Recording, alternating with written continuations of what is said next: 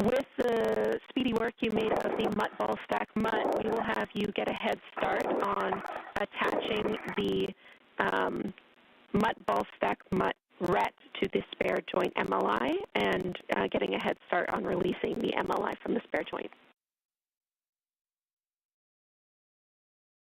Copy that. We'll start getting attached to the spare joint MLI. Good feedback. And I'm on the lab journey. I'll do my 4-man fair lead. Copy. And this view of NASA astronaut Chris Williams in the center of your screen. Again, he's going to be wearing the spacesuit with the red stripes today. He's EV1. He's been given the go from the ground to begin to remove MLI. MLI is multi-layer insulation and is used outside the International Space Station to protect a lot of items that are going to be exposed to vacuum for a longer period of time. So he's going to work to remove that MLI from the spare joint that is already outside the International Space Station, staged and ready to go. This spare joint will be installed on the Canadarm2 today as part of the spacewalk. 20 seconds to a short handover. Copy.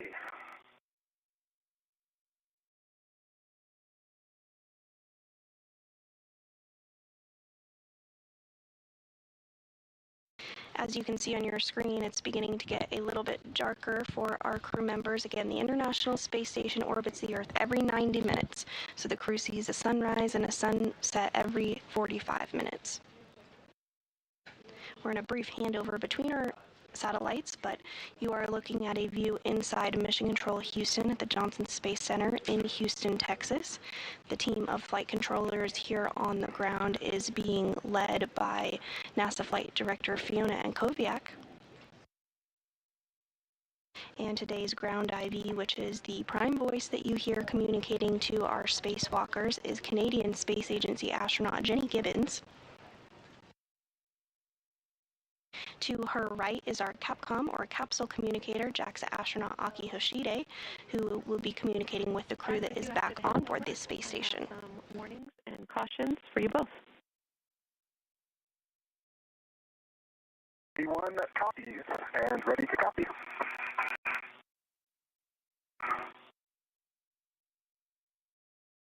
Maybe two.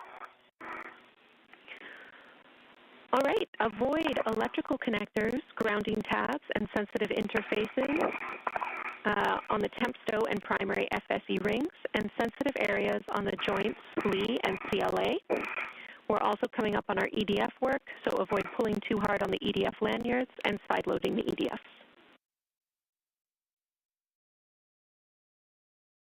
One copies. Maybe two. For EV1, quick question on our RET choreography here. Right now, I still have a RET going from the crew lock bag to the mutt ball stack mutt. Is that one eventually coming down to the FSE?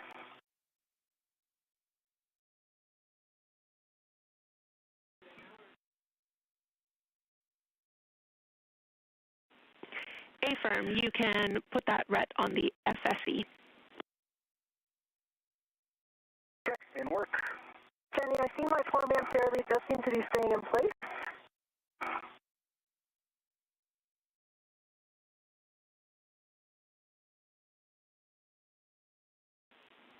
Copy.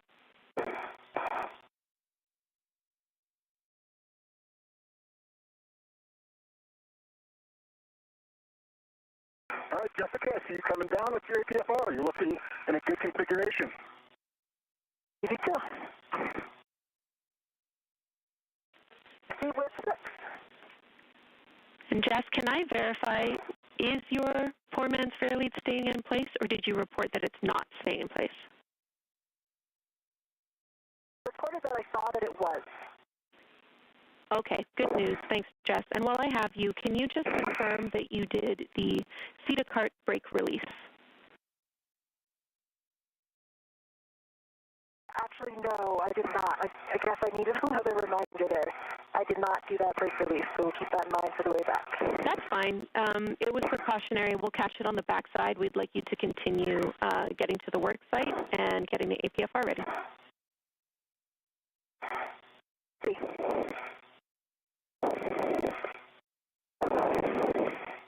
And on the left hand of your screen there you are seeing NASA astronaut Chris Williams' helmet cam as he removes that MLI multi-layer insulation from the spare joint that is staged and ready to go outside the International Space Station. Meanwhile, NASA astronaut Jessica Meir is continuing to make her way to today's work site and get her articulating portable foot restraint installed. I might need to go around to the other side to get the Velcro on the back of it. Okay, copy. It is attached to, we have a ret going to the D-ring on an adjustable from the ball stack mutt. One end of that adjustable is attached to the tether point on that. Copy. And Jenny, I'm going to put this at a clocking of 3. Affirm, clocking of 3. Would you like your additional settings? Not quite yet. Okay, copy. I can confirm clocking of 3. And nice work, Chris. You can translate around ESP2 to the aft side of the spare joint. Copy. Heading around to the aft side.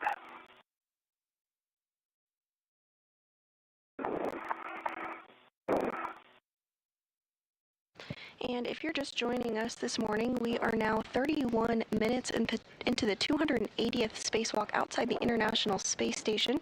NASA astronauts Chris Williams and Jessica Meir are working to translate to their work sites in preparation of swapping out a failed wrist joint on the Canadarm2. And install of the APFR.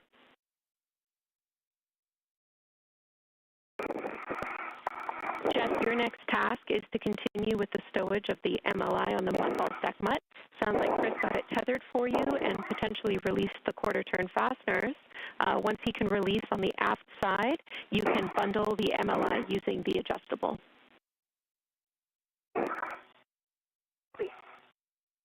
And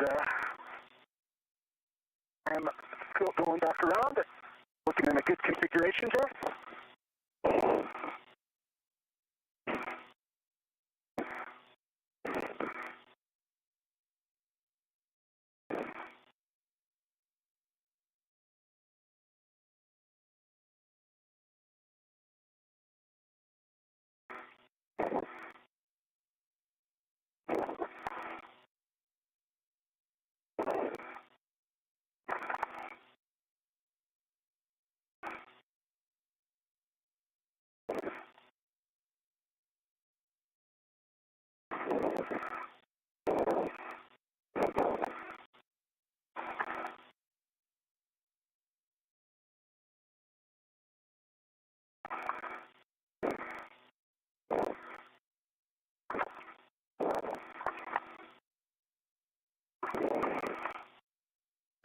At this time, the work site is successfully set up and prepared for today's spacewalk.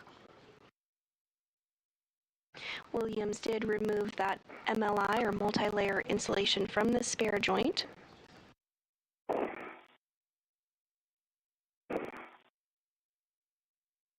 Next up, our spacewalking duo will work together to utilize the pistol grip tool, or PGT, to remove bolts on the spare joint fasteners.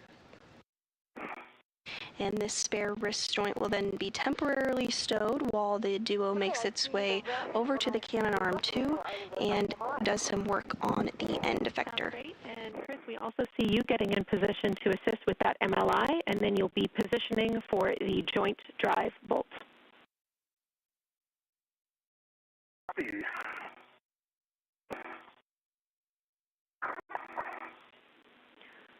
You guys are doing great, making up good time. Just a reminder, our workspace is really tight today, so we're keeping a close eye and also want you to be wary of any sort of helmet or visor bumps in your workspace today. Yeah. Me too.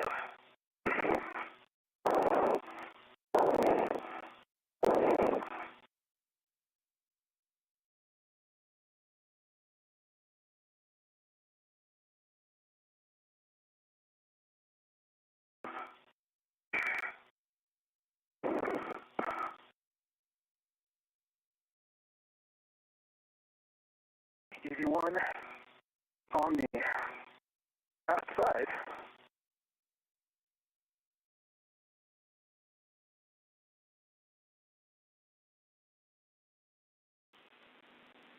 Copy. And in this view, we do have a view of both of our crew members, our spacewalkers today. On the upper left portion of your screen is NASA astronaut Jessica Meir. She's wearing the unmarked spacesuit. On the right is NASA astronaut Chris Williams wearing the suit with the red stripes. I took off a little piece, the joint MLI. Copy. It's hard when we make everything the same color.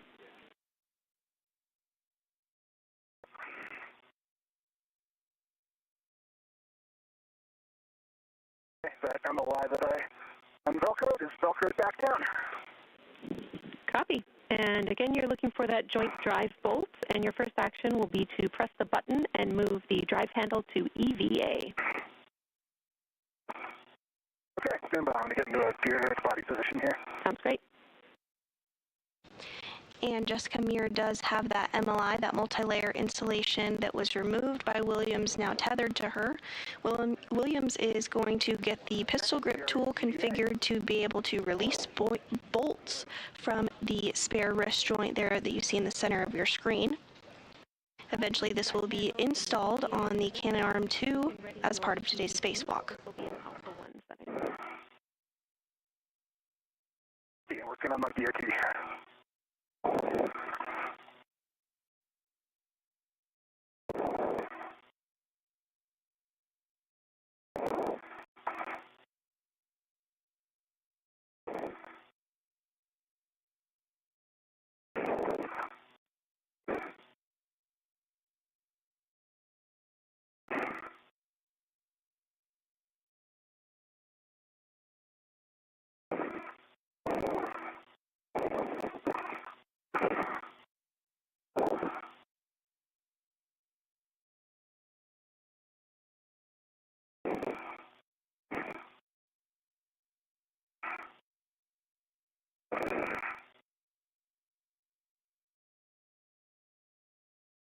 I have the MLI bundled.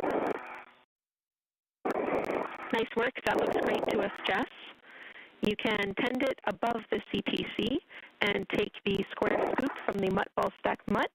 You'll be installing that on the spare joint, handle pointed aft, and you can leave the mutt jaws open. Copy. That's not bundled quite as well as I would like, but I think it is out of the way. I think we can leave it where it is for now.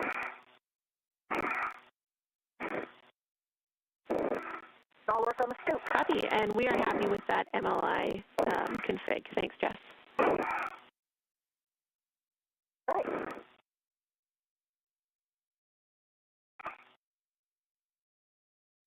I've got a BRT down and rigidized, and I'm working my PGT. Copy. Let me know when you're ready for settings. So,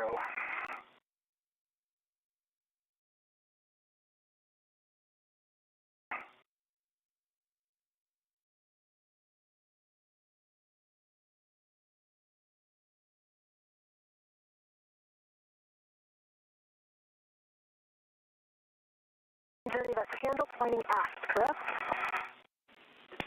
Affirm, handle pointing aft.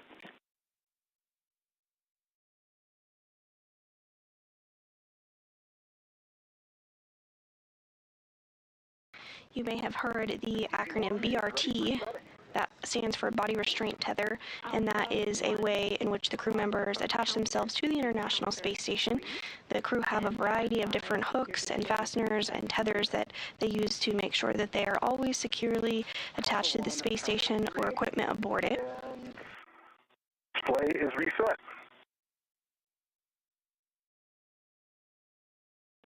Good feedback. All right, Chris, we are ready for you to drive this joint drive bolt. This will be 225 turns. We will back you up with timing from the ground. It'll be about 4.5 minutes. Let us know when you start. See that? I am ready to start turns. Jessica, I'm starting turns now. Okay, copy.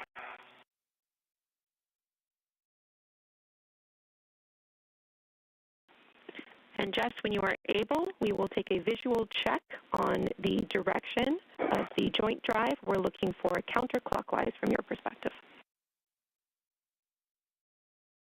And this view from NASA astronaut Chris Williams' helmet cam as he utilizes the pistol grip tool to release those bolts on the spare joint on the International Space Station that will be installed on the Canadarm2.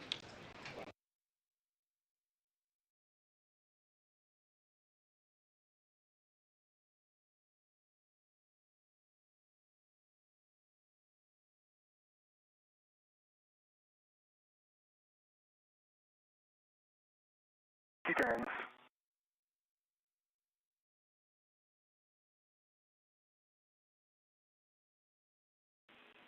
And from our external cameras, we are actually able to verify good motion.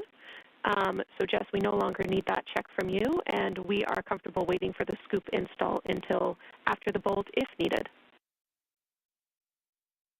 Okay, yeah, I can confirm that motion right now as well, moving counterclockwise from my perspective. Excellent. I am going to pause with the scoop because I don't have anywhere to put my right hand, and it would basically, my right hand would be near the mechanism that's turning, so I'm going to wait with the scoop. That sounds great to us, Jess. We're learning a lot about this work site today, so no problem.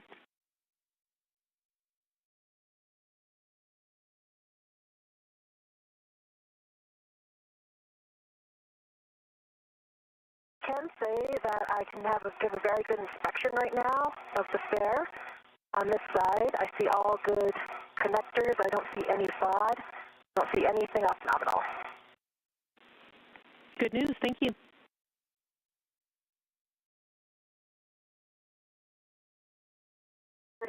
Much more slowly than I anticipated.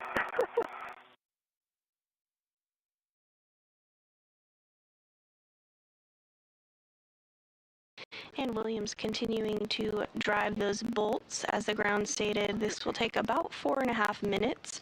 Doesn't always take this long to drive bolts during spacewalks, but this is a particularly long bolt.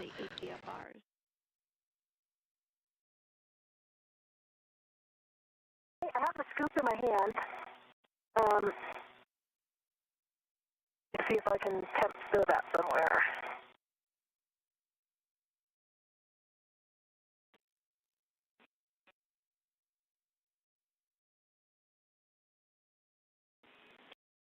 Yeah, we can have you wait too, Jess. That's totally fine. We're over halfway through this bolt.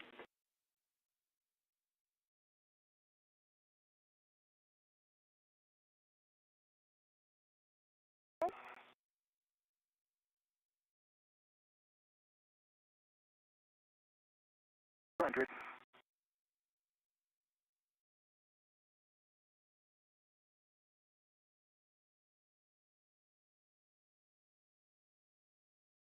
From 225. Copy. 225 turns.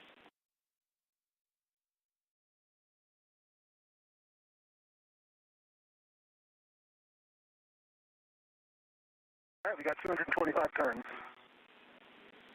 Copy. Good turn count. Thanks so much, Chris. You can stow the PGT. And I can read it. I can see, wow, Chris. I can report negative 69 degrees on the dial. Looks exactly right. Great news. Wonderful eyesight. We love it. And Chris, I have the scoop in my hand, and maybe we can work together to put it on this side because I don't have anything to hold on to. Yep. Stand by the horn. Let me just volunteer put this joint drive bolt back to motor before I forget. Copy. A-firm, that is your next step. Back to motor. Joint drive is in motor, and the button's popped up. Copy. Good config. You can assist with the scoop. Copy. Some happy reports from the team here on the ground following those 225 drives by the pistol grip tool done by NASA astronaut Chris Williams. So you can see on your screen there helmet cams from both of our spacewalkers today as they work together to help get this spare joint removed.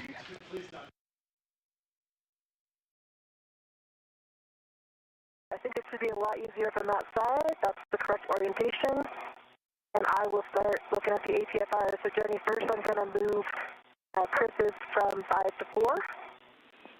Affirm, but we do have a step to move the scoop rest to the starboard fram handrail. I want to make sure that you can do that as well.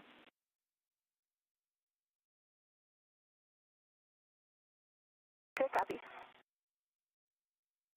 Okay, scoop is on and locked. With the handle pointing aft.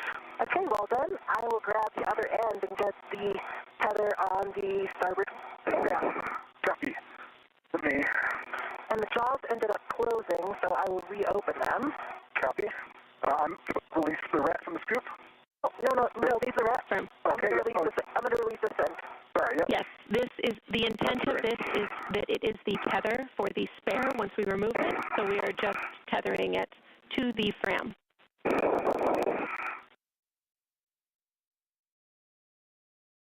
Yep.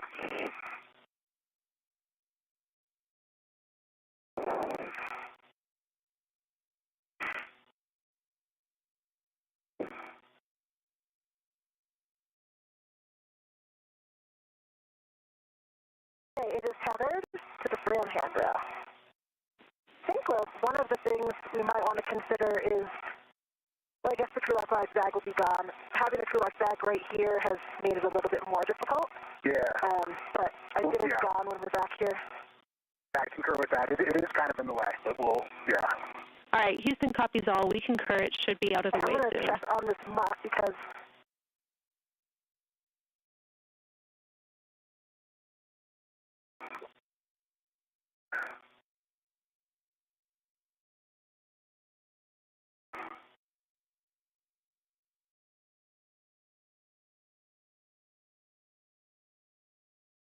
And if you're just joining us this morning, welcome. We are continuing to cover the 280th spacewalk outside the International Space Station.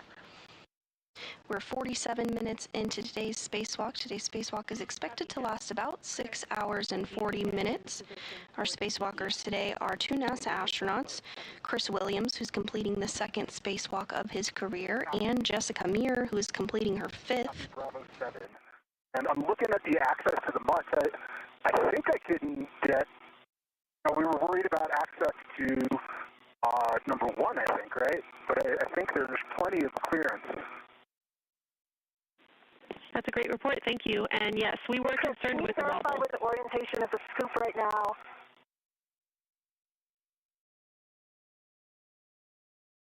I might need to do a different body position. I'm sorry, go ahead, Jess. For the jaws of the mutt. So look, is this the orientation you were expecting? Stand by.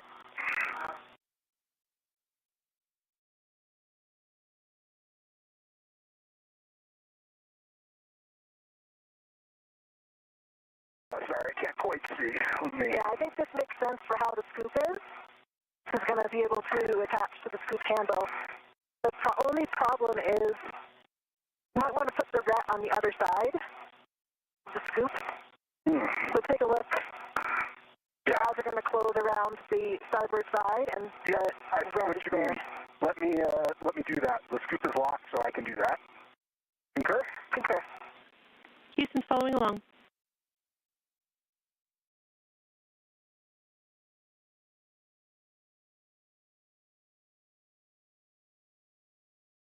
MDSU is rather inconvenient. Yeah. Well, notes on the website, Jenny, for me, like positioning that scoop, the one thing that would be good to hold on to the body position is that other temp stow ring that has the sharp edge concerns. So, and then the bag is right there as well. So I think it works really well to have Chris get the scoop from the aft side. All right, I copy the report, Jess. We do believe you could hold on to the edge of that spare ring, just not the grounding tabs. Those are the sharp edge concern locations. Okay, copy, that's good to know. And I can see those grounding tabs. Copy. The main task of today's spacewalk is to replace joint number 5 of the wrist joint on the Canadarm2, which malfunctioned during May 27th normal operations. An elevated motor current was experienced and the arm did not move as expected. There is a spare joint on board the International Space Station that Meir and Williams are working to release as we speak that will be installed into the Canadarm2 today.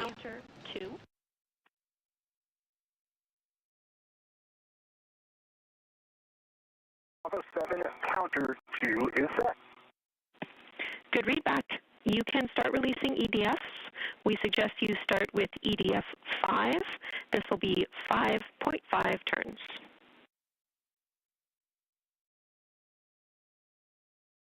Copy. EDF 5, 5.5 turns. I see it, and I'm briefing and getting that in work. Copy.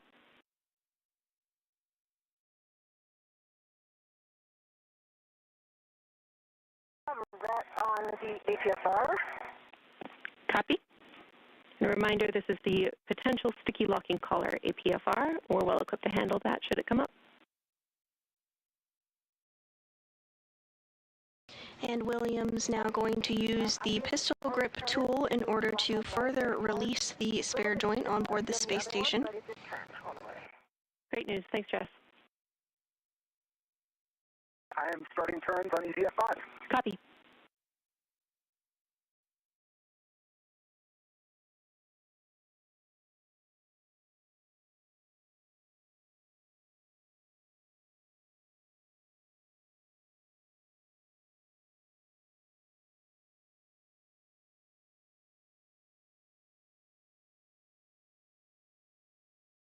That's 5.5 turns on EDF and started pulling out when I took the PGT off. That's a good sign. Copy. 5.5 turns on EDF 5, and it started pulling out. Confirm you can pull it all the way out with the lanyard.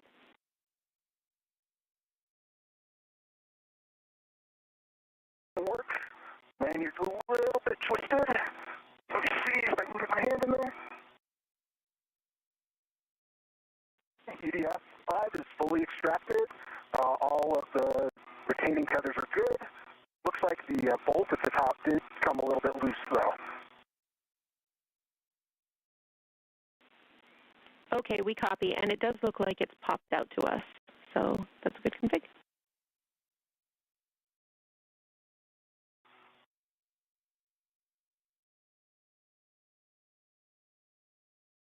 Steady, a clocking of 9, correct? And with that first fastener successfully removed, Williams is now going to work on removing the remaining 5 on the spare joint. Is the stickiness of Or 1. Go ahead, Jess. EDF 6.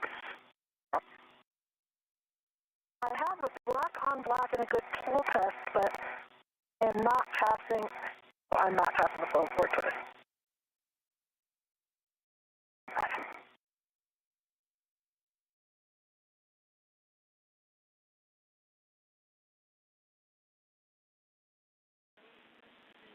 Copy.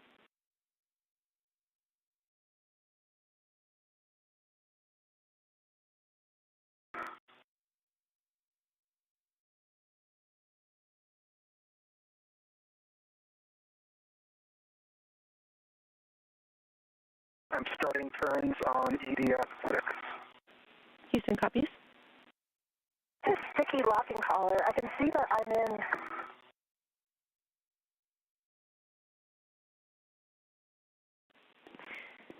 I think what's happening is it's not going to black on black. All right, we copy. And now that I'm in the whiff, it's not running all the way to.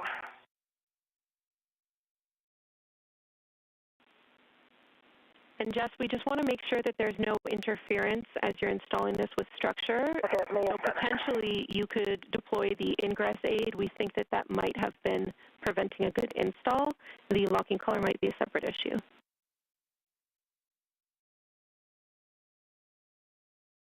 I'm watching the ingress aid. I can see it's coming close to the SP2, but it's not impacting. And I actually got it now. I have black on black clocking of 9 and a good pull twist test. Okay, excellent. Your other settings are Fox Fox Charlie 6.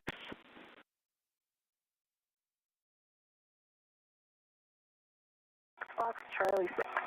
Good readback. And ED1 can confirm that EDF6 is extracted. Copy, EDF6. And same thing on EDF6. It does look like that nut at the end.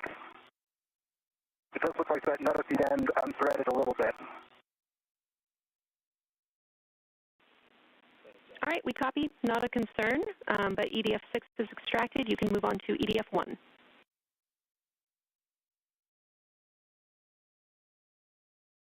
The EDF1 in work.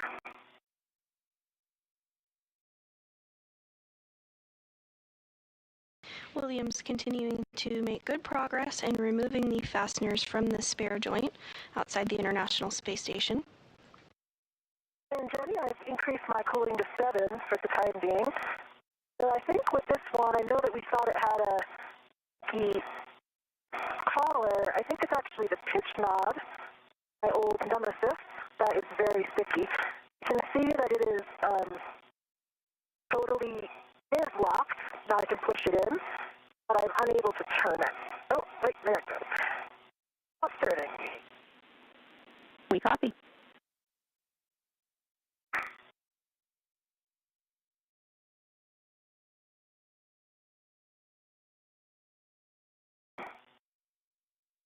And meanwhile, Jessica Meir is working to remove the articulating portable foot restraint from the worksite interface structure on board the International Space Station and get that installed, where she will be utilizing it today. And the pitch knob is locked, can be depressed. Let's see, that was Charlie and 6, correct? Affirm, Fox Fox Charlie 6, and copy, good check on the pitch knob.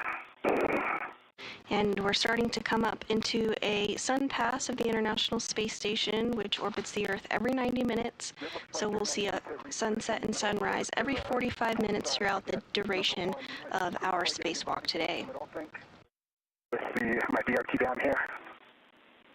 Okay, we copy. That was the one that we thought might be a more challenging reach with the wobble, too.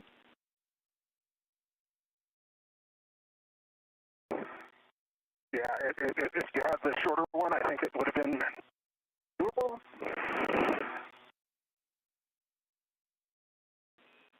Let me see. One last try. Hey, good data. Thank you, Chris. I have Charlie 6 as well. Copy. Those are good settings. We are ready for you to reconfigure the port APFR. We're looking for Fox Fox Lima 6.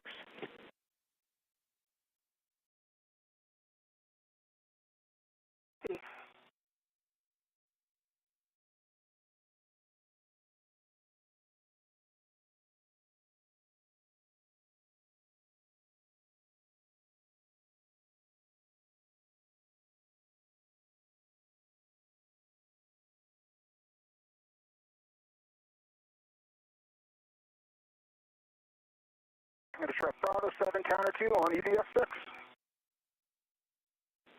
Good settings. The 1, sorry. And that should be EDF1, Affirm.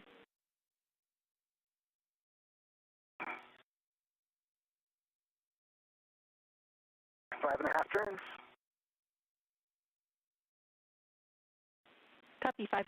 Johnny, I see that this handrail that I was planning on using for a lot of actions, which is just on the front face of ESC2, just starboard of my APFR, does have a handrail clamp on it. So does that mean I cannot waste each other to it?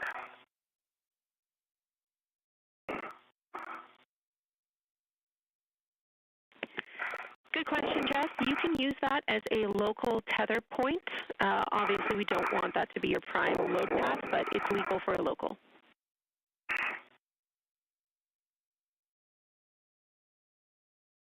Happy legal for local. And also for BIT. Affirm.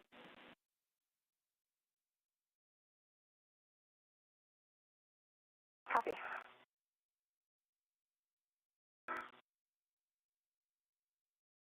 Okay, Jenny, I've got those 3 EDFs 6, 5, and 1 released and pulled out.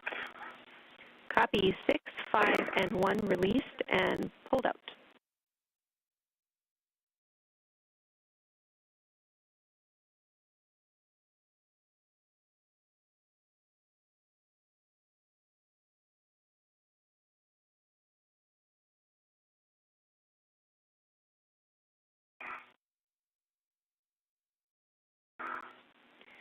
And Chris, next steps for you are, as written, to maintain control of the joint for Jess's bolts to be released. But since you have a little extra time here, if you can reach EDF 4, that's the one under the scoop, we would also like you to attempt to release that one. And we are getting some really great views of our spacewalkers today now that we are back in a day past.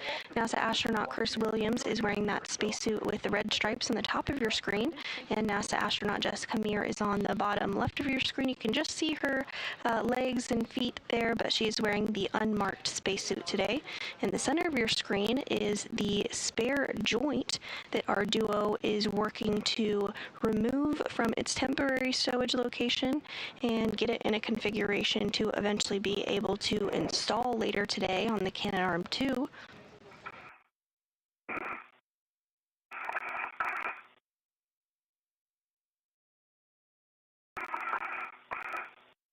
We've just surpassed the 1 hour mark in today's spacewalk.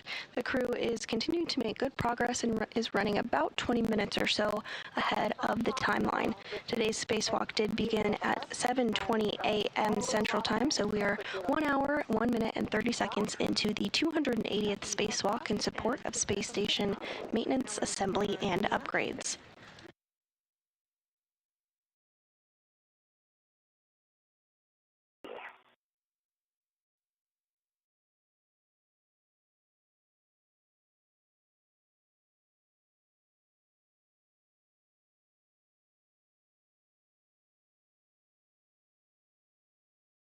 Five and a half turns on DF4.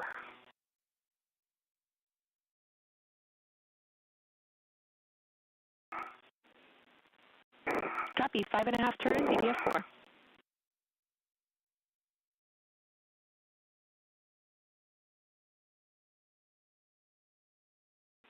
I see you stowing your PGT, Chris. We'll also take a confirmation that the lanyard can be pulled out.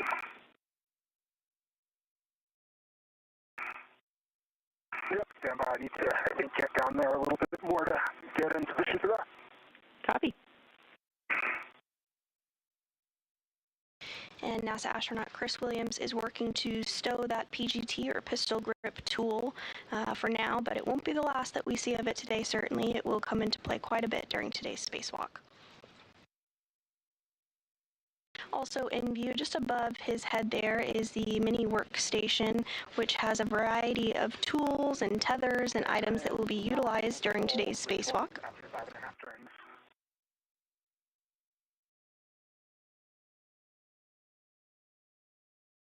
Came out a little bit, but not the whole way.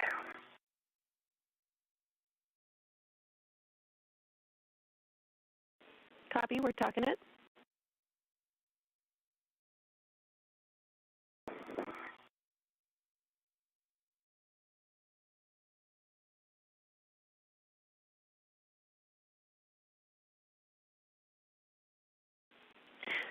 Chris, we would like you to try jiggling this EDF as you're pulling it out. If that does not work, we will move to doing an additional 2 turns.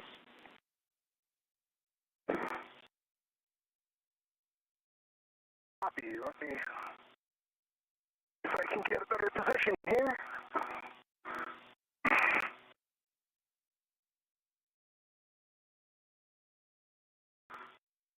And Williams continuing to work through steps to release that spare wrist joint. Yeah, the scoop is kind of in the way for me to get a good hand on it. Mm-hmm. All right, my APSR is set in Lima 6. Copy. Good APFR settings. Thanks, you two. Now we will get Jess to reposition for releasing EDF 2 and the last EDF we planned for is EDF3. So after EDF2, let's just take a pause and make sure that Chris can maintain control of the spare joint. And I have consumables updates when you're ready.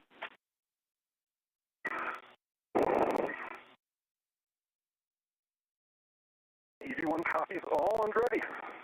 EV2 copies, just the 1 point. I'm in a good position right now for Bolt 2. Since it's more port, I think I'm going to need to stay here more port, which means after the bolt, Chris, I could reposition a little bit to help you guide it in. Copy. Does that make sense to you? Does. I can... Yeah. And Houston's fine with that plan.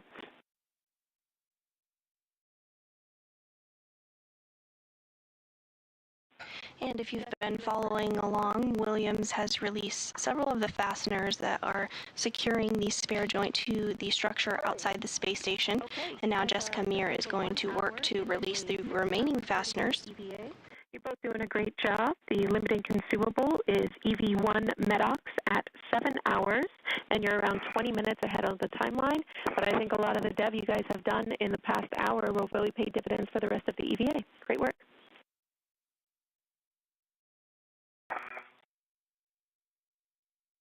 One copies. EV2.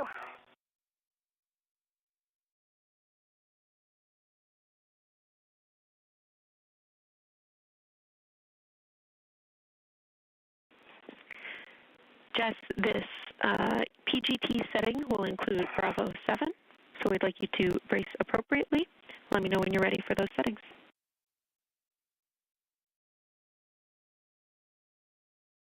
And I'll give you a caliper. And outside of Jessica Meir's helmet camera on the right hand of the screen, we are seeing a view of the Earth below.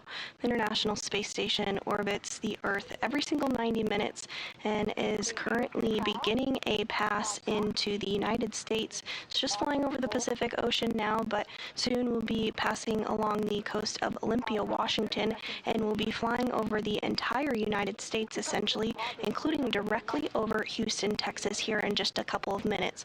We'll let you know when we're overhead in Houston, but as of right now, the International Space Station is just currently over Olympia, Washington, and so here shortly, just a couple minutes from now, it will be over Houston. That's how fast the space station flies, 17,500 miles per hour.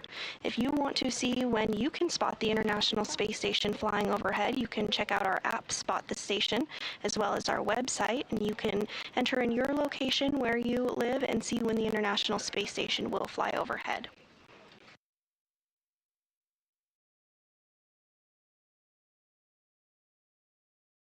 And this view from inside the International Space Station Flight Control Room, where the Orbit 2 team is being led by NASA Flight Director Fiona Enkoviak. Here in Mission Control Houston, there are a variety of console positions that are staffed to maintain the International Space Station and its systems, including during today's spacewalk.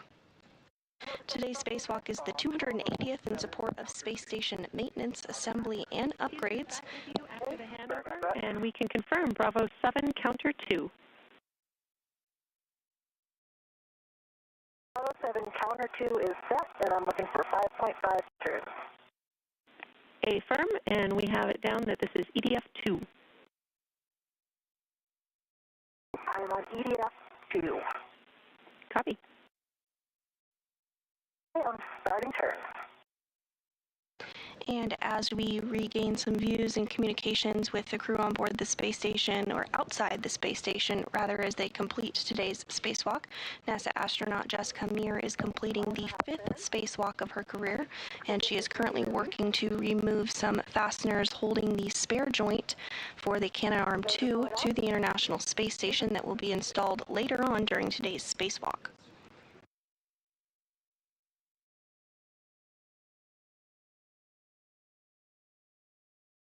All the way out. We see a great view of that. All right, we have one EDF left. We are tracking that is EDF 3. So we would like Chris to maintain control of the spare joint and give Jess a go to release EDF 3 when she is in position. Let me know when you're ready for one caution. Chris is ready, and I have a hand on the scoop. I have control. So I'm going to switch to the other handrail for this. Copy. Houston copies.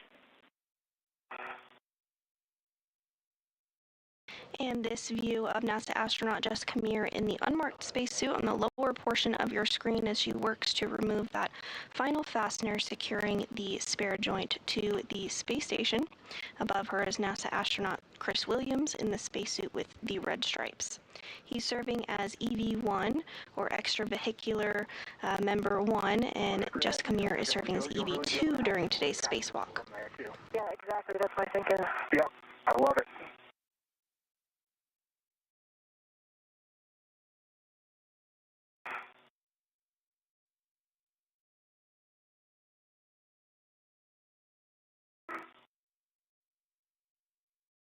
All right, Chris.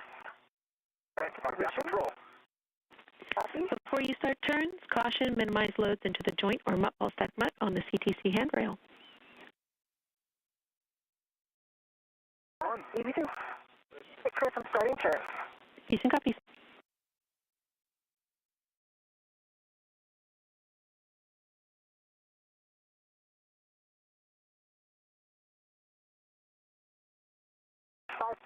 Turns.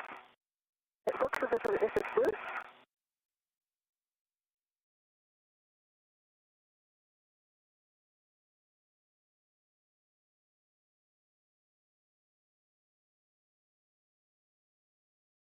There's some space between the washers, but it is not pulling out. Yeah, I have that same. Oh, there it comes. Yeah. It's coming.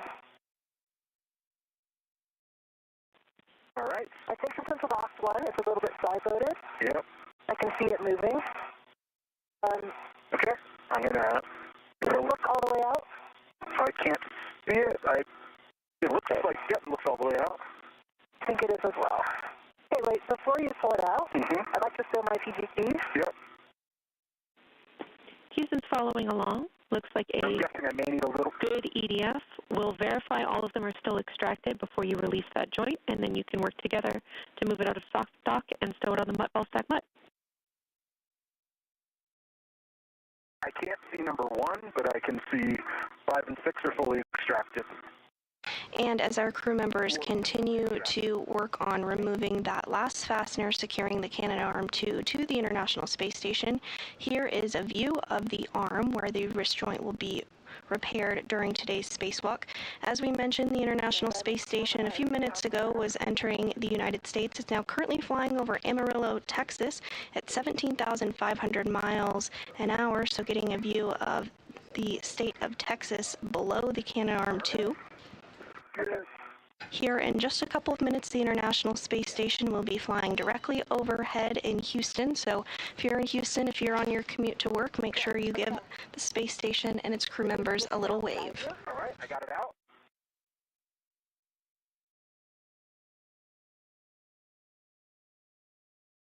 Hey, this red is kind of in the way. Yeah. No matter what side it's on, it's kind of in the way there. Okay, come on. You can move it a little bit in any direction if you want. Yeah, can you pitch it? So right now it's angled a little bit too far down. Okay. Can you pitch that? Yep, keep going a little bit more. Trying to get it flush in the mud jaws. And back up. And on your screen here, we can see the spare joint is making its way loose. The crew members are making sure to keep it nice and secure as they do so.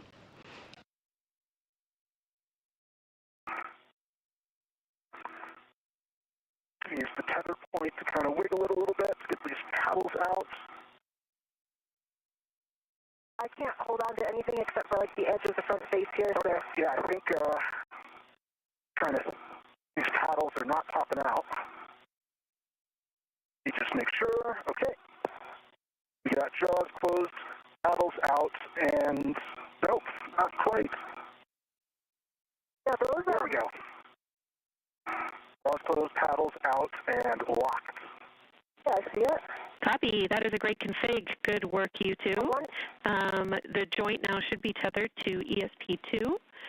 We will have you reposition the ball stack so that the joint is facing forward.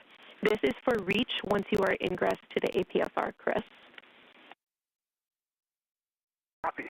Copy, Chris, and I'm going to keep a hand on it to keep it away from me. Just obviously you can see for us to be watching are the two wrecks. Yep, I see them. They could easily get caught, like in the EDS and that kind of thing. Yeah, I kind of see one of them. I don't know if you can see that closer when it looks like it's underneath the MOI. I think it's okay where it is. Okay. Just to watch, when we get it off. Okay. I think that's a good position. So that as far forward as I can get it. I think that looks like a good position to me.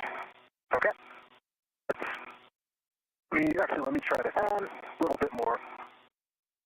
I want to get as much reach as I can. I think that's about what we got. Next is all look good from here. I got a great view of them. All right, nice work, you two. We agree that is a good config and a good position of the spare joint. I will take a glove inspection and hap check from you both while we prepare to ingress the APFRs.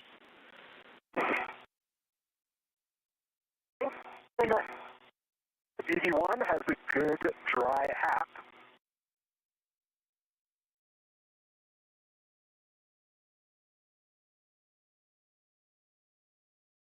And we do have confirmation that that spare joint was removed and stowed as expected temporarily while the crew continues the procedures in order to remove the old joint and eventually swap it with the spare joint.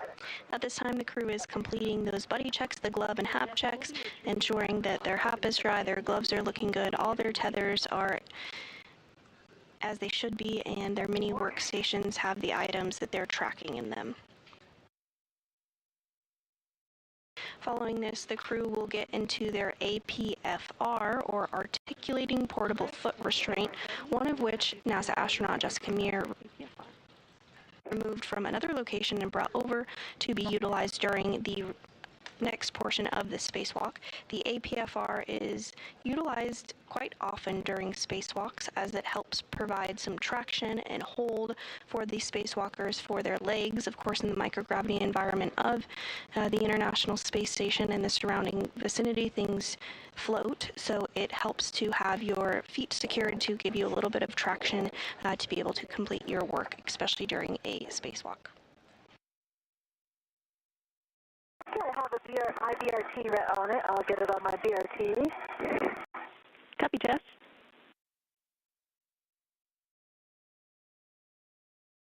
I'm getting back to the forward side, picking up my local.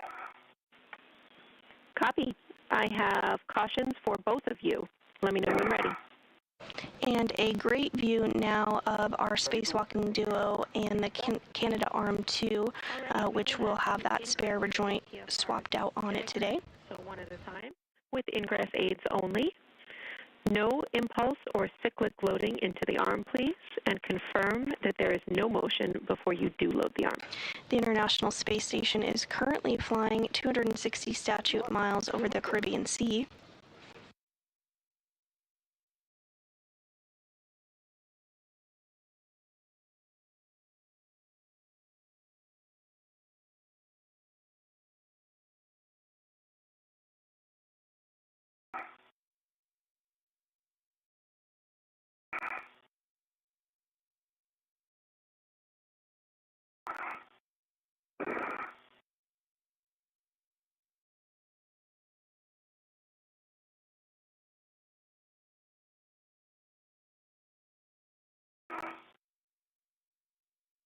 Here, I've got the two-lock ride on my BRT, and I'll get ready to get into position for ingress. Copy.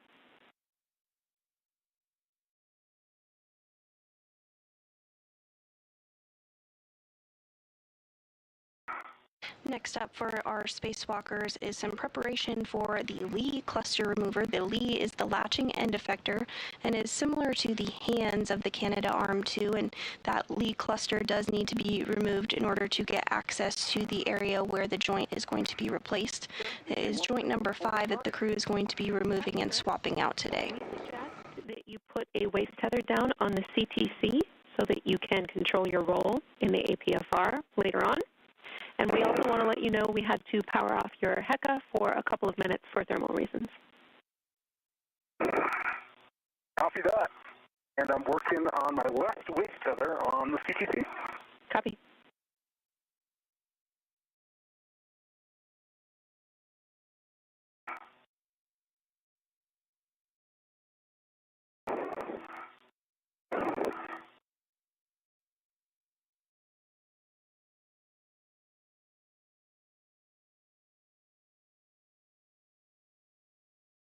interesting journey. I didn't expect the pump module to be sticking out so far. It actually, the front lip of it actually extends over my yaw pedal.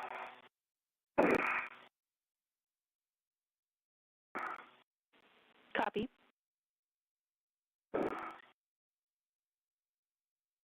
This shouldn't be a problem, just let me know what I see.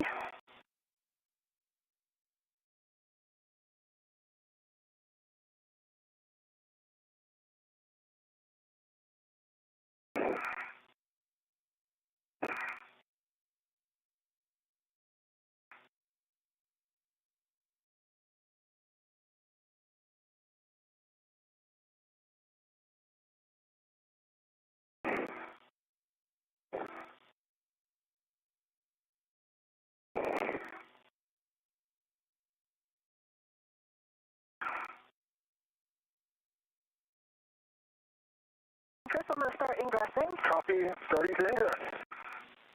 Copy, we see it.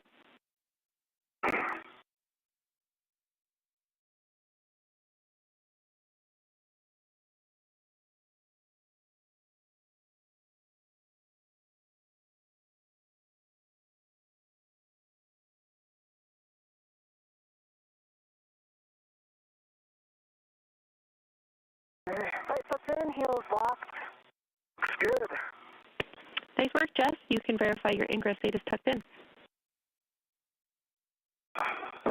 Left foot's in, heels locked, and my ingress date is set. I gotta watch that. My thought, Chris, take a look at this. In this vertical position, I'm not going to be able to get my PGT out right against this MBSU. Oh my God, yeah. The pump module, yeah. Sorry, the pump module. Yeah, I think you need to take that out. Reverse. Yeah, I will get my right, I'm going to take my right foot out and see if I can lean over enough. Because I can't, I have nothing to roll against either right now. Yeah, you might be able to yaw your way, like if you yaw to your right, Copy. you might be able to make space. You think I can reach my yaw pedal? It's under the lip of the, that's also under the lip of the pump module, you see that? Yeah, I think you could. Yeah, you're like right up against that pump module. That's not what I was Yep, you're on the yaw pedal right now. If you push your... I was actually just trying to do this. Yep, you're clear of it. You're clear. Yep. It's out. It's forward. All right, I'm going to ingress. Houston's following along. Great problem solving, you two. With the PGT out, Jess, you will be stowing that on the crew lock bag and also performing a socket swap. So putting the rigid socket from the PGT to the ERAD from the crew lock bag with a pull twist.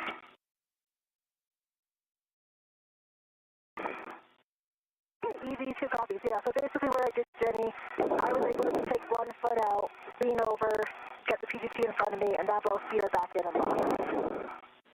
Nice work.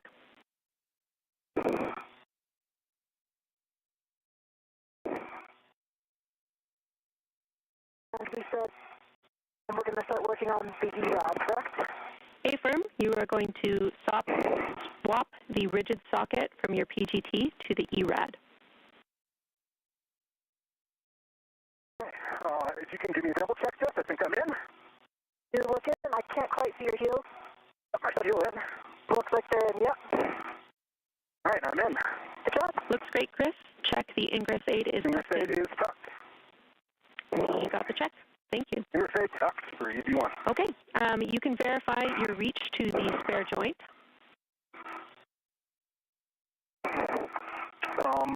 Yeah. So I can see it. So that means... I can see it too. Let me see. I think I have to...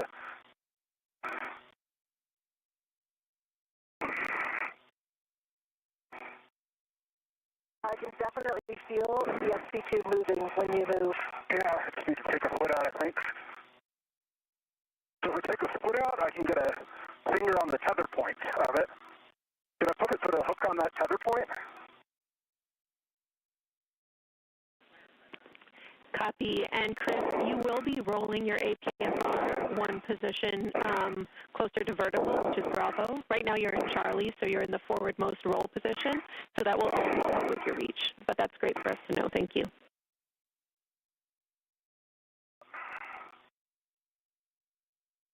All right, I'm going to put my foot back in. All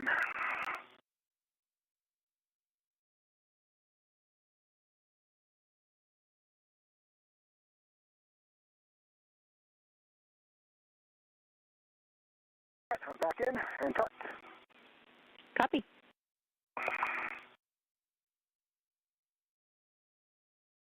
I have the 2-inch on my PGT on my pit pin. I'm gonna, before I fully remove it, I'm gonna get the ERAD out. Copy.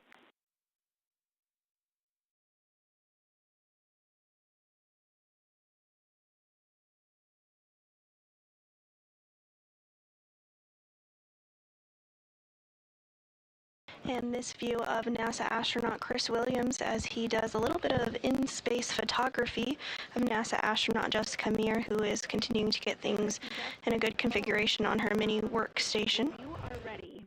You can give your robo support today. So Jack and Sophie, a go for the R&R position. No issue if you want to wait until the socket swap and bag ops are complete for Jess. You think, Jack? I think it might be better to wait because to see how well I have this crew on bag. I concur. I think it's kind of could flop out, and the arm's going to be pretty close to us. Sounds great to us. AM1 copies. We are standing by. And in this view, you can see that Williams is in that APFR, that articulating portable foot restraint that we referenced earlier that gives him a little leverage and gets his feet in a good spot for him to be able to do the next portion of the spacewalk, which will include a little help from inside the International Space Station, where European Space Agency astronaut Sophie Adeno will be primed to move the Canadarm to a bit closer to Williams and Meir so that they have good access to it for the removal of the joint that they are replacing today and the eventual swap out of that. So at this time, we're standing by for the crew outside the International Space Station, our spacewalkers Williams and Meir, to give the go to Adeno to begin that arm motion from inside the International Space Station.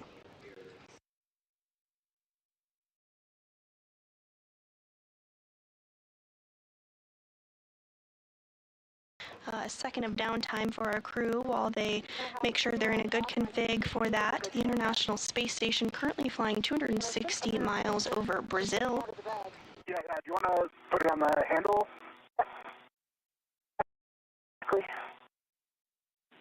Copy. Good pull test.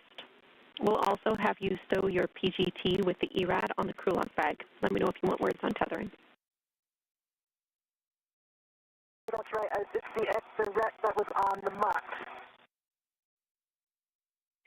Affirm, it is the external small ret. It was on the mutt ball stack mutt. I don't see. I think we must have taken that off. When you deployed the mutt, detach that one. That one was supposed to stay.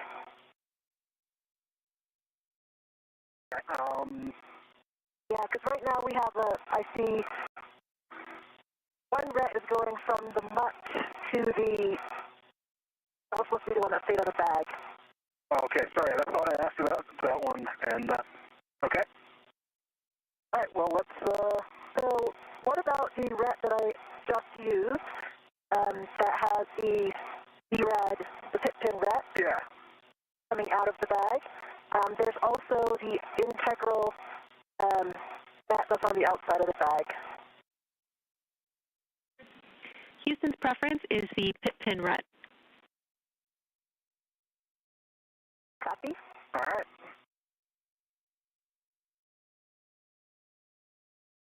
And if you're just joining us this morning, we're continuing to bring you live coverage of the 280th Spacewalk outside the International Space Station.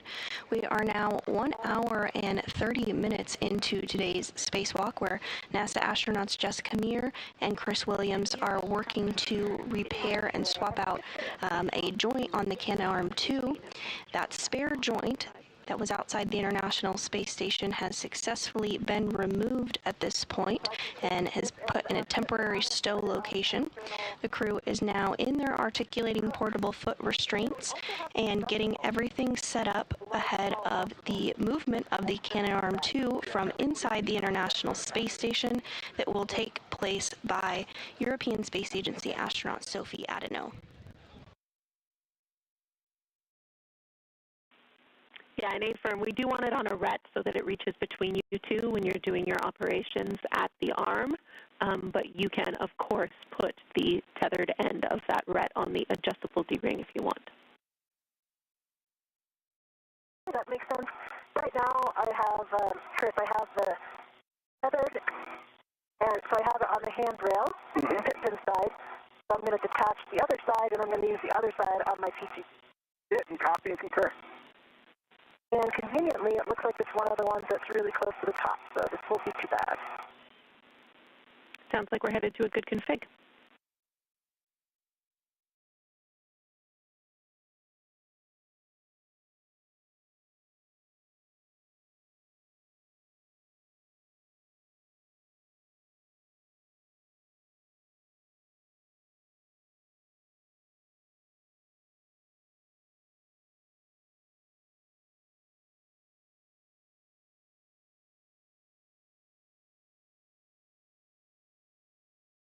Getting good views from both of the crew members' helmet cams here, respectively, of one another, both in their articulating portable foot restraint. Williams is wearing the spacesuit with the red stripes. You can see him there on the left of your screen, and Jessica Meir is wearing the unmarked spacesuit on the right-hand side of your screen.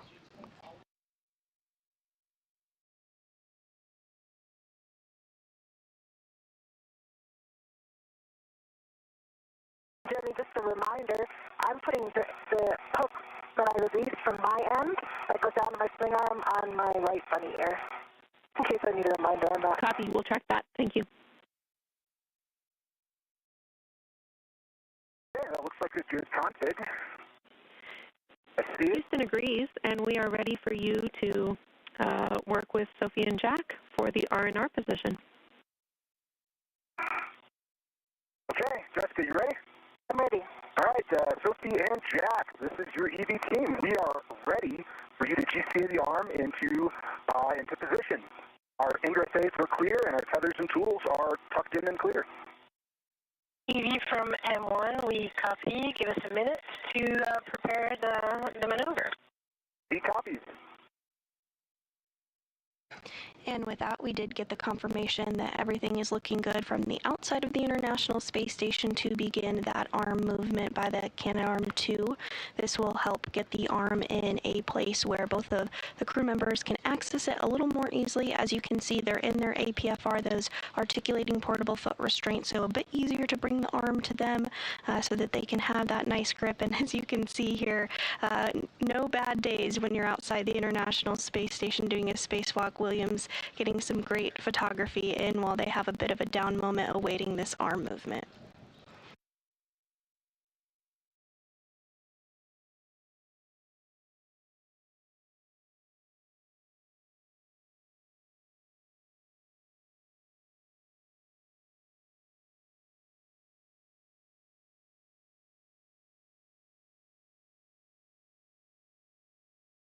EV from M1, we are ready for the motion of the arm. He copies. We have good visuals of the arm and good visuals of arm clearance. You are go to start motion. Go to start motion, and we'll let you check the clearance of it to see. Yep, just watch your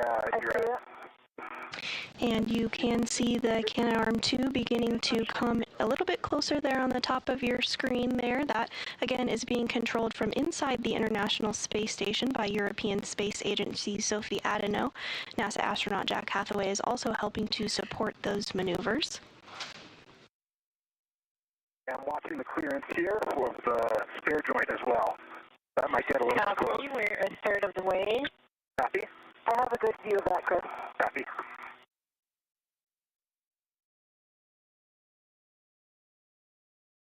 The arm continuing to be inched in slowly but surely by Adeno.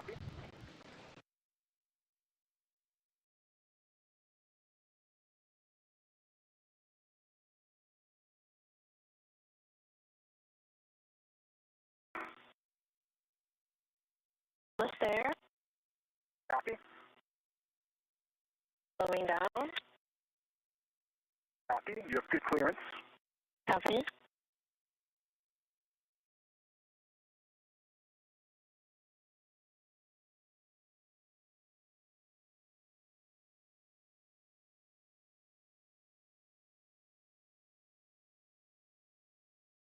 V from M1, we are at the published R&R position. Brakes are on. You are go to verify and assess the reach. The copies, brakes are on, and we are going to do a reach assessment. 82 copies. I can tell you that this is well out of my work envelope for reaching the joint on scoop 7. It's like several feet above my head. Yeah. I can reach the scoop on joint 6, and I actually think I could reach all of the EDFs on joint 6 from this position, and possibly the mate demate with the ERAD, but I'll have to put a bolt on there to actually see because I can't see it. Copy that. Yeah, I have a good access to the scoops on 5 and 6. 7 I will need to roll to each. That's a little bit out of my envelope. I might be able to if I took a foot out. I think the EDF number 3 on joint 6 is going to be hard for me to get with the 6-inch, so I might need the ERAD for that. I think the other ones, I can get all of them from this position. Okay, so... And following some excellent maneuvering of the cannon arm 2 by Adeno, we now see the arm is positioned perfectly between our two spacewalkers, NASA astronauts Chris Williams and Jessica Meir, to gain access to that joint in order to swap it out with the spare joint they've since removed from the International Space Station, now 1 hour and 37 minutes into the 280th spacewalk in support of space station maintenance, assembly, and upgrades. You know how the arm is like canted towards you? Towards me, Yeah. So that's what's going to make it difficult reach because I'll be getting close, you know, like Jenny has said, to joint 6. Yeah. I can lower my workstation so that that's not in the way, but I mean, if you can, I can show you where the scoop is. Look at where. Can you see where my ERAD is? Your ERAD, yeah, I can see that. It's the tip of my ERAD up here. The other thing we can do that might be helpful, this will make it harder for me to reach ERAD, or sorry, number 5 on joint 6, but we can come a little bit towards you also. I don't think you can come toward me very much because of joint 6, because of that angle. Like, I'm actually only a foot away from joint 6 right now. Okay, copy. Because it's canted again, you know, toward me and away from you. All right, well, why don't we bring it down 30 centimeters and see where that puts us? Do you think we need to do significantly more? Let's start with that and we can assess. Okay, Zach and Sophie from ED, we are going to go for a GCA. We're going to be looking for 30 centimeters station nadir. And as we look at this view here, on the left of your screen, we have NASA astronaut Chris Williams. Just below him, on the lower right of your screen, is NASA astronaut Jessica Meir.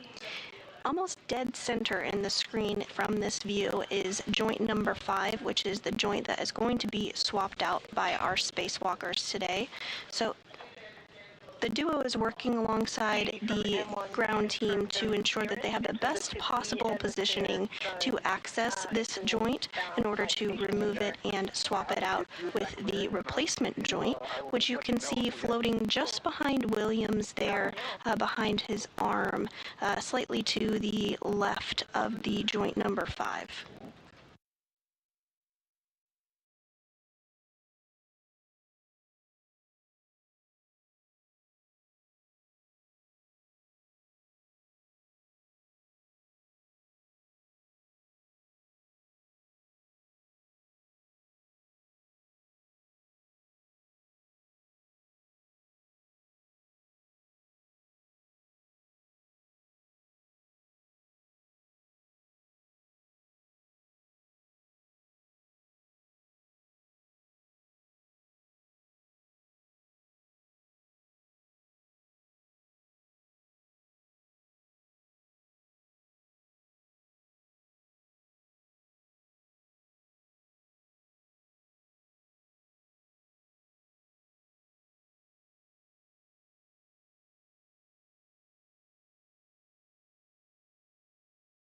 Copy from M1. We are ready for the motion. Are you? M1, ready for motion. Go to start motion. Okay, go to start motion. Starting motion.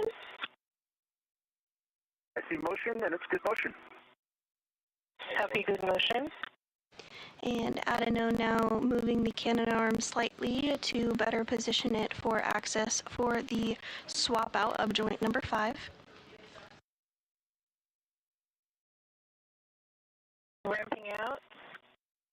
Copy, ramping out. Still a bit high, but maybe if I take a foot out, I think I might be able to just reach it. Okay. But I also want to make sure, that's what I'm going to be holding on to. Yeah, that you can get a good... So, I'm thinking about how it looks in the pool, and I think it was still further nadir than this. It's going to, of course, start making things more difficult for the EDF and the teammate. From M1, we did the motion of 20 centimeters. We could give you a little less than 10 more. Yeah, we can do... you want 10 more, Jessica? Yes. Yep, let's continue 10 more centimeters. Copy, starting motion for 10 more centimeters, station nadir. Copy. A bit more adjustment of the arm in order to get it into just the right place to ensure that both crew members have access to all the points that they will need to swap out that joint. Up there. All right, ramp out. Ramping out. I think that will do it. I'm gonna have to, actually try to touch some things here and see how it goes. Yep, I think this will work for me as well. I may need the ERAD for number 6 on joint 5, but we'll see how it goes. Copy. I'm just gonna adjust my TCB. Okay. Yep. So we're ready for brakes and to do a reach eval. M1. Copy, standby 1. So right now we have the brakes on, and we need a couple more steps. We call it GCA complete. Yeah, GCA complete for now. We're going to do a reach eval, and we'll see what we can do. Copy. Then assessing your reach. Houston, EV2 is at a TCB setting of 2.5. Houston copies. And Houston, EV1, TCB is 3. Houston copies. And before the cannon arm 2 is powered down for the swap out of the wrist joint, Williams and Meir are going to go ahead and make sure that from every angle that they need to access, that they have the proper reach in order to do so for that swap out. I just want to remind you about the scoop install. Hopefully the new positioning of the arm, a little more nadir, helps you access that joint 7 micro square while keeping the 6 EDFs in your reach chest. But we are ready for the scoop install as you're doing this assessment or after. EV copies. And M1, just to confirm, brakes are on. We're good for reach assessment. Yeah, confirmed. Brakes are on, but the arm is not saved. But first, the initial assessment of your reach, yes, you are go. Brakes are on. EV copies. Do you want to go ahead first, Jessica, and get some hands-on? Yeah, I can touch EDF1. On joint 6, I'm talking now. I can touch EDF1 and EDF2. And also EDF6. Definitely the limit of my EDF. Okay. And I can touch the EDFs 5, 4, and 3 on joint 6. And I can touch 2, 1, and 6 on joint 5. And I have a good reach to all of my microsquares. Copy. The joint 7 microsquare is still a little bit out of my reach, but I think I'm going to be able to get to it, especially if I take a foot out. Okay. And mate, G-mate, I cannot. Can you see it? Yeah. I can not. But if I took a foot out, I might be able to. Because right now, I have no eyes on it. I know where it is, and so I think that with the ERAD, it's going to be around here, right, Chris? Yep, I'm seeing if I can get eyes with my mirror on it. But I am struggling to see it. If you're just joining us this morning, we are 1 hour and 45 minutes into today's spacewalk outside the International Space Station, the 280th in support of space station maintenance, assembly, and upgrades. Thus far, our spacewalkers, NASA astronaut Chris Williams and Jessica Meir, have successfully removed the spare joint from its location on board the International Space Station and have temporarily stowed it. Forward position. Additionally, the Canadarm2 has been maneuvered into place by European Space Agency astronaut Sophie Adano from inside the International Space Station.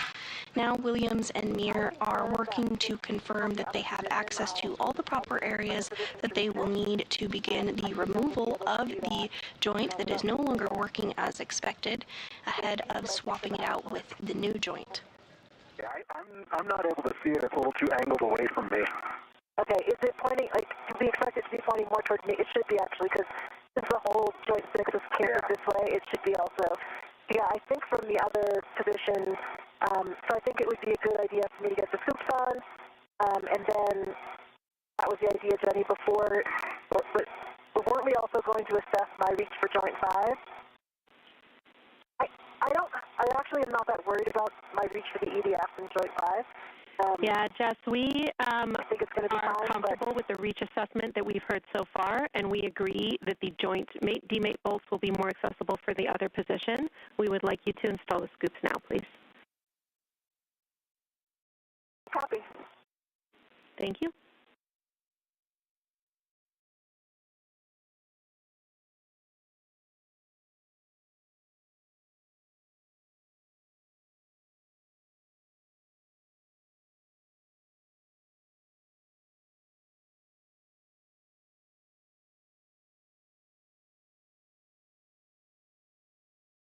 Unfortunately, the angle of the joint test is just such that I can't even get eyes on the mate demate with my mirror.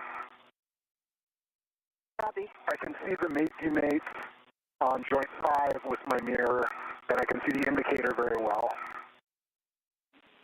Copy, Chris. Thanks for letting us know.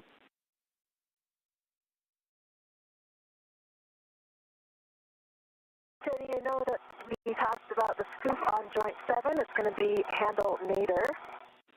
Affirm. And as the International Space Station begins to start into a night pass, you can see behind NASA astronaut Chris Williams there, the separation from light to dark. We call that the Terminator line. And just behind him is a little bit of the full moon. Out, they're still redded. Copy.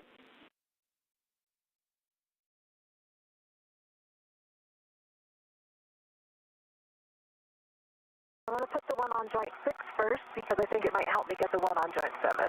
Okay, that sounds great to us. Keep in mind that we had planned for this handle to be pointing aft in zenith, so toward the lee, but this is the one where you thought a different position might work better. I don't actually, I was going to try aft zenith first, but I think that the bayonet fitting interferes with the box. It's not going to let me do that, I don't think.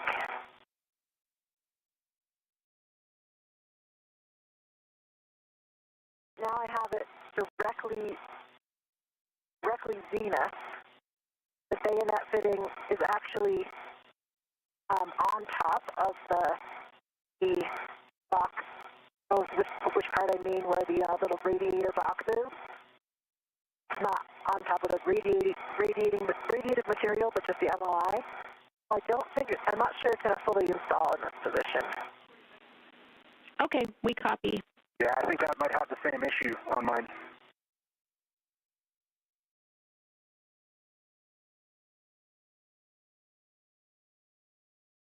I think I might have to go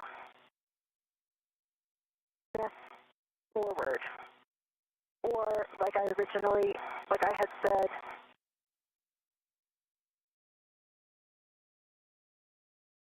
back and capture.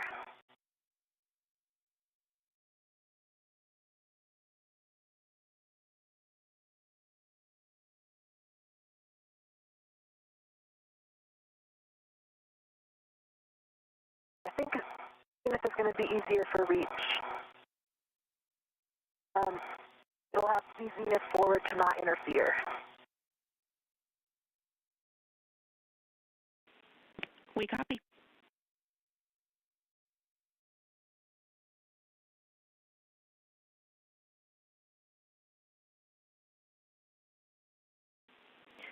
And Jess, we are good with that position. If you are, we are 20 seconds from a short handover, and once install on Scoop 6 is complete, you can move to Joint 7, handle nadir.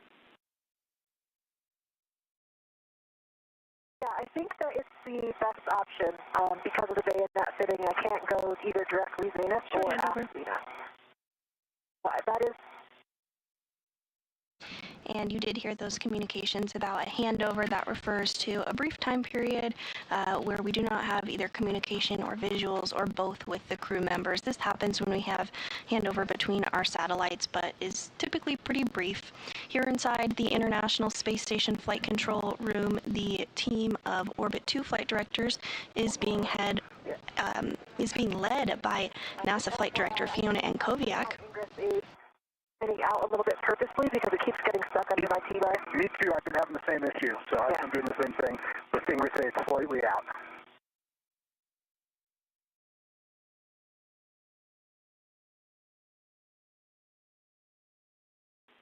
Houston's back with you after the handover.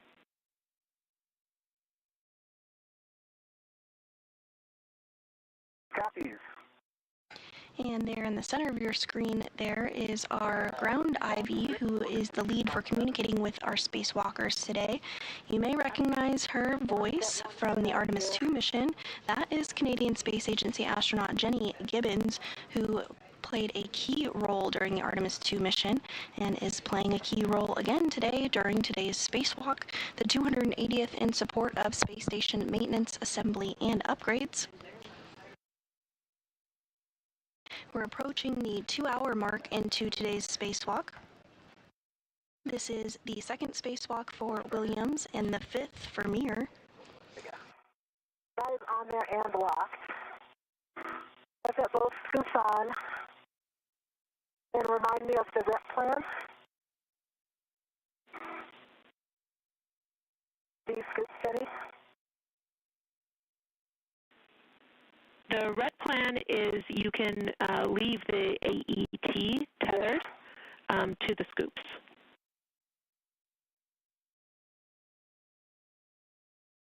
Okay, and I'll remove the ret to the bag. You'll be removing the ret to the bag. After you do that, you can hand off the whole crew lock bag or just the scoops to Chris. Chris will be installing his scoops and also stowing the crew lock bag on the boom tether point.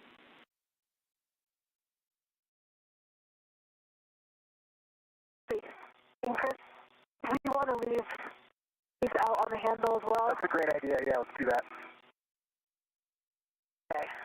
All right. So let me check this. Rep for the PGT is not, it's blocked out right now, so let's get this in a better config for you. You think under or over is better pass? Stand back. I think over. Good. Right now I have my BRT right on it, and it's on this end of the handrail. Copy that. And get off my BRT.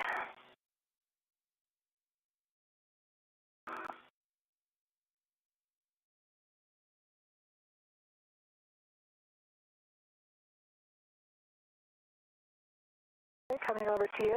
Copy. Stand by one. I still don't have a hand up.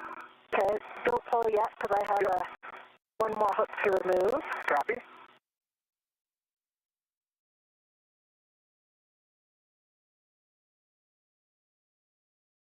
The hand on the integral strap on the side of it. Okay, I'm going to push it towards you. Okay. Remember the PGT is on the end. PGT meter out is coming as well. I see it.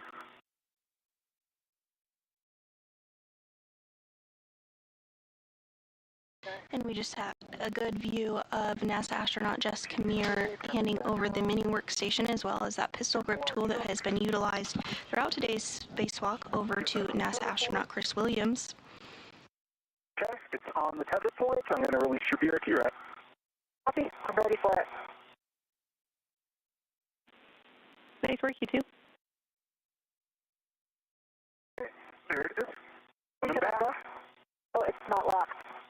I mean, it's not unlocked. There it is. Not going to retract. Jess, we see you with that red batch. Once you're all cleaned up, you will be rolling 2 clicks station forward to Juliet for a continued reach assessment.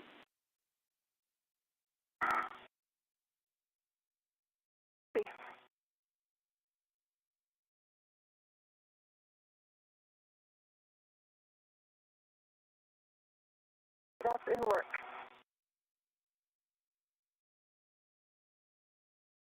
Yes, your roll pedal. Foot is on it.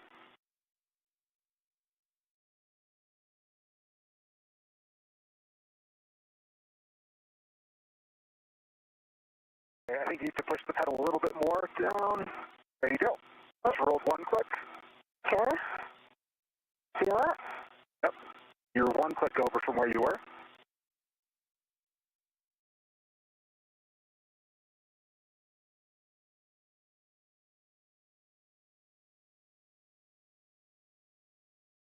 So you're over 1 click. I think I moved more that time. Nope. It's just still 1 click from original. Okay. Williams and Meir continuing to verify access to all the areas that they will need in order to remove this joint that is no longer working on the Canadarm2 and replace it with a new joint that was already on board the International Space Station. They've already removed that spare joint and have it in a temporary stowage location while they work to verify this access, and then will remove the joint that is no longer working. Okay. Nice work. This wrist joint malfunctioned during normal Canadarm2 operations on May 27th, and the arm drew elevated motor current and did not move as expected. NASA did work alongside the Canadian Space Agency to understand the issue and determine today's spacewalk would be needed to replace the joint. Copy that. I'll start working on my scoops. The Canadarm2 launched on April 19th, 2001 on Space Shuttle Endeavour and was installed on April 22nd, 2001 by Canadian astronaut Chris Hadfield and NASA astronaut Scott Parazynski. 4 and 5. I can easily touch those. I'm so close that... This is not the first time the Canadarm2 has been serviced. There have been 3 previous maintenance spacewalks on the arm, one in 2002, one in 2017, and the most recent in 2018.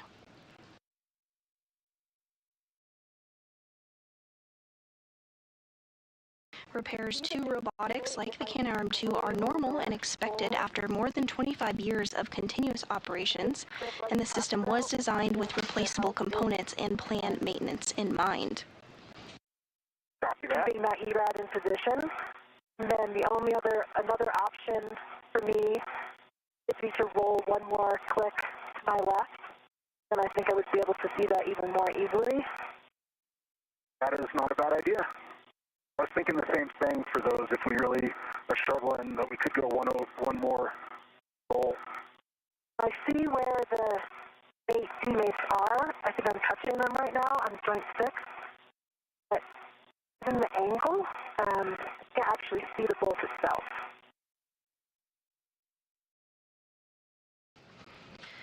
At this time, as we surpass the 2-hour mark in today's spacewalk, Meir and Williams are continuing to make good progress in the 280th spacewalk in support of space station maintenance, assembly, and upgrades. NASA astronaut Chris Williams can be seen on the top of your screen wearing the spacesuit with the red stripes. Jessica Meir is below him in the unmarked spacesuit. This is the 2nd spacewalk for Williams and the 5th for Meir. Jenny wanted to confirm I'm good to install these scoops. Affirm. We want scoop 7 with the handle nadir and scoop 6 handle zenith. Zenith 7 nadir, copy.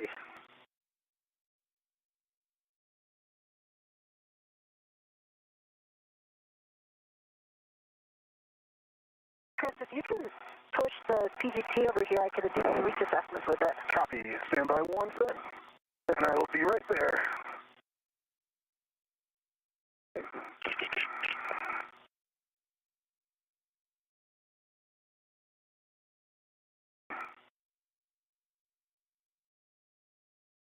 I have it. You have it? All right.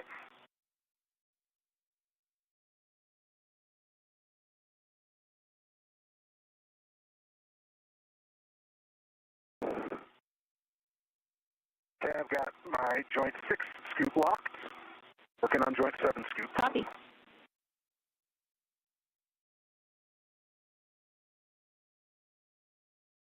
A good angle with the ERAD for bolt 4.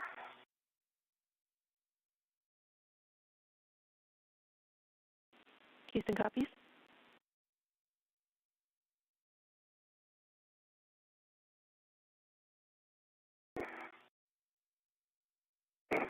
Also for bolt 5.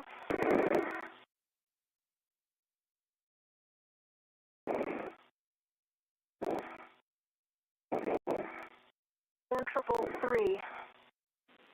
Copy. We'll take a test for the demate bolts.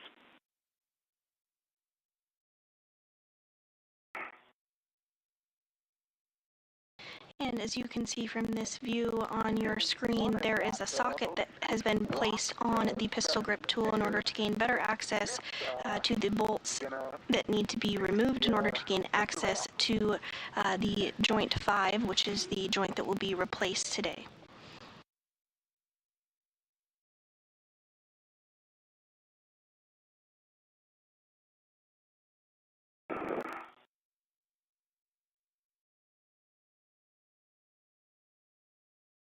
I think I'm in the area of the demate bolt right now. Chris, do you think that if you were able to get more forward, you could... Actually, I think I might try that roll because I can't see it. Okay. Unless you can see it.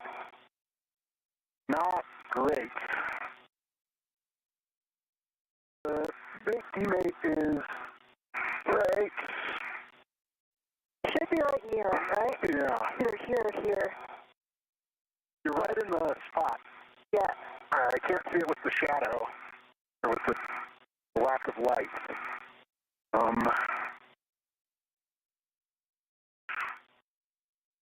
me see if I take a foot out, if I can.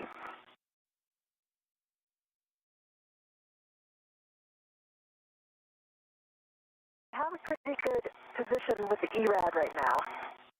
Yeah. So if I could get the bolt, if I can get it on.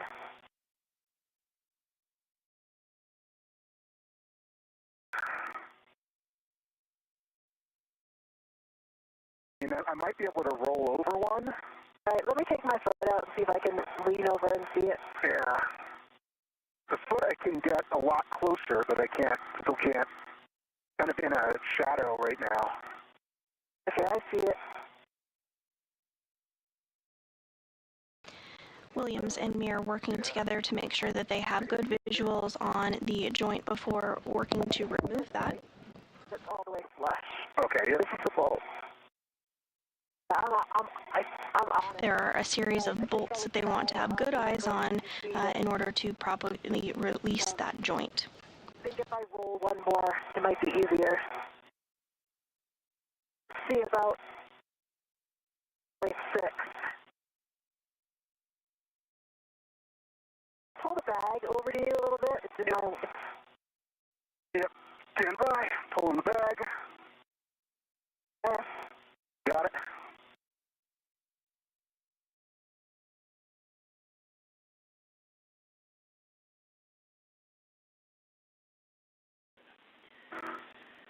Chris and Jessica, we're really happy with the reach test you've given us so far, and we agree that at crew discretion, rolling an additional roll forward on Jessa's APFR would really help with that bolt. We can see see that you're right about on it. We understand the lighting conditions might not be helping us. But right now we're just trying to assess whether we are ready to power down the SSRMS to continue. So we would also like to move to a reach test similarly for the Joint 6 mate-demate bolt. I'm on that right now, Jenny, and it's kind of the same thing. I can see I have the ERAD basically right. I think I'm on it right now. Copy? Yeah, I'm on it. I've got a good reach to that. I'm on the bolt. It might have, just like we talked about, if you can get a hand in there. Yeah. I'm kind of blind for this one. You might be too far away there. Yeah, this one I don't think I can. I think I'm going to be okay here because I can provide enough force upward into the bolt. So I think that this one will, I think I'm good for mate demate on 6. Okay. Okay, that's good news for us, so thank you. The only thing that would help with this, one last comment, the only thing that would help with this mate demate on 5 is if we could bring the arm station aft a little bit. I think with my roll, with one more roll, it'll help, but it'll be close. But do you think our clearance for coming station aft, even like 5 or 10 centimeters? From my perspective, I think that would work. I don't think it would make anything else worse. I think it would make that one better. Yeah, that works for me. Would you guys be good with that plan? Houston would be fine with that plan. We also want a check on the indicator for Joint 6 mate-demate.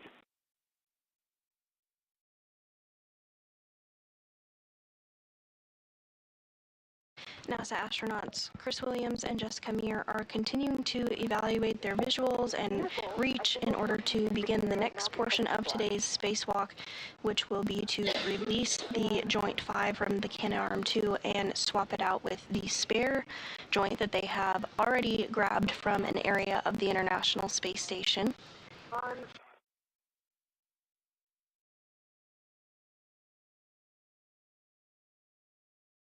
On Joint 6, the indicator on my side or Chris's side of the bolt? Chris's side.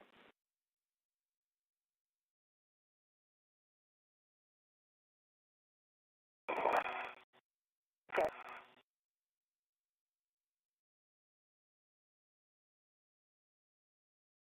It's on my side, and I see it. See it? Yep, I see it. Copy. Here, it's better that it's on my side. Yeah. The one on Joint 5 is on Chris's side. Joint 6 is on my side. So, yeah, I think...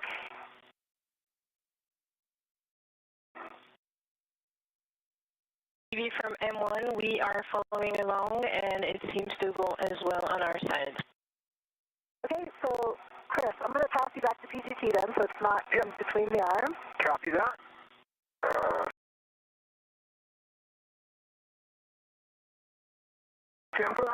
I got it. Okay. Yeah, I'm going to just move it off to the side. I would suggest with 10 centimeters, and then I would call the stop early if I wanted to stop early. Okay, you have this GCA, yes?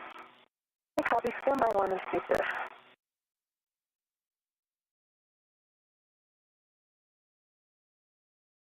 Okay, I am ready for that. So, Jack and Sophie, we would want 10 centimeters station aft. I'll call your stop if early. Okay, and that sounds great. We're about ready to give that to you. We think there's plenty of room between the tip boom and your APFRs, and we don't see anything in front of the tip buoy as it moves station aft. The shoulder joint looks clear, so all that stuff, all those clearances look good to you guys too, from your perspectives. Confirm. Yep, we do have the crew lock bag attached to the arm tether point with PGT, and I'll just make sure those don't restrict the motion or get caught on anything. One copy, so give us a minute to prepare the motion. Following further assessment of reach and visuals on the area that needs full access to today, Meir and Williams are now proceeding with letting ESA astronaut Sophie Adano inside the International Space Station know they'd like a slight adjustment on the Canadarm2 to give them a little bit better visuals.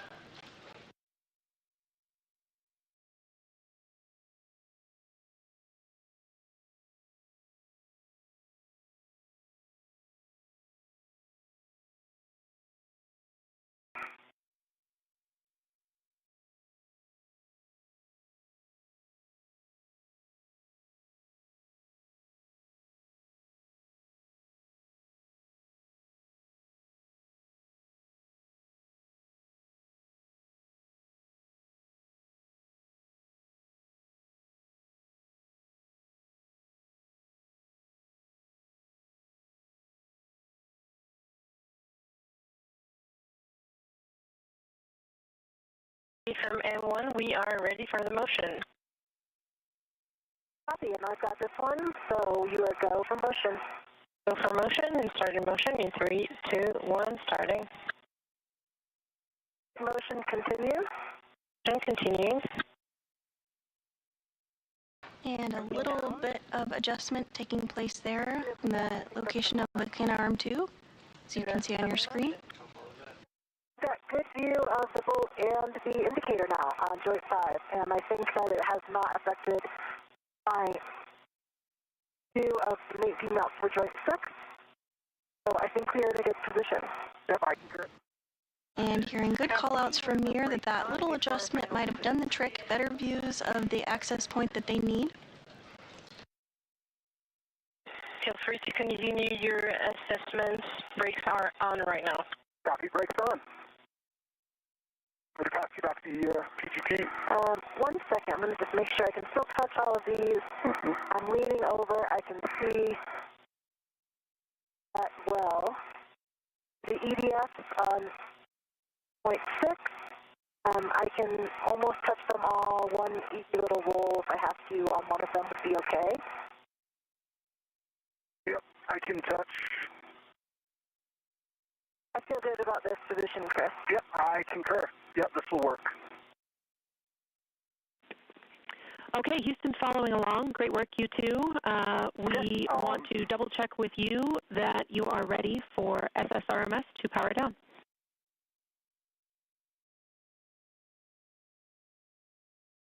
I'm comfortable with SSRMS power down. How about you, Jeff? I concur. Okay, ED is good for SSRMS power down. M1 copies, and I understand that it's also GCA complete, and we are going to save the arm. Copies.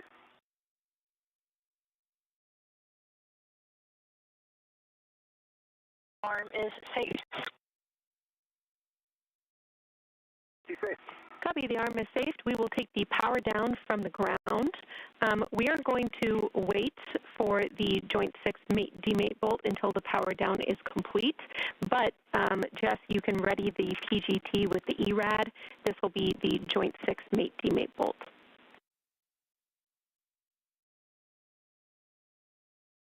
And with that, we did get confirmation that the arm is in a config that allows the proper positioning as well as proper visuals for the next portion of today's spacewalk.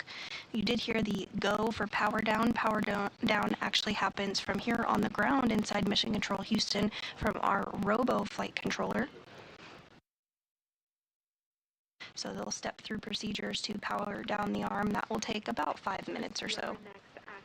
Will also involve your PGT for the EDF on Joint 6. Copy, yeah, I'll get my settings set. Use a third hand for this ERAD. Yeah.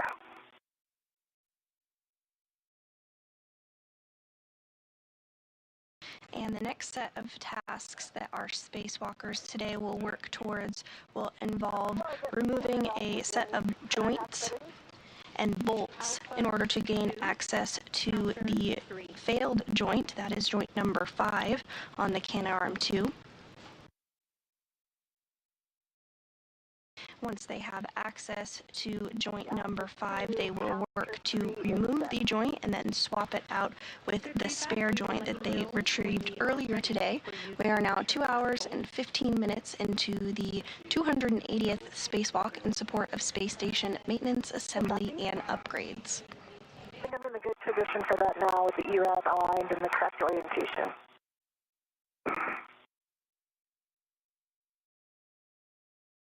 Jenny, my PGT got inadvertently turned off, so I turned it back on. Good cow. And I'm ready in Bravo 7, counter 2, for when it comes time 3DS. Probably timed out. That makes sense. Okay, copy. And Chris, we will have you stand by until we have released the mate-demate bolt.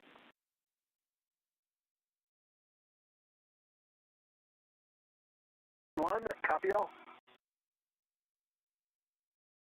Are you saying that's a go to release it, or are we still waiting?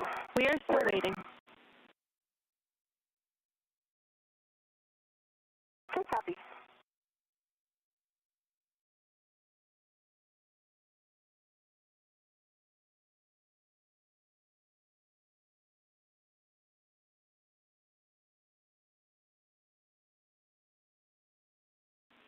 While we're waiting for the power down here, Chris, we had EDF 3 and 4 written with your PGT, and then we thought that you might need for EDF 5 the ERAD. Do you agree? I agree with that. 3 and 4, my PGT will work. 5, definitely need the ERAD. Jessica might also be able to get 5 just as easily. I'm not sure. 5 I can easily get. Yeah, that's the one on the, yeah. Okay. This one right here. 5 on joint 6. Oh, on joint 6. That's good to know. We'll keep that in mind when we get to it. I'm not sure if you can or not, but no. I can't even see 5. I can just see 6, 1. But, yeah. See 6, 1, and 2. Okay, yeah. Then I can take 5 with the ERAD. Copy all, you two. SSRMS is powered down. So with that, Jess, you have a go to release that Joint 6 mate-demate bolts. This is 35 turns at the bolt, 70 turns on the ERAD at the PGT. Hey, Jenny, I'm going to count turns on the PGT, and I'm going to try to get lined up here. Copy. We'll expect 70. That's 70 turns.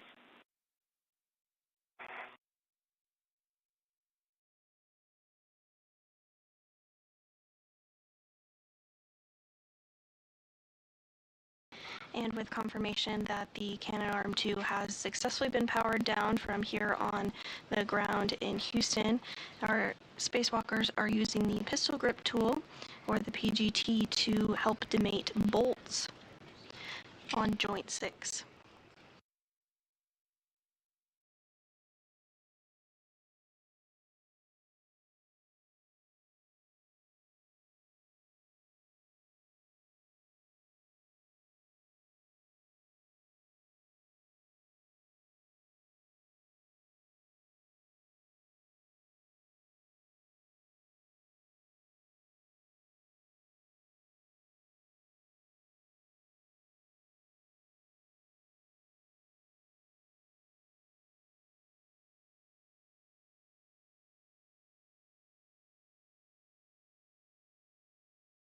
Quite able to get it on there yet.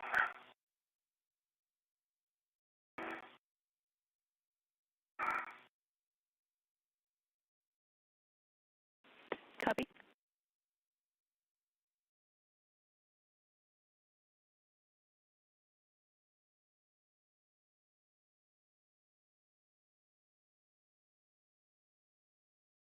And from this view on your screen here, we can see today's spacewalkers as they work to remove that bolt on the joint to gain better access.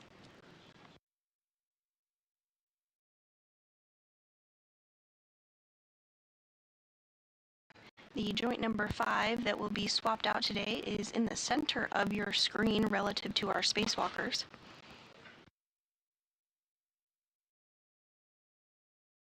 on the bolt, then the start turn.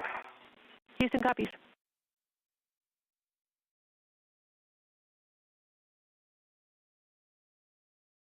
And my PGT turned off.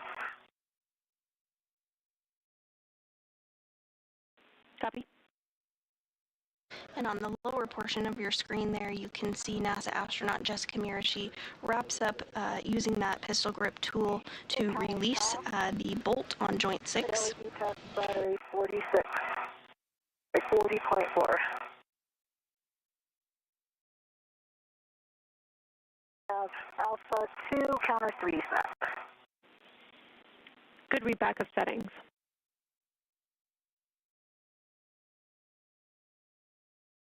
On the bolt, starting turn. Copy.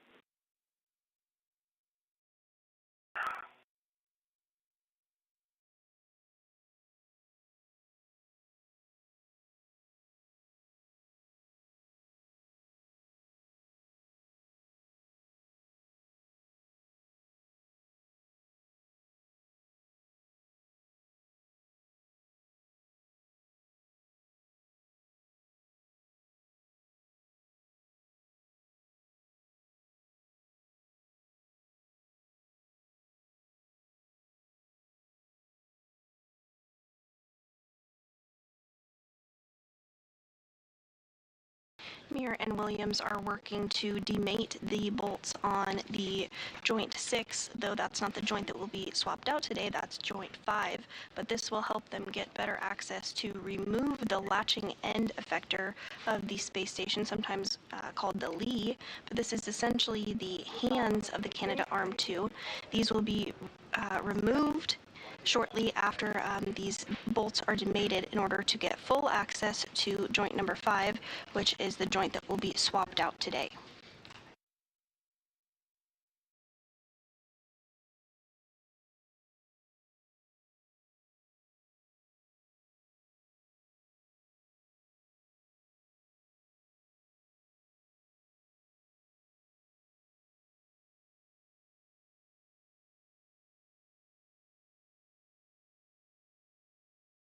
Came to a hard stop.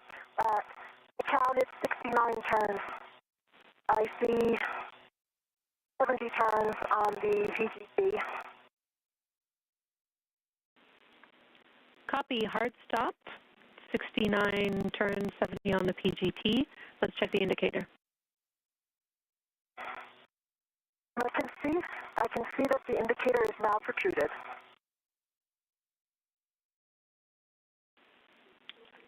Okay, that is good news, Jess. A very difficult position. Yeah, we understand.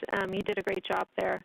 We will have you roll your APFR to Lima to a more vertical position. Your next step will be to drive the EDFs for release. And Chris, if you are in position, we will take a verification. I think I'm going to... Go ahead, Jess.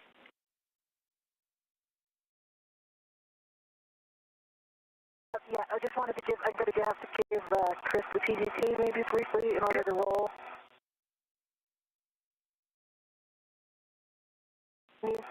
Okay, and once you are rolled appropriately, you will be releasing EDFs.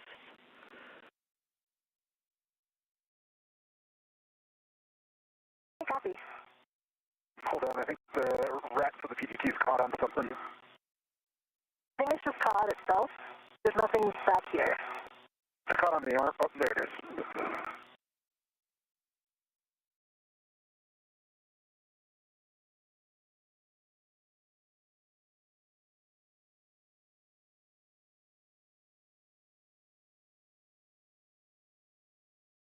Chris, am I on the roll pedal?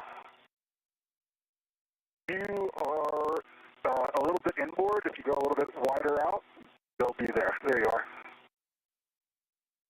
Yeah, I saw you move up a clip. I'm in a good position. And we are in a handover between our satellites here and do not have visuals of the crew members as they continue work to remove those bolts to get better access to joint number 5 ahead of the eventual swap of that joint with the spare that they retrieved earlier today. but we do still have voice communications with the crew aboard the space station. That looks like vertical. Oh, no, you're not clicked in, you're not clicked in. You're one click off vertical still. One more outboard. I'm hitting the pump module.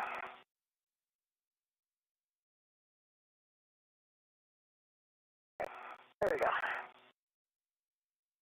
You're still one click off vertical. Yeah, I think my plus is hitting the...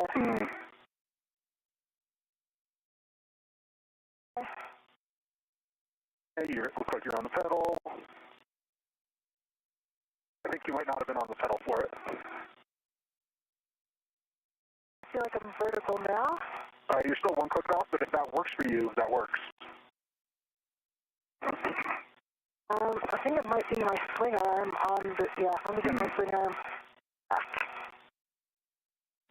Chris, understand you have eyes on this APFR roll, but we do want you to get ready to release the EDF. I do. Either you can start with the ERAD if you need it for a You're vertical now. or start with your PGT. I can start on 5 with the ERAD if that makes sense now, or I can pass it back to Jessica. We like you starting on EDF 5 with the ERAD. The EDF 5 with the ERAD in work. Your settings are Bravo 2, counter 2. And do you have settings? Bravo 2, counter 2 with the ERAD. Affirm. Bravo 2, counter 2 is set. Copy, set. For EDF 5, we're looking for 11 turns at the PGT. The 11 turns at the PGT. Starting turns on Joint 6, EDF number 5. Good words. And as Williams continues to use the pistol grip tool to remove that fastener, we are getting a view from here inside Mission Control Houston of the flight control team that is being led by NASA Flight Director Fiona Koviak. Today's ground IV is Canadian Space Agency astronaut Jenny Gibbons, and our CAPCOM, or capsule communicator, which has been communicating with the crew onboard space station, is JAXA, or Japan Aerospace Exploration Agency astronaut Aki Hoshide. Check on EDF 5. When Jess is ready, you can hand the PGT back to her.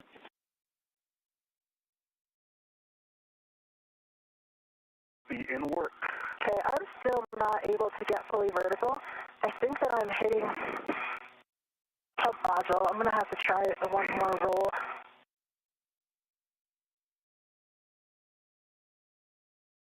On the pedal now? No, negative. You're on the loop. A little more outboard. You're on the pedal. Yep. You're on the toe, the heel clip, so a little bit more outboard still. And you're on the pedal.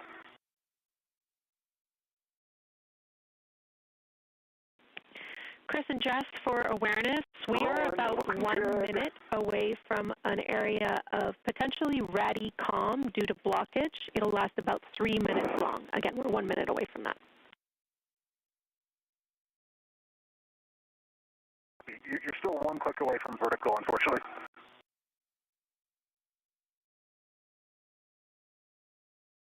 I feel like I'm hitting the module. Yeah. I think I'm going there, and then it doesn't lock because I'm hitting the module. You're like super close. I have my cliff. I think my stapler cliff is hitting the pump module, so... You look like you're there now. Okay. Yeah, if you're locked, you're there. Okay, I think it is locked now. Yep, I think you're there. Okay. All right, great job. Jess, you can take the ERAD PGT.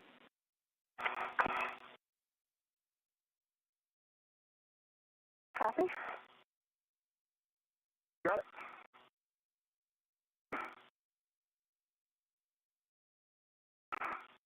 Have it. Okay, copy that. Crew lock that kind of came with you. Hopefully it's not in the way. So why don't we lock this out a little bit? For the ret? Yeah. Oh, it's okay right now. Okay. And I am good for any of these EDFs, or I'm going to say one for last. Yep, that's what what we have written, you can do EDF2 or EDF6. Your settings are Bravo 2, counter 2.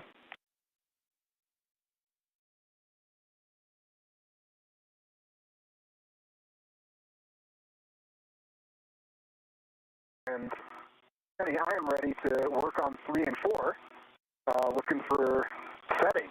Bravo 7, counter 2, settings for Chris.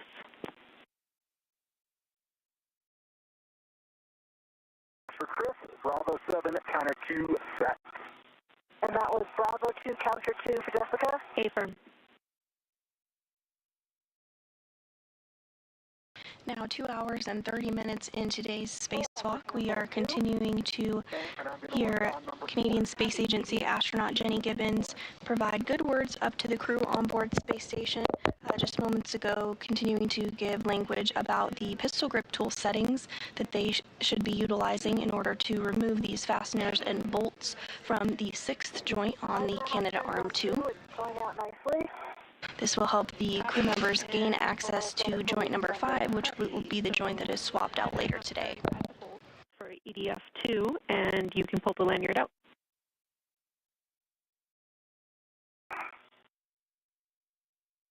Actually, Jenny,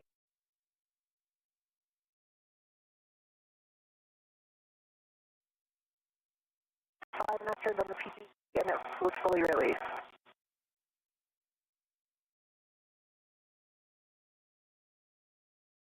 And it does look like we are in that expected period of communications where we don't have perfect communications. This happens from time to time when we have handover between our satellites, but we don't expect it to last long, just about 3 minutes or so. Then we'll have communications restored with the crew that is outside the International Space Station currently, as well as to the ground. We might hear intermittent communications between now and then as well. 5.5 turns and pulled out fully. Okay, Houston's back with you. I'm going to get into a position That for was 6. Radicom. We copy EDF4 released and pulled out. Jess, I missed your clarification on EDF2.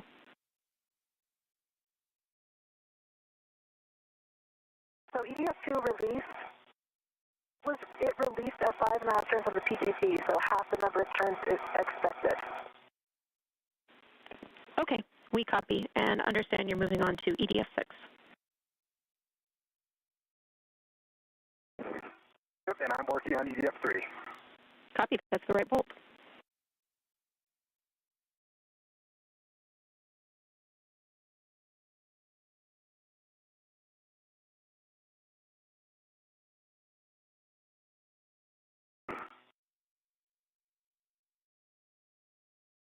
Starting EDF6. Copy.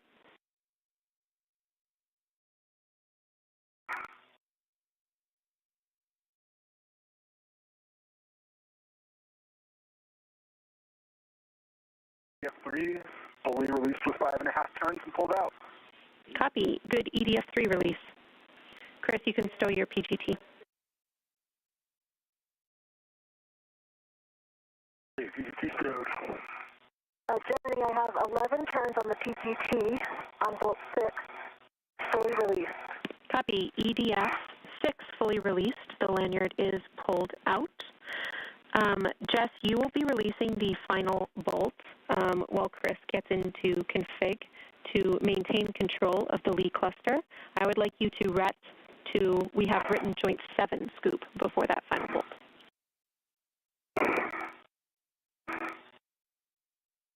I can copy, and that was just with a mini workstation wrap.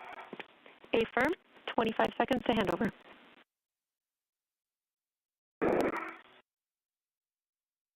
And can you confirm the position that I should be in, Jenny, for this? You should roll vertical to Bravo. Short handover.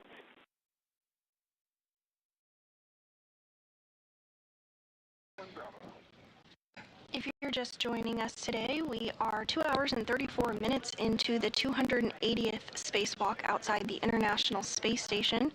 NASA astronauts Chris Williams and Jessica Meir exited the Quest airlock at 7:30 a.m. Central Time this morning and are working to replace a wrist joint that malfunctioned during normal Canadarm2 operations on May 27th.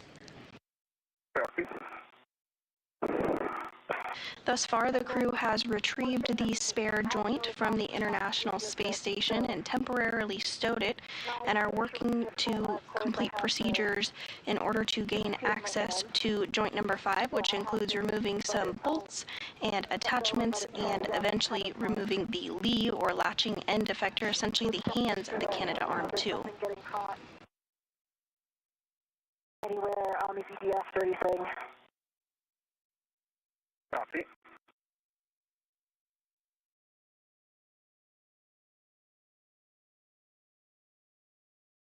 Houston's back with you after the handover, and we see the ret to the scoop for Jess. Before you release this bolt, we have a couple of things to talk through. Chris, let me know when your APFR is set, and I'll give you the words.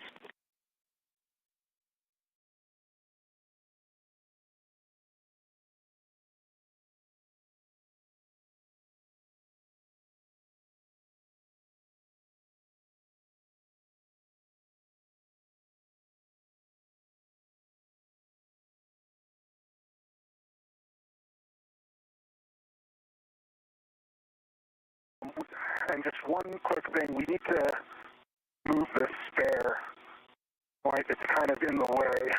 So I'm going to need to rotate it.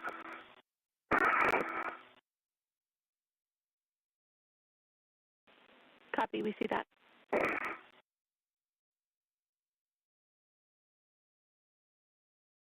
I think that's in a good position now. All right, we agree. And Chris, confirm, it looks like you're in Bravo, is that right? I can't see my flicks on my... I am more vertical than I was. But you're not as vertical as me, so I think you're one vertical, you're not vertical, you're one forward. All right, and we think this is a sufficient position to release the last bolt and maintain control, is that right? Yep, I concur. I have a good hold on both scoops. Okay. I think I'm going to have to change my scoop on joint 6 because it's interfering. It is interfering, unfortunately, with the ERAD. I didn't think it would, but given the multiple angles here, it will. So I'm going to have to put it pointing forward later, but then I need to assess that reach.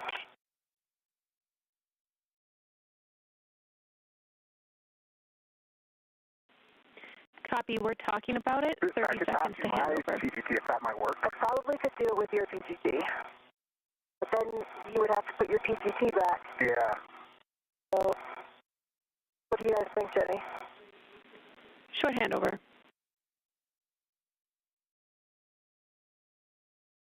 See, I don't know if you can see, but and the handle is just like, it looks like it's going on.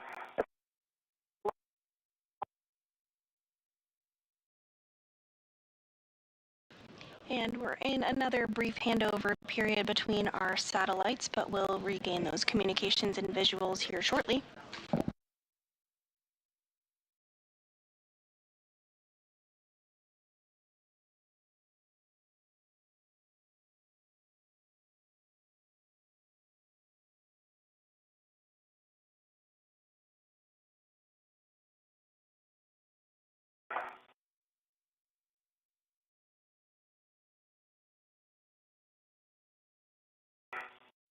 Today's spacewalk is the third of the year, as well as the third of Expedition 74, which is the current increment aboard the International Space Station. We will not have eyes on you for the next 7 minutes or so. I'll take a status, and I have some words for you before release. Chris, I think I did get into a position. Copy, I see you on it, on the bolt. But Jessica's just, I've got good control. EP1 has good control of 2 scoops on joints 6 and 7. Jessica has the ERAD on the last EDF. Okay. Confirm, I have the ERAD ready, and I'm ready to release. Copy. Before we release, we do need to do a HAP and a glove check before we do the mass handling for the lead cluster, so I'll take that from you both. EP1 has a dry HAP and no change to the gloves. V2, same. All right, that's a good config. We are 2 hours and 40 minutes into this 6-hour, 30-minute EVA. Limiting consumable EV2 battery, 7 hours and 35 minutes. We are 15 minutes down on the timeline. But with that, we are ready, if you two are, to release the final EDF. And Chris, you maintain control. You have to avoid contact with the lee mouth, latches, and CLA lens and light. And Chris, once you pass control back to Jess, you will be getting out of your APFR and on the FSE first. We are go. See that and confirm you have a rep on the Jessica? I do. All right. Yep, I'm good. And your visor's in a good config. I just put mine down. Yep. Okay. Ready. If you give me a go, I'm going to start releasing. Yep, I'm go for you to release. Okay, copy, go.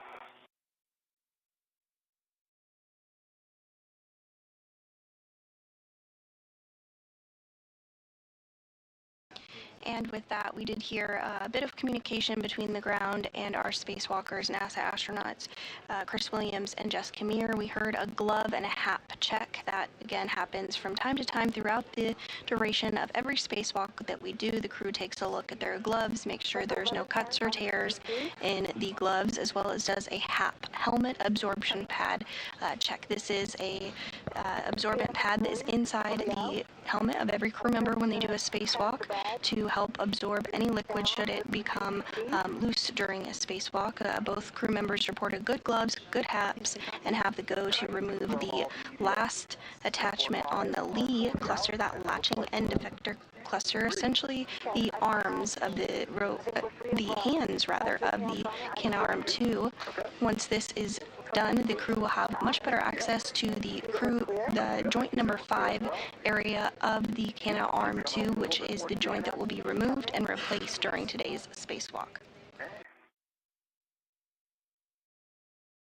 And maybe a little bit more station aft, and then we can start this rotation. Copy. Ready to start the rotation? Yeah, I'm ready. All right, we'll watch the clearance of this joint, and we'll start a gentle roll. Okay, coming slowly. Yep. Okay, we're going to need to come a little more station aft. See that? Okay. Okay, I need to switch hands. Okay, I'll hold here. Okay, you have control? I have control.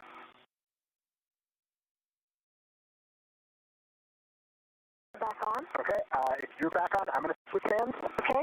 All right, I'm switching hands. I have control. You have control. Okay, we're going to need to come more station aft. I'm back on. Okay. Can't see the clearance anymore to my left because my arm's in the way. We don't have any. We need to move a fair bit station aft. Can you take control with both hands? I need to get myself more vertical, I think. I have control with both hands. All right, do you have control with both hands? I'm releasing. And I am working to get myself fully vertical.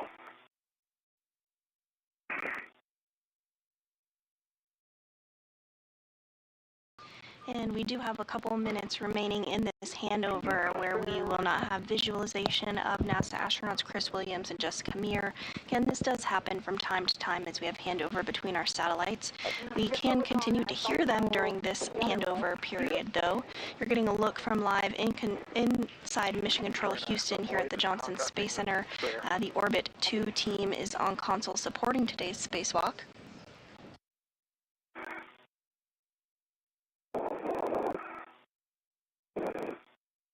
I'm in a comfortable position, so take your time.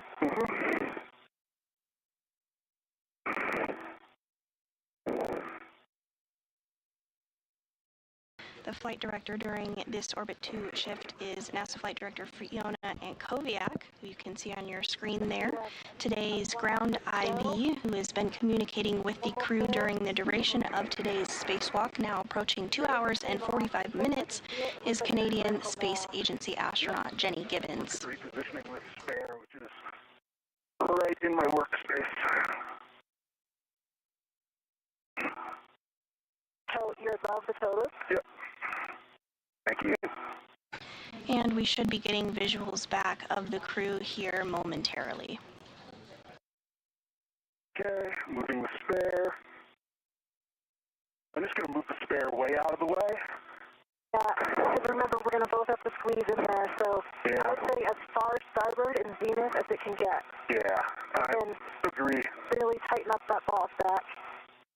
Also, just so you don't get caught or anything, the camera on your rest, right, the rest on your camera is not, yeah. I see it. And it's, yeah, I think I'm looking at the rest of your tethers, and I see a good config. I think it gives me a preview as well. All right. Yep, I'm looking at you. Your tethers all look in a good config. You need to bring the Lee a little bit more towards me so I can get a hand on it. Okay? Okay. I'm working it. And I've got one hand.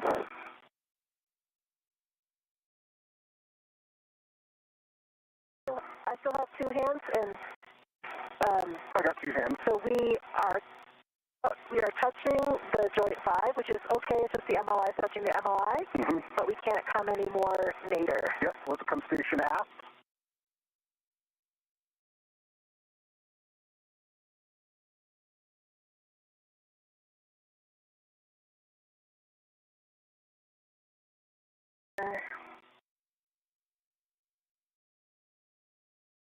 How are we? Let's see.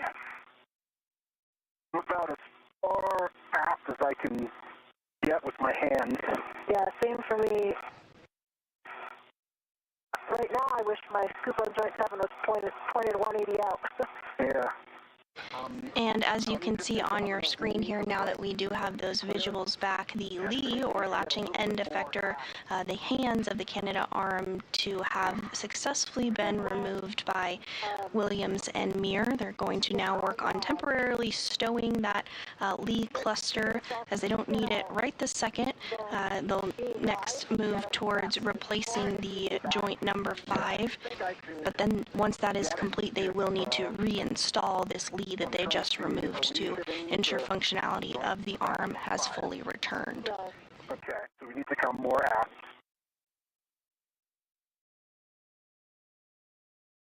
I can't really come any more aft. Okay, I think I need to hop out then and get my BRT on the FSC. I might be able to come up high enough to grab this, I think. Okay?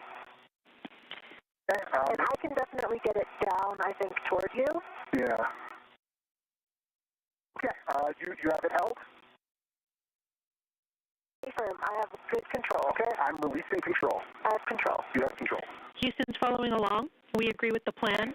Chris, once you are down on the FSC with your BRT down, and you are close enough to one of the scoops, you will be putting down a ret for a ret swap.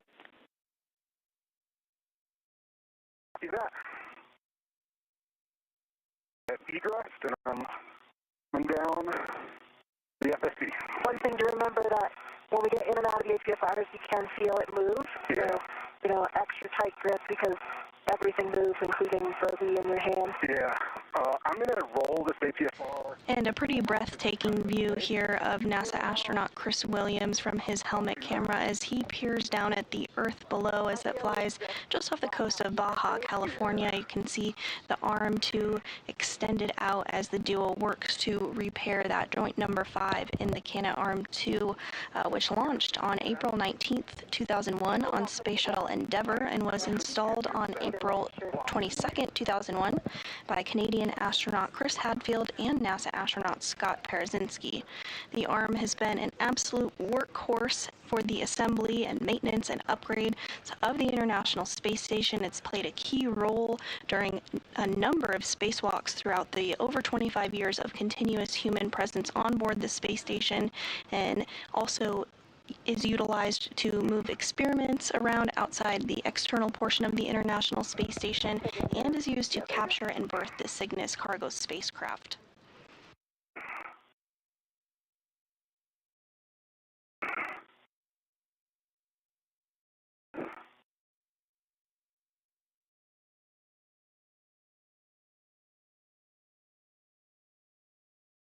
Okay.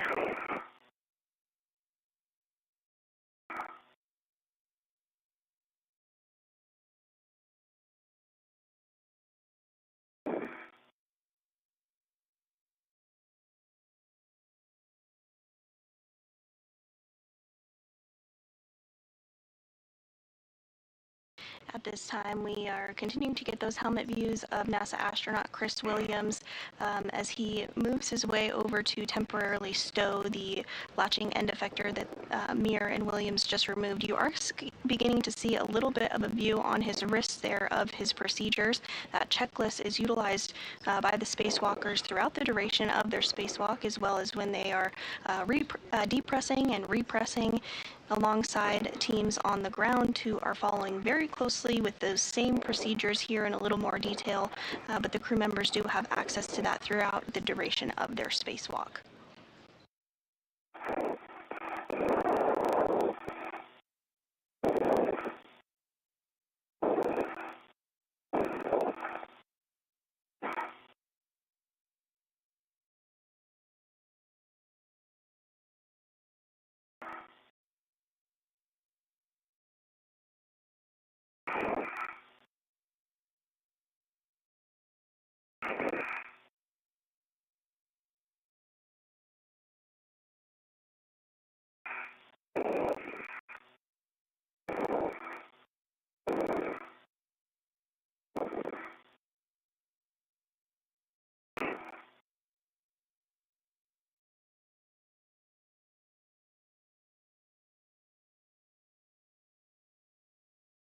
And as you can see there, as it moves slightly, as Jessica Meir continues to hold on to it, that latching end effector has successfully been removed as part of today's procedures, and that will help gain access to the joint number 5, which will be taken off and swapped out with the spare joint the duo removed from the outside of the International Space Station a short time ago.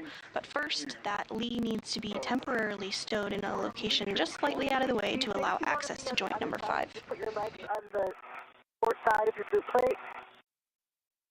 Yeah, and have the APFR behind you might actually help stabilize you.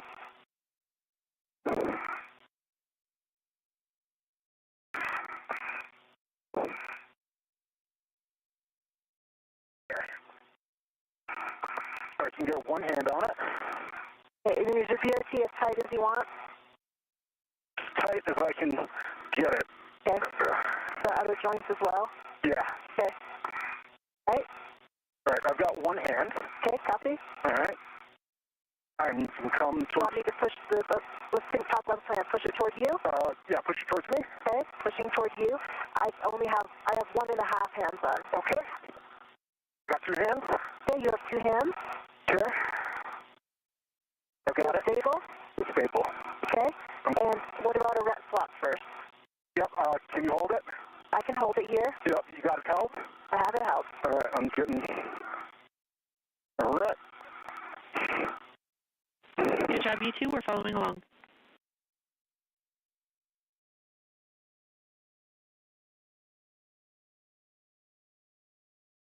Got it redded. Okay, copy. And I've got it held with 2 hands. Okay. You have 2 hands. I'm going to release my ret. Okay.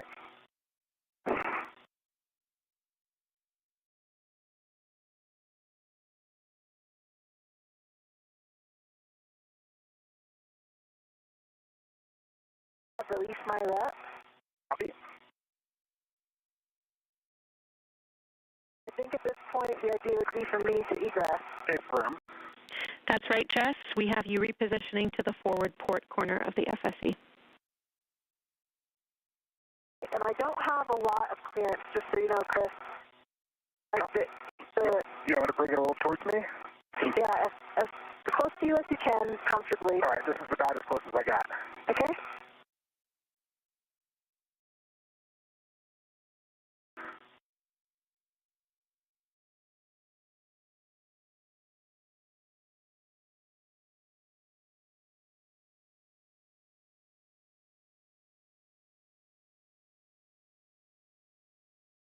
Now, NASA astronaut Jessica Meir, who is completing her 5th spacewalk, is working to egress or exit her APFR, that's the articulating portable foot restraint, which gives crew members traction and hold and gives them a secure spot to work from during spacewalks. So she's going to get out of that APFR and then help Williams, who is now holding on to the latching end effector that has since been released.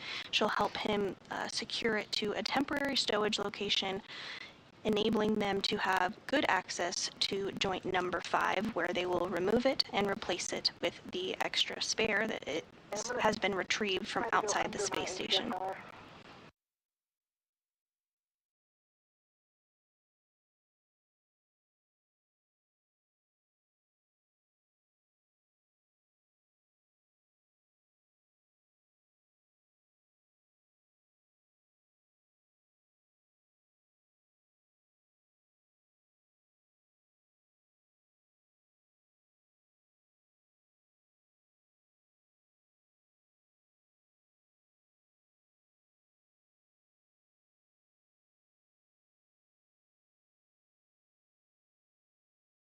See my clearance from the lead?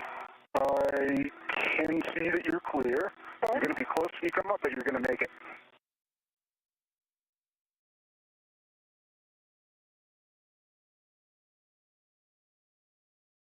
Hey, you're close on the left now. See, I need to try to roll onto my left. Get a DIT down.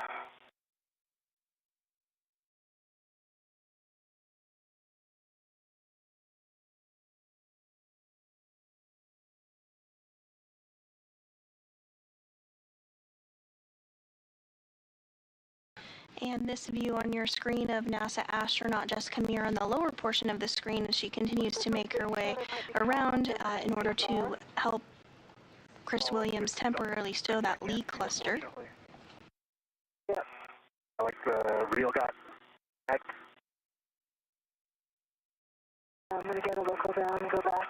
Copy.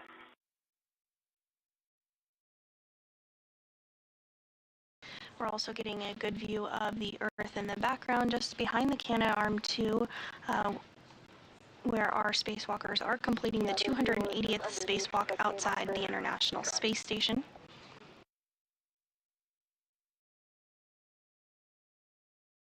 The space station does orbit the Earth every 90 minutes, which means they see a sunrise and a sunset every 45 minutes as they travel 17,500 miles per hour, about 250 to 260 miles above the Earth. You come back up, you're close to the lee.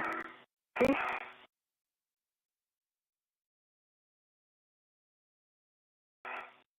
Earlier this morning, we had the pleasure of noticing the International Space Station flew right overhead here in Houston, Texas. But the International Space Station flies over other areas too. You can track where the International Space Station is flying over with our app Spot the Station or online. You can see when the International Space Station will be flying over your area.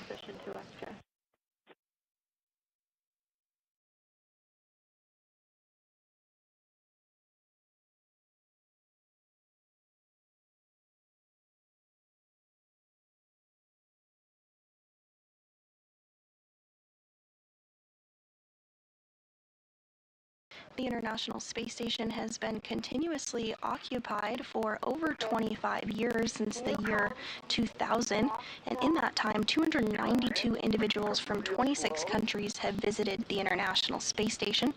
And right now, there are currently 7 human beings living and working aboard the International Space Station and completing key scientific research that will enable our return to the moon and on to Mars. I've got one hand on it. I've got 2 hands on it. Copy. Let me see if I'm stable. Yep, my ERT is getting bent a little bit. Okay, I feel stable, and I have a handrail that I can grab as well. Okay. If I need to let go of the scoop. Copy. So I need to do a ret swap. A-firm, ret swap. A-firm. Ret swap to human workstation ret. 2 hands still? I have 2 hands. I've got it controlled. Okay. And Jess, whatever is easiest for your ret swap, reminder, you will be removing joint 6 scoop later, so that would be more convenient if it's within reach.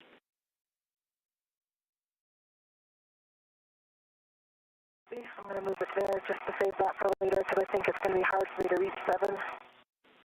Copy.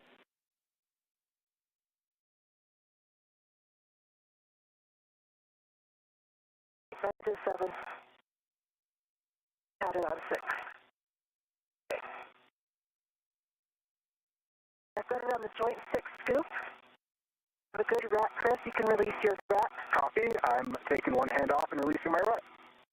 You have control. I have control. You have control. Houston's following along. Watch Watch motion Meir. Yep.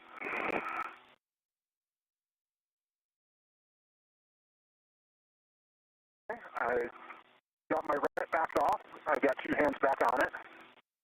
Copy. I feel like I'm in a good position for you to translate aft. Okay, yep, I'm going to come around aft. Or, I mean, I think that's what's going to work better. Do you agree? Yeah, I think in this situation, yeah. I think me coming around to the aft side will work best. It's a bit of a reach for me from here. I agree. Okay, I'm going to let go. Do you have full control? I have full control. Okay, I'm going to try to do my best not to bump this as I am getting out of here. But it's going to be tough.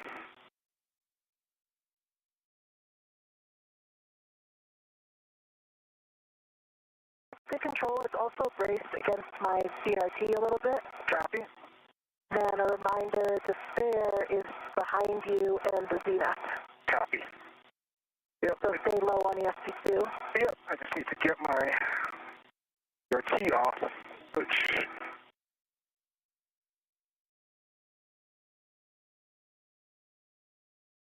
I feel like I'm contacting the lead a tiny bit. Yeah, it's pushing towards me, but that's okay. Okay.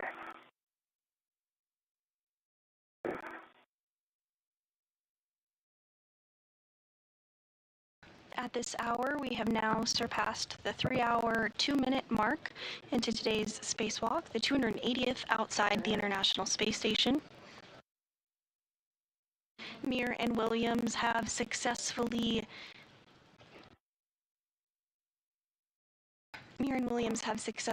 removed the spare joint from outside the International Space Station and temporarily stowed it.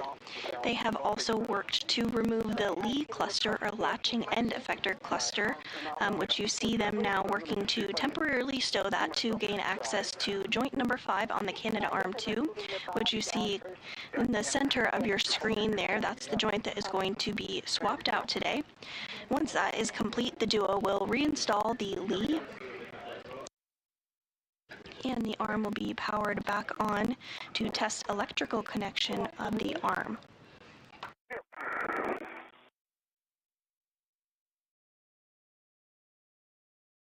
Okay, and I am translating around aft. Okay, I have good control. You have good control. Nice work, Chris. We see you on the move.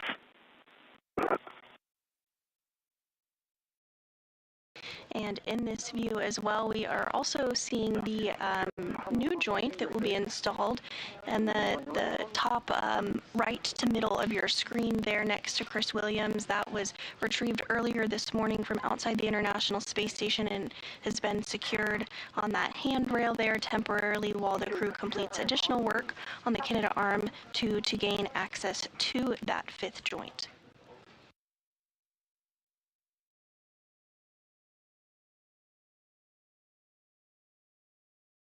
I've got some frets from the mutt caught on my helmet. Looks like they're on your left side. Yep.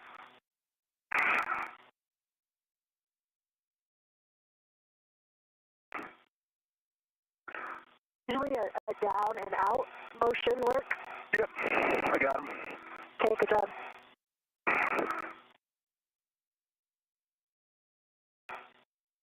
I'm picking up. Moving.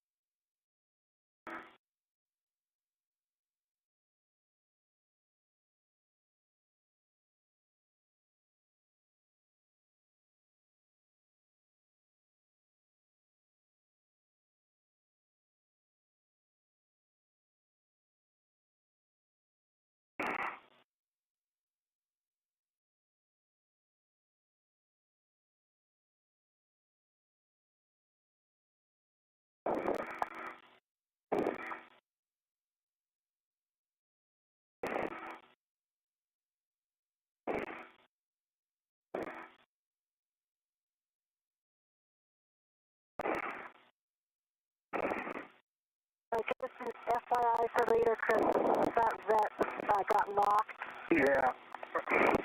When we pick it up, it's okay. Watch it, it doesn't get caught in something else. Copy that. And from this view, we can see NASA astronaut Chris Williams in the spacesuit with the red stripes as he continues to translate. And then NASA astronaut Jessica Meir, who's in kind of the upper middle portion of your screen there. She's wearing the unmarked spacesuit. This is the second spacewalk for Williams and the fifth for Meir.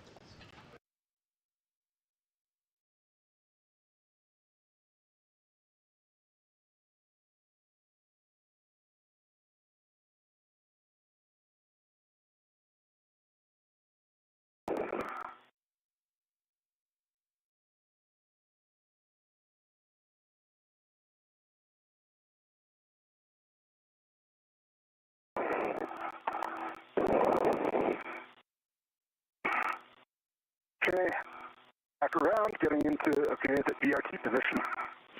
Okay, what I'm hoping is we can actually make this the whole maneuver to soft dock. I concur. I think that I will be able to push it back to get it all the way there. And then as soon as you can get a hand on it, I think we can help get it lined up. Copy that. I see the barber pole on my side, and I see the barber pole over here. Basically, I will just have to rotate it a little bit. Okay. Just get my BRT down.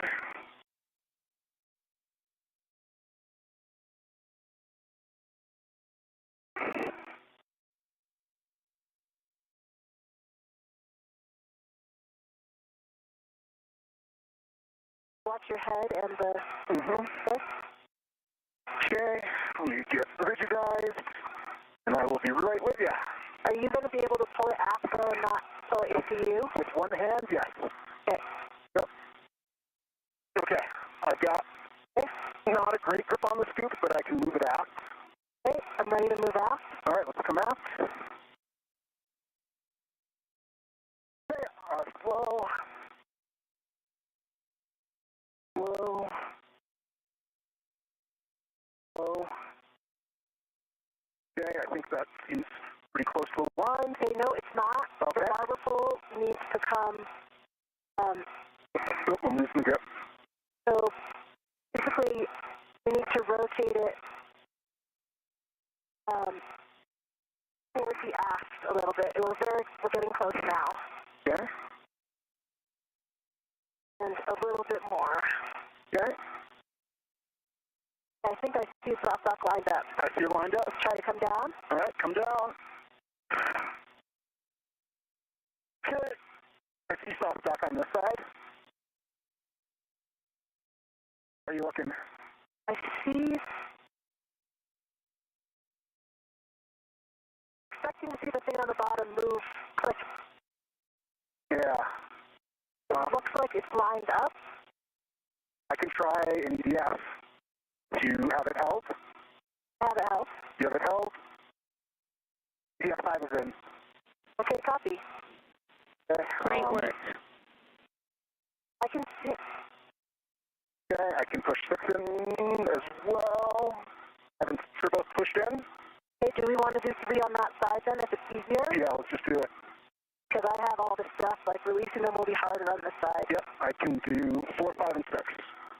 Great job. Yep, we agree. Very, very well done, Okay. both of you. We are expecting EDFs 4, 5, and 6, and those are also the ones that we can drive with Chris's PGT from the aft side. And getting ready. And we're getting a good view now of NASA astronaut Chris Williams as he prepares his pistol grip tool in order to secure the latching end effector that has been removed from the Canadarm2. This is going to be temporarily stowed in this location to allow access to that 5th joint that's going to be swapped out today. And then they'll put the latching end effector back on the arm after the joint has been swapped out. So we'll do the same thing in a reverse later on. Looking for PGT settings. Bravo 7, clockwise 2. Bravo 7, clockwise, 2, set. We're looking for 5.5 turns, and then we'll take your PGT good words, and then you can re-trigger each bolt until you get less than a quarter turn. Copy that. 5.5 turns, and then come back and re-trigger the less than a quarter. Okay. Starting turns on. Now I'm going to get a better position.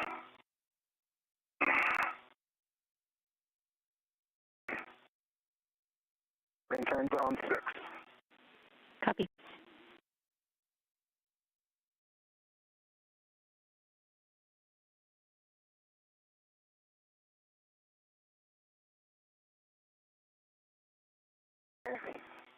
That was 5.5 turns. I did get low torque at the end of 5.5 turns. I'll come back afterwards and hit it again, or do you want me to go till? You can re-trigger now, and I heard 5.5 turns, and this is EDF 6, so you can re-trigger. For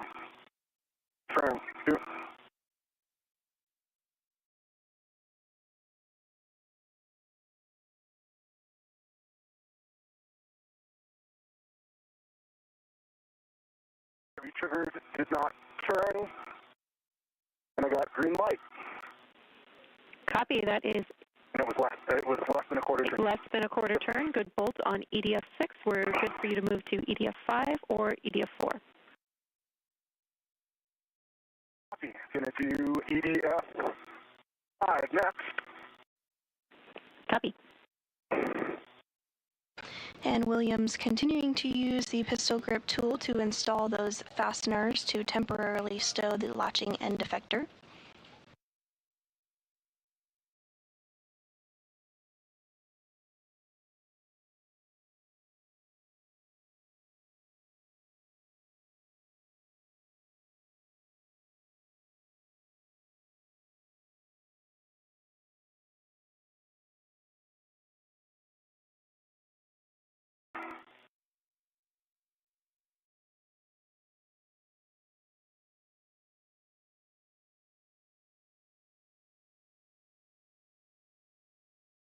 Starting turns on 5.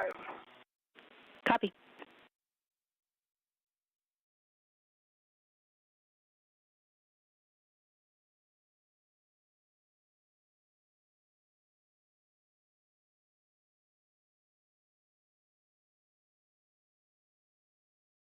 Okay, that was 5.5 turns, and it worked out with a green light. I'm going to re-trigger on it.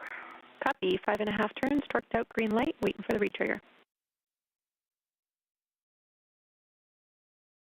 Okay, re-trigger, no turns. Copy. That's EDF 5 complete. You can move to EDF 4. Speed.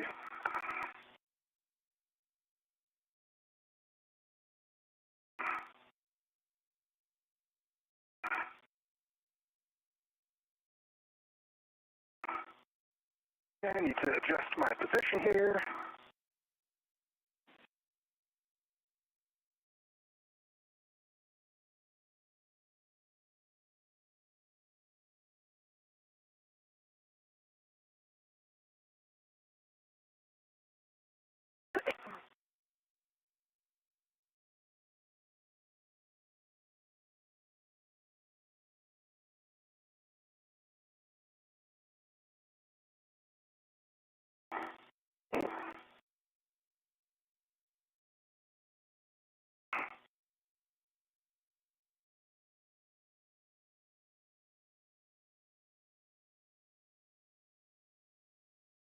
We are now 3 hours and 15 minutes into the 280th spacewalk outside the International Space Station in support of maintenance, assembly, and upgrades. Today our spacewalkers are NASA astronaut Chris Williams and Jessica Meir. This is the second spacewalk for Williams and the fifth for Meir.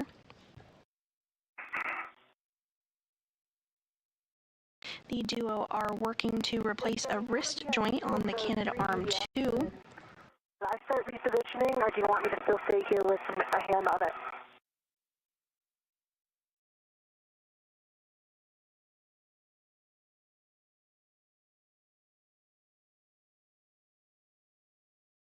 Checking. Jess, you can reposition, but we need the RET and scoop to stay on it until 3D EDFs are turned. Copy. In that case, I will wait because I'm going to remove that RET as my first action anyway, right? Or that scoop? Yes, you'll be removing that scoop. As written, we have your BRT RET to the scoop, so we might want to do a RET swap to set us up well for stowing the failed joint on your BRT with that RET scoop later. Okay, copy. Okay, and I'm in position for 4, confirm Bravo 7, clockwise 2. 7.5. Okay, firm. Bravo 7, clockwise 2 is set.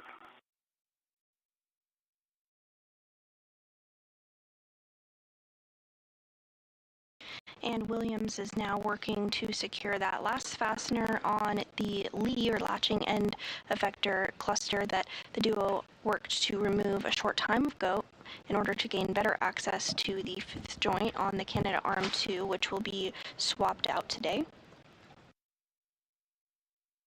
Slightly better BRT rigidization.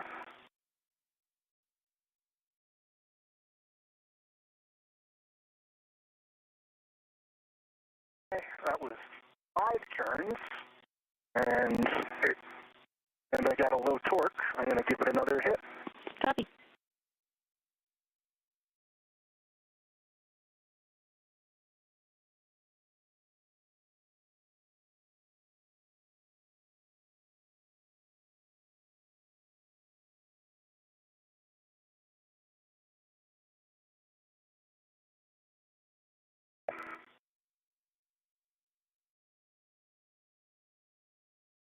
Okay, that was green light, 25.4 torque, and less than a quarter turn. Copy. Green light, 25.4 on the torque and less than a quarter turn. That is a good bolt. We will have you confirm that those EDFs cannot be pulled out by the lanyards, and if that's the case, you can stow your PGT. Okay, stand by 1. And Jenny, I've swapped onto my BRT RET on the scoop on joint 6. Copy. I can confirm 4, 5, and 6 cannot be pulled out by hand. All right, excellent. On the lanyard. That is a good temp stow of the Lee cluster. Well done. Chris, you can attach your BRT RET to the square scoop on joint 6 on the starboard side. You will both be taking those respective scoops with you. Copy and work. And I've got my RET off of joint 6. Sorry, my scoop off of joint 6. Copy. You can temp stow it on your mini workstation and make your way out of your hidey hole. We will take a glove inspection, hat check, and safer handle check. Copy. And with that, we did hear the good news that the Lee latching end effector was successfully temporarily stowed, and now the crew is going to perform another glove and hap check as well as ensure that their safers are configured if needed. If you were tuning in with us earlier this morning, you'll recall that the safers are the simplified aid for EVA rescue and are worn on the back of the crew members and provides a little boost should it be required to get the crew back to the International Space Station in the very unlikely event that they become untethered. Sometimes you'll hear this referred to as a space jetpack, but it just propels the crew back to the International Space Station should it be required. We do not expect that today, but it is worn as a precautionary measure during all spacewalks. Yeah, I took the adjustable off of joint 6 scoop. I've got the joint 6 scoop on my DOT rat. I've got a dry hap. And no change to my gloves for EV1. Copy.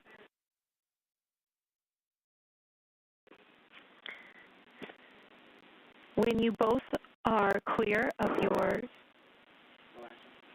tight workspaces, we will take safer checks from both of you, safer handle checks, and then get you to translate back to your APFRs.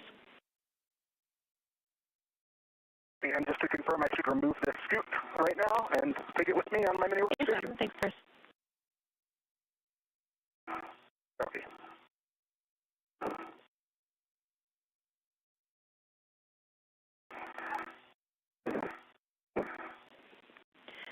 Jess, after the safer handle check, we will have you roll your APFR from Lima to Juliet.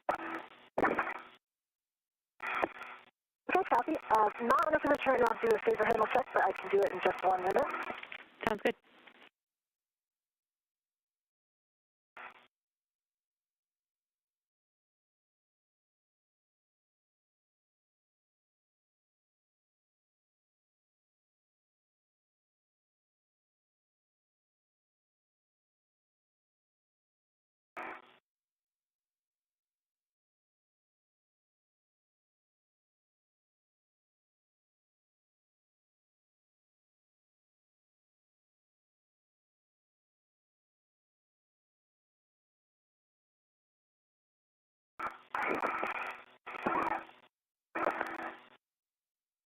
I've retrieved the scoop.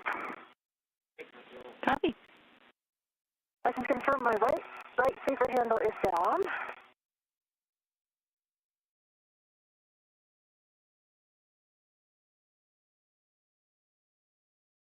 And left handle's down. Great. 2 safer handle checks on EV2.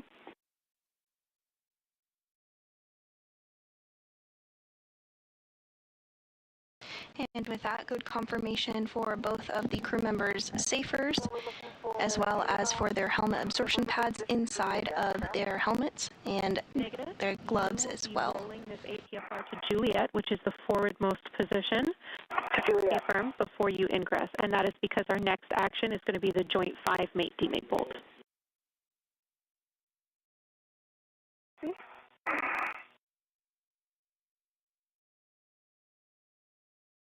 I am in Juliet. Copy. Good roll.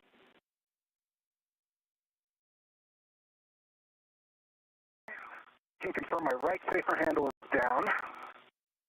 Working my translation. Copy. Right safer handle for EV1 is down. My left safer handle is down. 2 good safer handle checks on Chris. Thank you.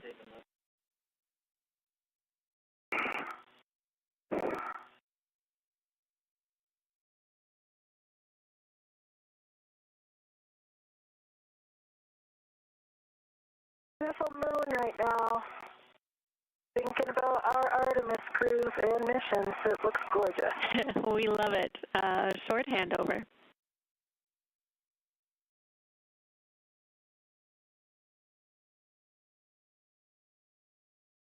And some good words there from NASA astronaut Jessica Meir. She reflects on the full moon that they have a great view of from the International Space Station. Thinking of the Artemis II crew is what she had mentioned. Here inside Mission Control Houston, today's ground IV is Canadian Space Agency astronaut Jenny Gibbons, who played a key role during the Artemis II mission.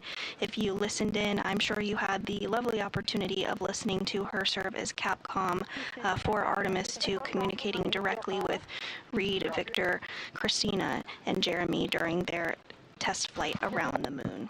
Back in the APFR. All right, great. You can ensure that the ingress aid is tucked in, and then the next step for you is to retrieve the PGP. Understand that might be difficult to do until Chris is in place. Chris, I have APFR settings for you when ready. Copy. I'm just getting around. Corner. Jenny, I'm leaving my ingress aid where I can see it, but untapped. Unfortunately, I'm not able to be exact right height where it often gets caught underneath my T-bar. I have to leave it out in front of me a little bit to avoid that. Okay, we copied that from before, and that should be fine. Thanks for letting us know.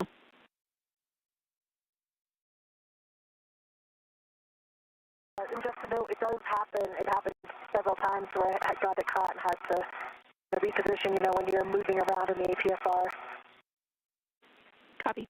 But I was able to get it out, obviously, each time, so.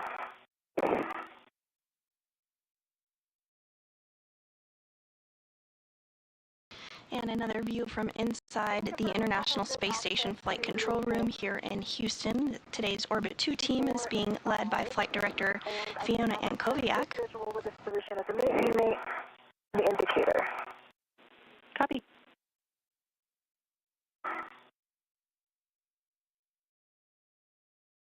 Meanwhile, outside the International Space Station, NASA astronauts Chris Williams and Jessica Meir are working to translate or move back towards the location that the Canadarm2 currently is in order to have better access to that fifth joint on it to remove it. Leaving your BRT red attached.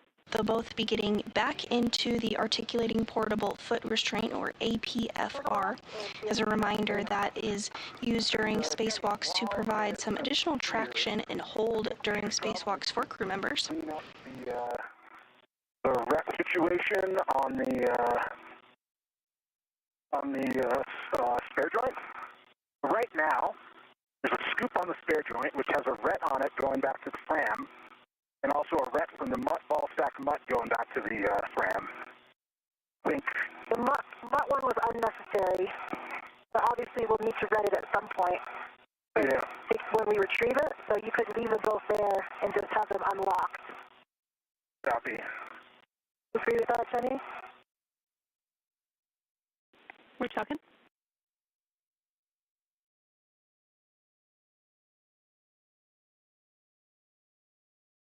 All right, we suggest... I'm ready for APFR settings. Okay, just to finish the thought on the mutt ball stack mutt, we would suggest that you move the ret, which is on the mutt ball stack mutt, so that it's completely on the mutt ball stack mutt. So that is the one that's on the FRAM goes also to the mutt ball stack mutt, because as you say, it's not required. And if you do want your APFR settings now, we're expecting Charlie and 6 prior to your ingress. Copy Charlie and 6, and I'm working this ret situation. Copy all. And I have the scoop on joint 5, handles pointing off, and it has a good lock. Copy, good config. Jess, while you have a spare minute here, can you verify that all the EDFs in front of you have at least one of the lanyards intact?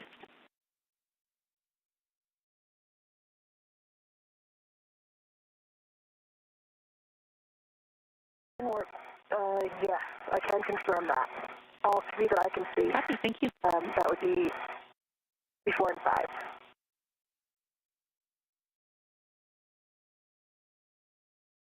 Ret is back on the mutt ball stack mutt.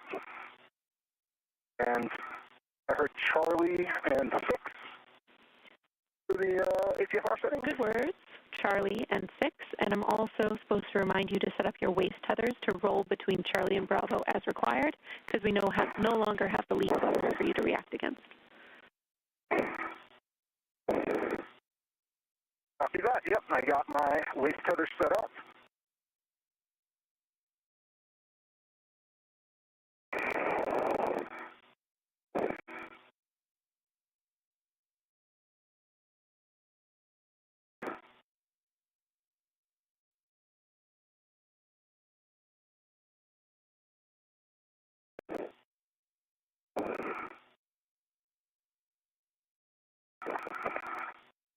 Have to untangle my scoop rets.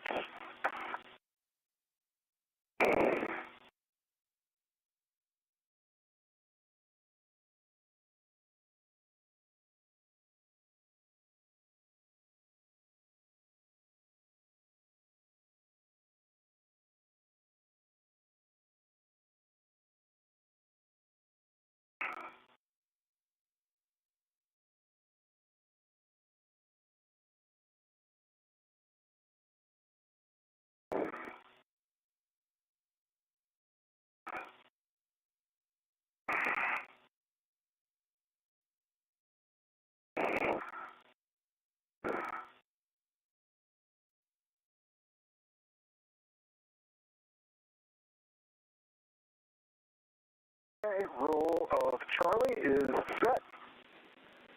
Copy.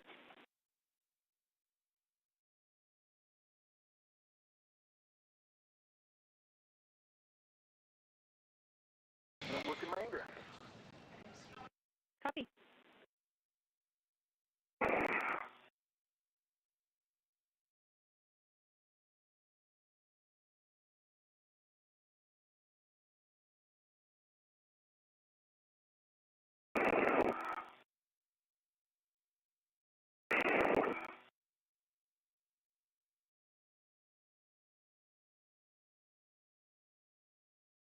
And here on your screen, we are continuing to see our spacewalkers today. NASA astronaut Chris Williams on the top of your screen and NASA astronaut Jessica Meir on the lower portion of the screen as they return to the Canadarm2.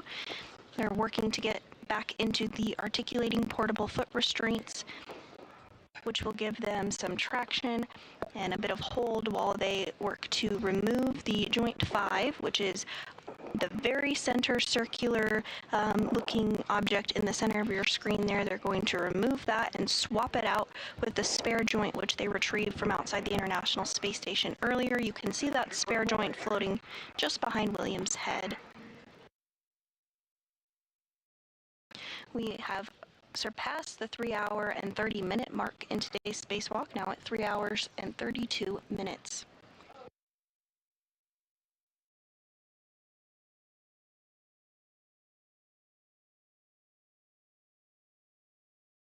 I'm in. Copy, Chris.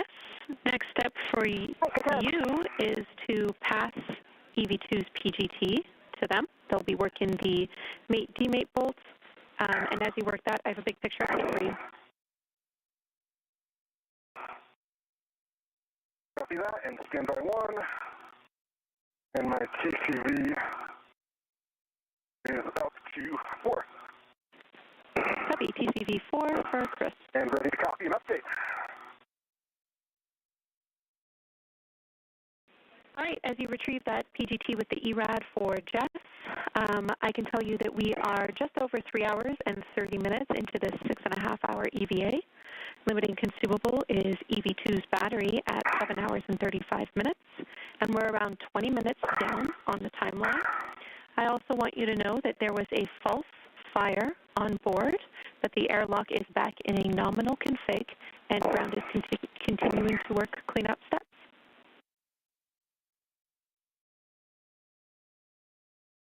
Copy all. Thanks for the update. Got it? Okay, copies. I got it. Oh, watch that. Okay. Yeah. So I wonder now if you should try to keep the guide on that side. Yeah. And we lock it out so that we... Oh, this is an adjustable, so I can pull it tight? No, I just meant, with my rep. Oh, lock it out? Yeah. Sure. I'll give you some slack and lock it out.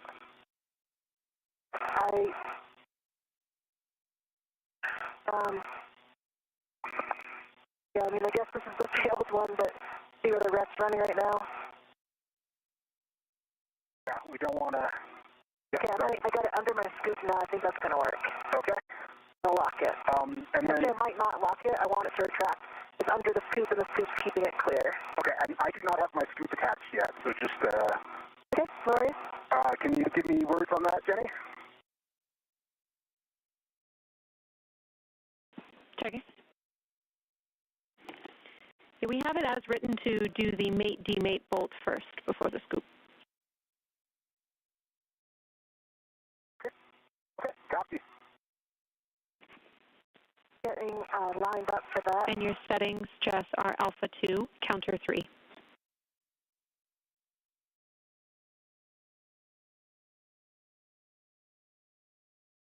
Alpha 2, Counter 3. Good words. Everything's timed out again.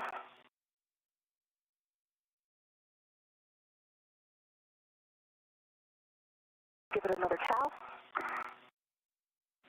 Houston copies. A pass.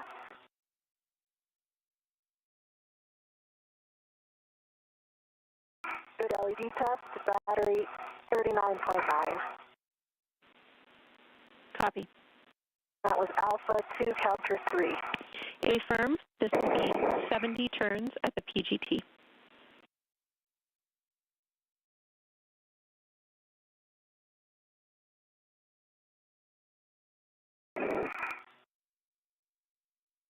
Seven zero.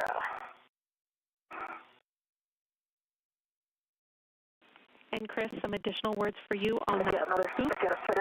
You will not be installing that on the failed joint. That actually will go on the spare joint microsquare. Right, thank you. No problem. Thank you. And as you can see here on your screen, we have entered into another night to pass. The International Space Station orbits the Earth every 90 minutes, so that means every 45 minutes the crew sees a sunset and a sunrise. At this time, the duo is back inside of their articulating portable foot restraints and are working to remove the failed joint from the Canadarm 2. They'll utilize the pistol grip tool, which has been used quite frequently during today's spacewalk in order to do so. Once that's removed, they will swap it out with the new joint that they retrieved from outside the International Space Station. That spare was already on board. You think that you could... I think I'm on it now. It looks good to us.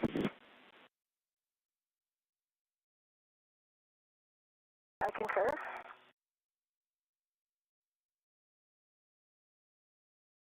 I'm going to start turns.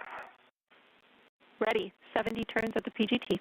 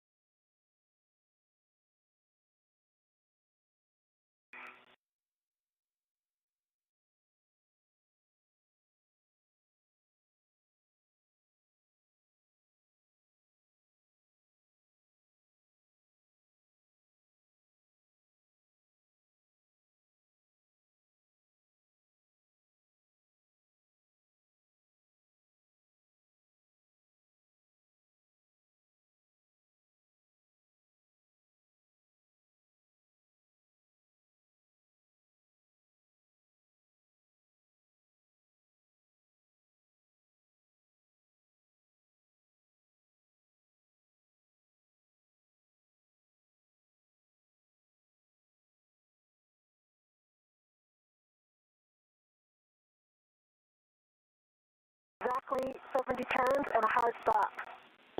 Copy. Hard stop. PGT count is 71, I count is 70. Turns. 71 on the display. And I see that the indicator is fully out.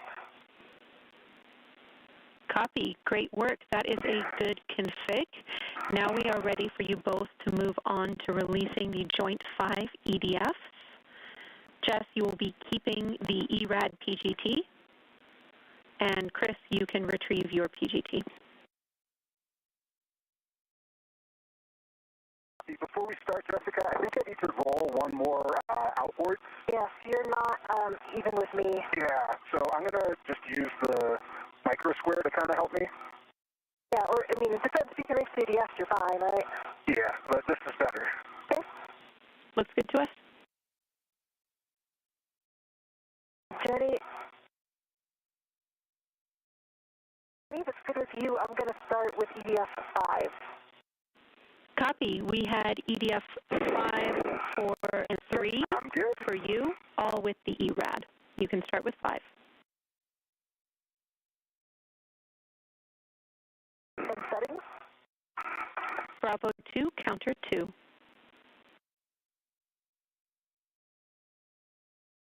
Bravo 2, counter 2.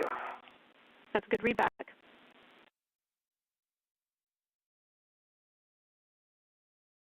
And Meir has successfully utilized the pistol grip tool to remove that bolt.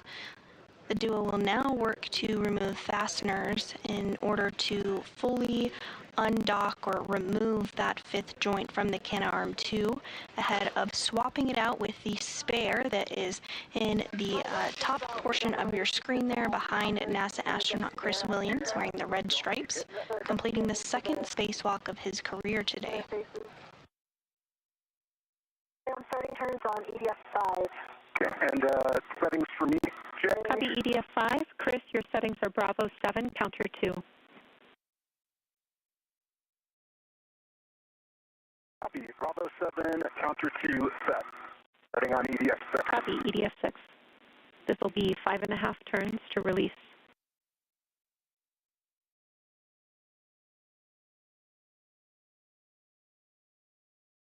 7 turns on the PTT for Jessica, and I have ED5 fully extracted. Copy. EDF5 fully released, 11 turns. You can move on to EDF3 or 4.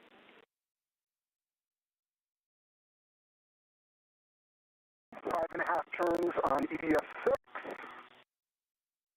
and it is fully released and extracted. Copy. Good. EDF6 fully released and extracted.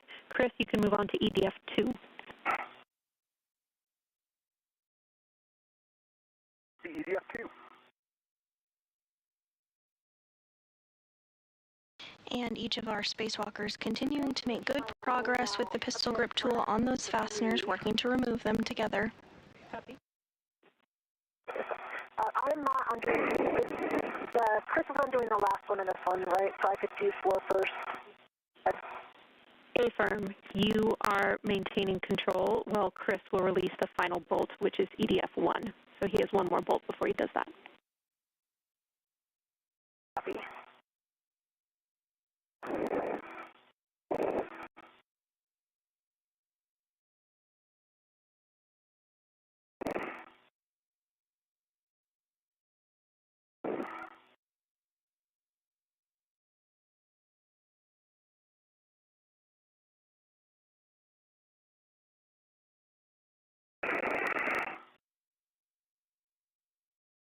And if you're just joining us this morning, welcome. Thank you so much for tuning in. We are 3 hours and 42 minutes into today's spacewalk outside the International Space Station. It's the 280th spacewalk in support of space station maintenance, assembly, and upgrades. The task today is for our spacewalking duo of NASA astronaut Chris Williams and Jessica Meir to swap out a faulty joint on the Canadarm2. As you can see here on your screen there, Williams on the top of your screen and Meir on the bottom, they're right prime and center on that failed joint and are working together to remove it by taking out a series of bolts and fasteners. Okay. Copy. Previously this morning, the duo removed and secured a spare joint that was already outside the International Space Station, which you can see in the top of your screen there, just behind Williams. That's being temporarily stowed there to allow the crew members access to remove the joint that's no longer working. Once that's complete, they'll swap it out with the new joint and reinstall the latching end effector, essentially the hands of the Canadarm2.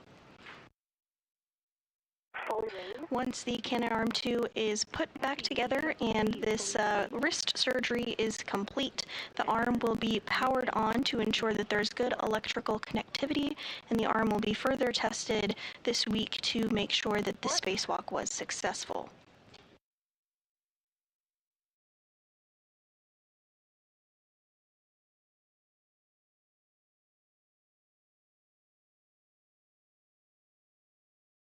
The Canadarm2 launched in 2001 on Space Shuttle Endeavour and was installed by Canadian astronaut Chris Hadfield and NASA astronaut Scott Parazynski.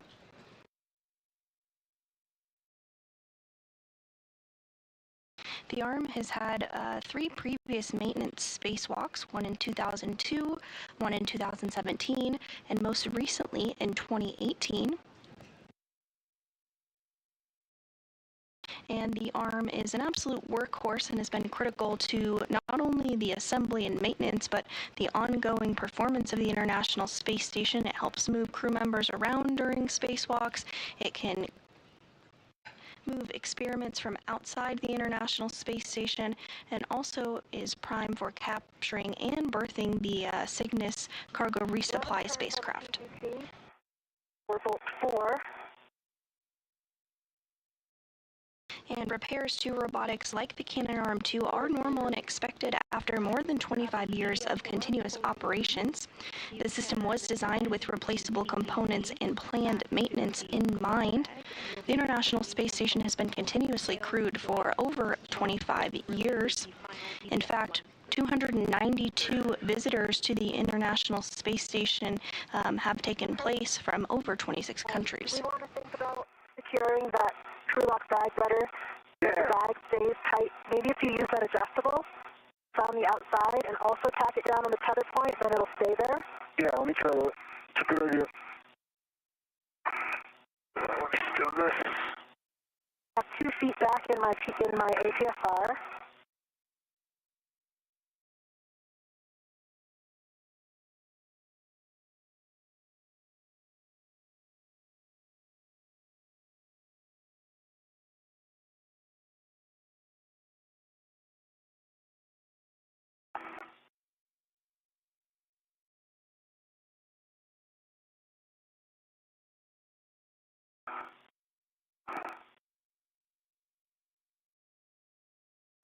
My scoop.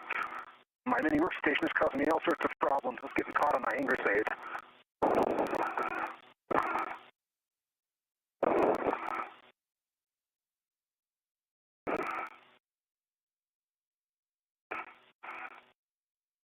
Is there any reason why would I be able to put my BRT on the scoop before he releases that bolt? Or do you worry about side loading?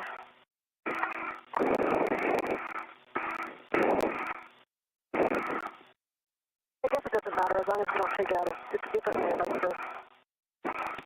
Yeah, Jess, we didn't have it written that way, but if it reaches and doesn't interfere with your access to the bolt, it should be fine.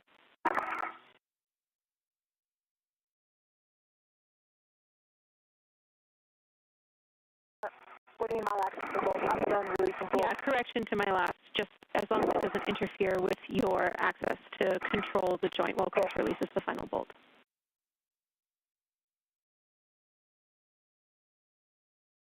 I'm in a good position. I'm not going to quite get on yet, but it'll be ready to clamp down as soon as we're ready to come out.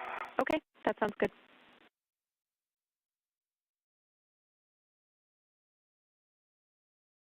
I don't think I can get another hook on that, Jessica, unfortunately. Kind of clobbered. Okay. What I can do is just put the hook around. Nah, I don't think that'll do anything. Yeah, I'm just wondering if there's any way we can keep the crew lock bag over there so that we just... Right now, we pull the PGT and the whole bag moves over and... Yeah.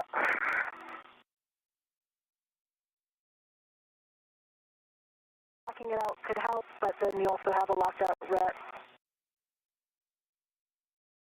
Yeah, I don't think we should lock out the PGT. What if you put a... Yeah, I can just... Well, can you put the other end of that adjustable on you?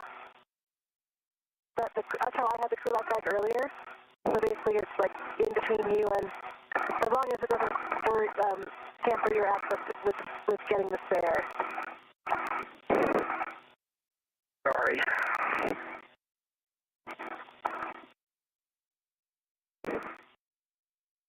Sorry, I accidentally rolled.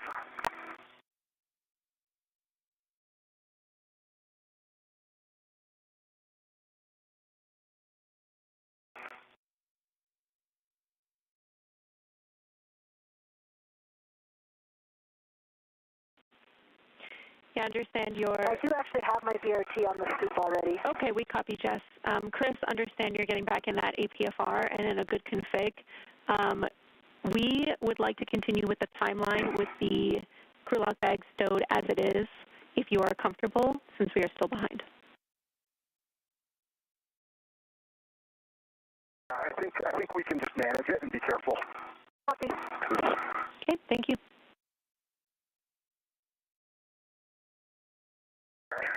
Can you see my left foot? Unfortunately, I can't. Okay. I think I'm going to get this block. Definitely like 2 clicks vertical, but as long long as you're in a good position, and you're closer to the spare right now, so that might help you. Right? Is this your position for reaching the spare, or are you moving again? No, I think this will be good. I think I might need to move again to reach the spare to get it, because it's so far aft now. And that's what we have written for you both. We have you releasing the final bolt, Chris, and then assisting Jess as required to stow it on her BRT, and then you roll to Bravo to access the spare joint after. So I agree. We are ready for that final bolt. Reminder, your settings are Bravo 7, counter 2. Okay, I'm Bravo 7, counter 2. Okay, on Jess's go to maintain control, you can start turns 5.5.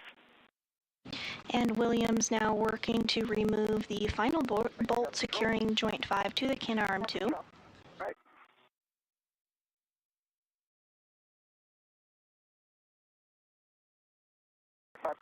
turns. Feels loose. And my wobble seems to be stuck on the EDF head. Yeah, mine got a little bit stuck too. You can just kind of rock it back and forth a little. The wobble kind of made it a little painful, but also obstructed the EDF. Nice work, and we see that EDF is pulled out. You're stowing your PGT, Chris. You can verify all the EDFs are retracted and then release it from soft dock. This will end up on EV2's BRT. Jess, we suggest you lean back in the APFR for good clearance and around 30 seconds to a short handover.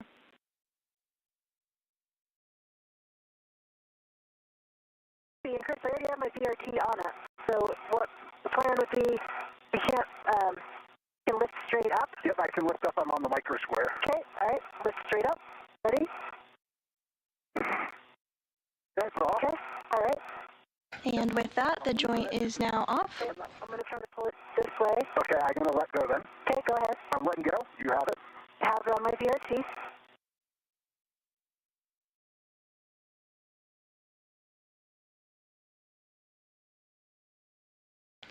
And we are in a short handover period between our satellites here, but here in Mission Control Houston, the team continuing to follow along and monitor the spacewalk today. Today's ground IV is Canadian Space Agency astronaut Jenny Gibbons. The team inside Mission Control Houston is being led by Flight Director Fiona Antkowiak during this Orbit 2 shift.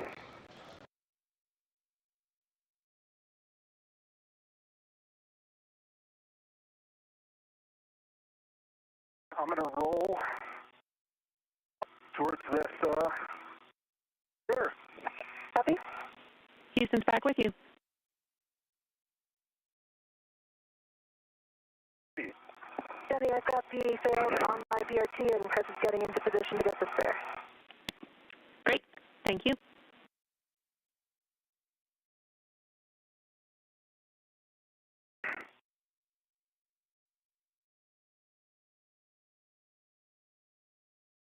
Feels not quite coming out. I think it might be because you're a little bigger. Yeah.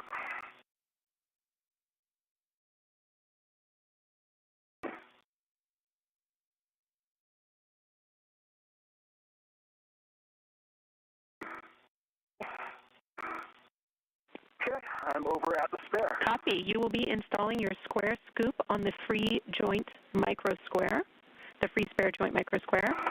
The handle will be facing away from the mate-demate bolt. Okay, I'm going to have to reorient things here.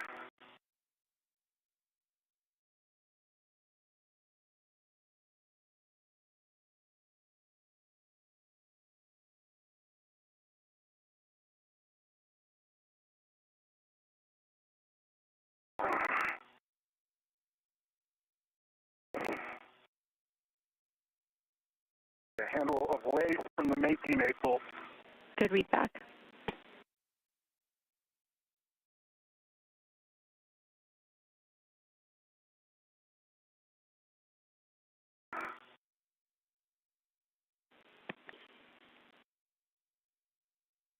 That doesn't work because of the bayonet. Yeah, you're going to have to come.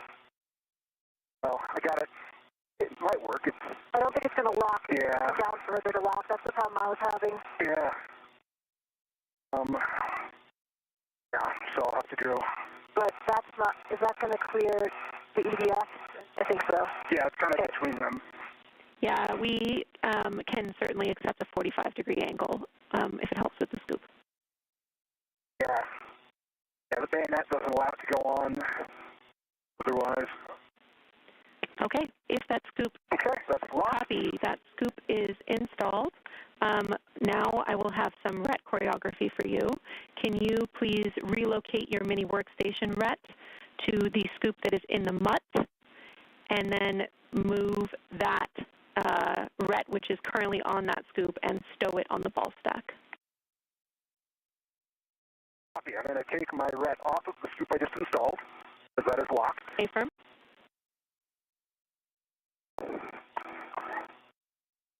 And that, pay attention that you're on the barber pole side right now, which is on your side. So that's the scoop that's going to be on your side. Affirm.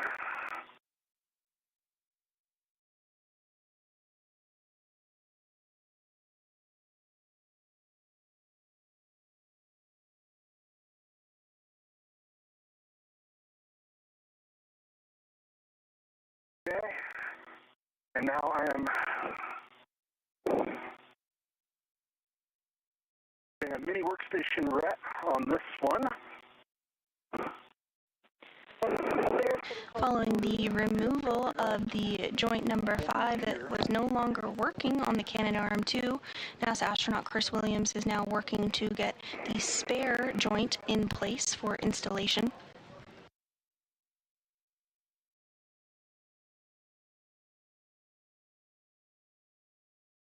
I'm readied to the spare.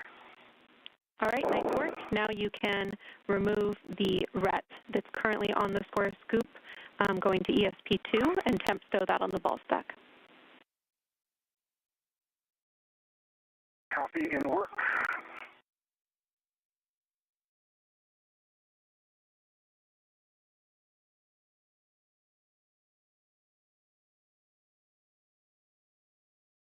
NASA astronaut Chris Williams, who you see on your screen there, working to configure tethers and get things squared away ahead of the installation of joint number 5 on the Canadarm2. Actions in maneuvering this spare joint are actually for you to do an inspection on the SSRMS boom side. If you can get good visuals now, that would help us. Okay, I can, and I can even take pictures if you want. I have a really good view right now. I can see that everything has a great inspection. Everything looks pristine. All the connectors, I don't see any fog. Great news, and no pictures required. Copy. I got that RET back on the ball stack, and I am ready to the scoop on. I think we have something reversed here. So I'm ready to the scoop that's currently, I think I'm ready to the scoop that's on the barber pole side. Oh yeah, no, this is good. Sorry, yep, this is That right. should be correct. The point of the RET swap was to set us up for that, for the proper install, but thanks for the check. We want to make sure it's right. And this view from NASA astronaut Jessica Meir's helmet cam looking directly at NASA astronaut Chris Williams. He's wearing that spacesuit with the red stripes across from her. You can see he has that spare joint just to his side and is going to get that maneuvered over to directly in front of what Jessica's looking at, where they just removed that joint 5 from. They'll then work to reinstall the joint. Your left hand is on the back side, which is going here where my left hand is. Yeah. So you're redded on the wrong side. Yeah, this had me RET to the wrong side, I think. So, yeah. Okay, so let's figure this out. Let me just see if I can rotate this around. Loosen this up. And you can see the black marking on your side now, correct? Yeah, I can see it on this end of it, yep. And that just makes sense from a topology endpoint. I need to put another RET on here. Well, you can just take off the one you put on. You can reach it. But I gotta keep it redded. Or I guess it's locked in the mud.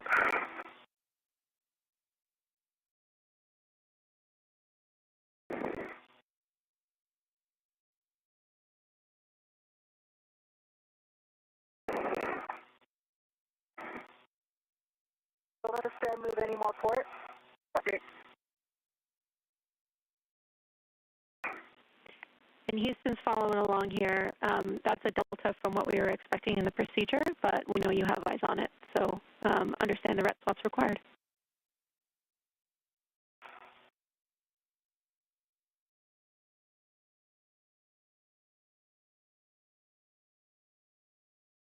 Come forward a little. Sorry, I'm trying to avoid all of the bad parts.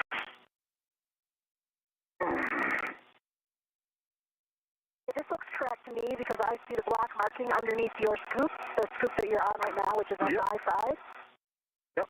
It's facing opposite than the one that I took off, but I think that that's fine. I'll be able to grab it. Okay. Okay, so I think my next actions are to... Are you going to roll more first? A little bit out, yep, and I got to roll out more. Yeah, the way this is... let me get this aligned towards me. The way this is written is to have you take control of the spare and, if possible, transfer it to Jess and then roll your APFR. If you can roll it right now, I think it will help because it's going to be a far reach to get to me. Yeah, I agree. Houston copies. See what I can do.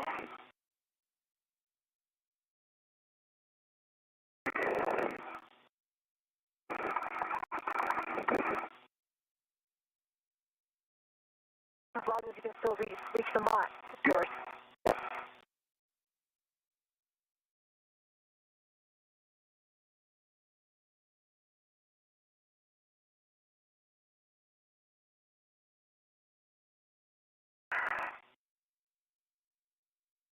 Yeah, it's like a little bit of roll.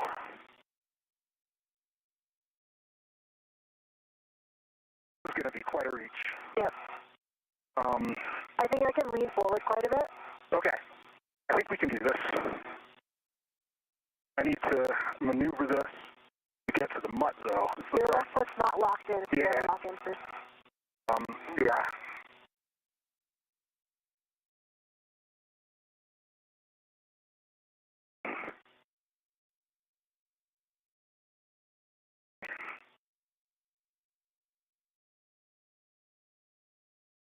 Okay, let's see how we can maneuver this.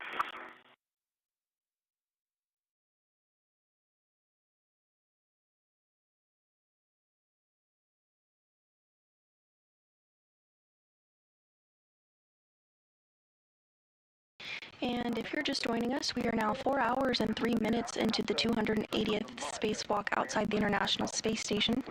The goal of today's spacewalk was to swap out the joint number 5 on the Canadarm2, which is no longer working as expected. That joint has been removed and the spare has been retrieved, which you see in the hands of NASA astronaut Chris Williams there wearing the spacesuit with the red stripes. Alongside NASA astronaut Jessica Meir, their next steps are going to be to work to get that replacement joint installed on the Canadarm2. Stand by right there. I have a good inspection of the mater side, and I have a good inspection. Both sides are passing inspection. Both sides all clear. Great inspection, both sides of the spare. Thank you. Unfortunately, the scoop is pointing the wrong way. Okay, I got it. You got it? I have control. You have control. I'm letting go. I've got control. Yep, I'm letting go. All right, I'm actually going to just start moving towards soft dock because I'm very well aligned. Yep, please go for it. Go slow. I'm ready to do it.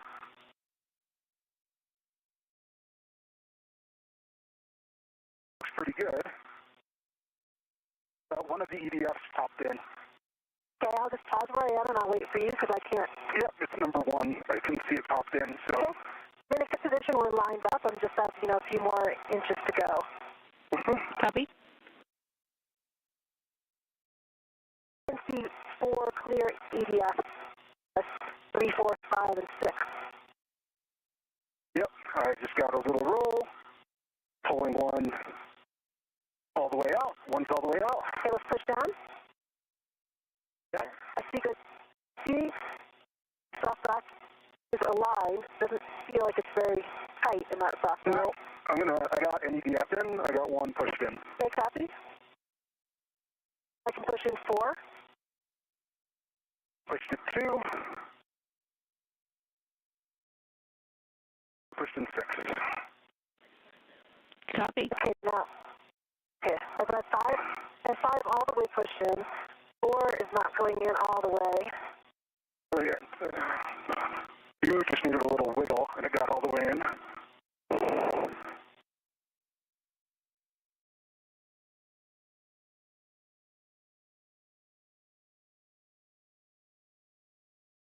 See a small gap still between the 2 washers. Copy. But, okay, I think it's fully in now. All right, 5, 4, and 3 are in.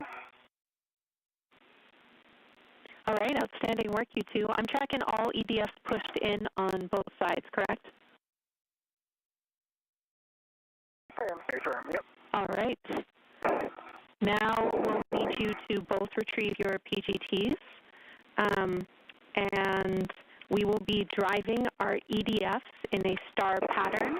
The first bolt I have listed is for Jess with the ERAD PGT, and that's EDF 4.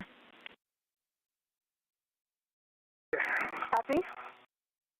Need Chris's help to get Stand by. It's been a little stubborn with this ATFR. And as you can see on your screen there, the joint has been soft docked to the Canadarm 2. Williams and Meir are now going to work together using their pistol grip tool to secure the joint on the arm.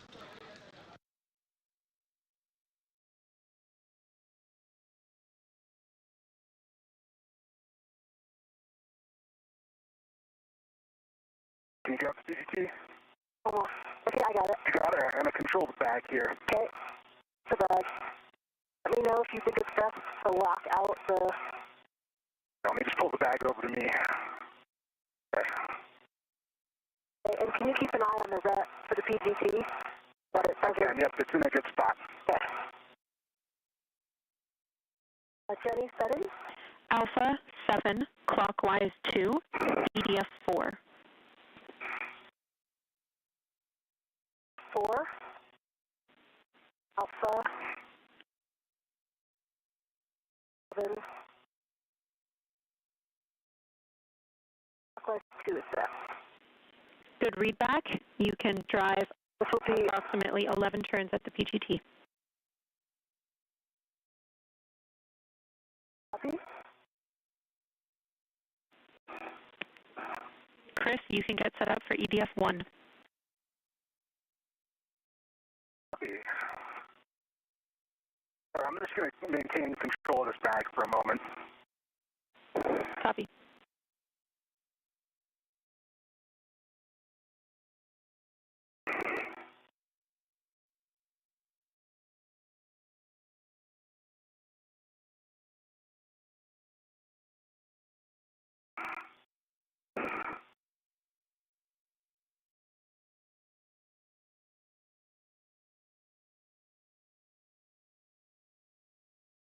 At exactly 11 turns, I have good green lights, and my torque is 9.2. 4. Copy. That was EDF 4. Good light, 11 turns, and a torque of 9.2. Next bolt is Chris's bolt, EDF 1. Let me know when you're ready for settings. Yeah, I got to let go of this bag, Jeff. I'm going to do this, or I can try to see if I can just tether it to me. Yeah, that's what I would suggest, using that outside. Yeah, I'll use the integral, and I'll just... There's a large, small adjustable. The large, small adjustable, yeah. And there's an integral. Yeah. Okay, I've got my PGT. I've got for settings. Bravo 2, clockwise 2. Bravo 2, clockwise 2, and we're going for EDF number 1. A-firm, expect 5.5 turns. Jess, you can get set for EDF 5, but do not start. All right, starting turns.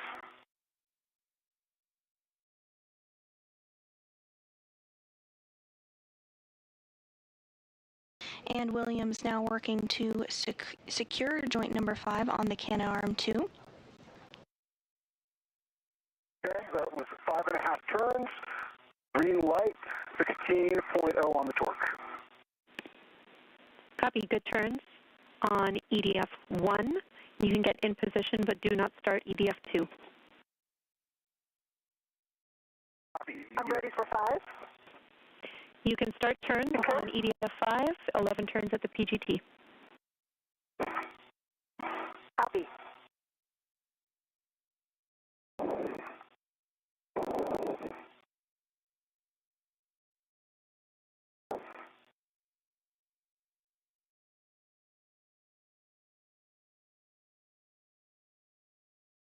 Torqued out after 8 turns on the PGT. I have a good green light, and I have 9.0.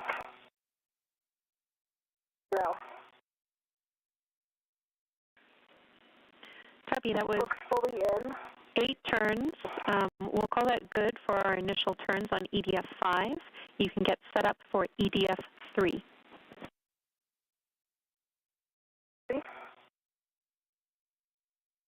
I'm set up on EDF 2.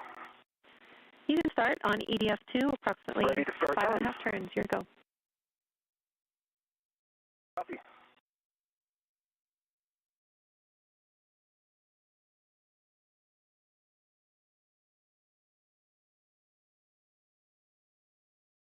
That was only 3.5 turns, and I got a. Oh, I think it popped out of position.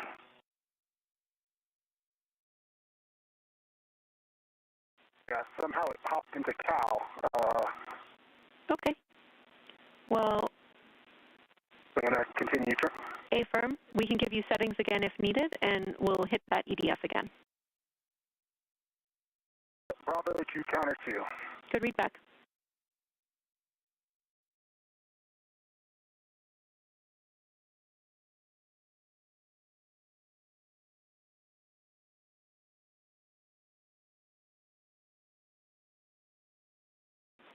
And Chris, can we clarify that you have clockwise too? Sorry, clockwise 2, yes. Okay, and I got an additional 1.5 turns, 16 on the torque and a green light on number 2. All right, we will call that good for now on EDF 2. Nice work. Jess, we are ready for EDF 3. Starting 3.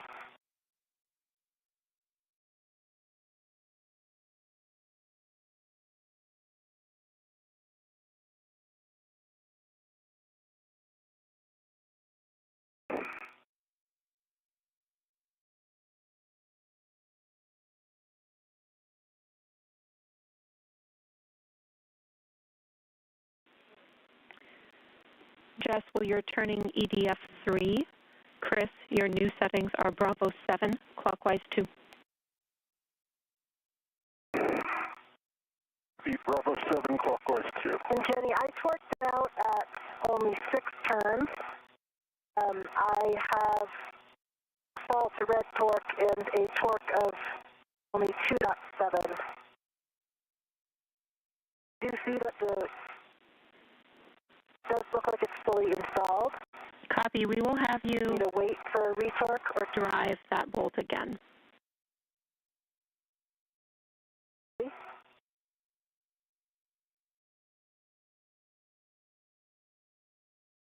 We're continuing to get some views of NASA astronaut Chris Williams in that spacesuit on your screen with the red stripes signifying that he is EV1 for this spacewalk. He's utilizing the pistol grip tool, which has been used pretty frequently during today's spacewalk to demate bolts, and now the duo is working to complete that process in the reverse. Now they are reinstalling bolts since the joint number 5 has been reattached to the International Space Station. This was a spare that was already on board the space station. All right. 9.1. Green light. Thank you, Jess. We are happy with that EDF. That's a good torque. It sounds like Chris needs the ERAD for his next bolt, which is EDF 6. We will have you pass him your PGT, and we'll have new settings. Have the PGT? He has a PGT. Bravo 1, clockwise 2. And here on your screen, we have a really great visual comparison of the two pistol grip tools being utilized today.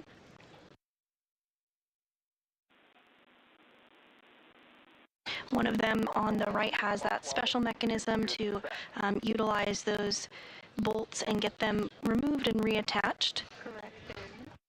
Chris, we would actually like this to be Bravo 2, clockwise 2.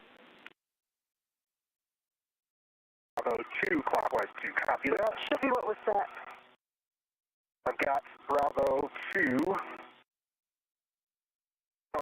It was an Alpha, I think. Oh, that was my initial was Alpha. Sorry, Okay. Alpha 7. Let's see. Yeah. Chris, as a reminder for EDF 6, we can do the 5.5 turns and then stay on the bolt and re-trigger until we get less than a quarter turn. Yeah, let me see if I can... I also think, Chris, if you rolled more, you could easily get it, because you're much more vertical than I am. Yeah, I think I just need to roll. Yeah, it's just hard because I don't really have anything to roll on. Here, I'm going to pass you back this ERAD. Got it. And this view from NASA astronaut Jessica Meir's helmet cam of Chris Williams as he works to secure that final bolt. We're getting a view of Earth behind as the International Space Station flies over the Pacific Ocean. It goes without saying here, Minimally, I think. you guys are doing a great job, so get in the body position you think you need. And we also have a pretty great view of the International Space Station solar arrays. You see two sets of rays, one kind of stacked on top of another. That shorter array is the International Space Station rollout solar array, and is the newer, more upgraded solar arrays to provide additional power to the International Space Station, despite being smaller in size. All right, Chris, if you're using your I've got my PGT, wobble out. then your settings are Bravo 7, clockwise 2. I've got Bravo 7 set. Copy. You can drive EDF 6, 5.5 turns, and then re-trigger until you get less than a quarter turn. 5.5 and then re-triggering. And back to utilizing the pistol grip tool to get that final bolt driven onto the spare joint on the Canadarm2, that 5th joint that had a malfunction on May 27th. Okay, that was not 5.5 turns. That was like 4 turns, and I got low torque. Headlight. Copy. We will have you drive EDF 6 re-trigger. again.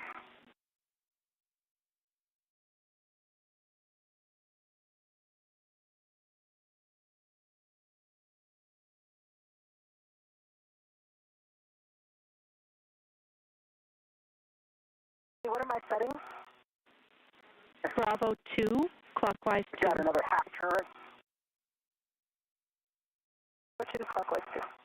Yep, I got another half turn, 25.4, green light.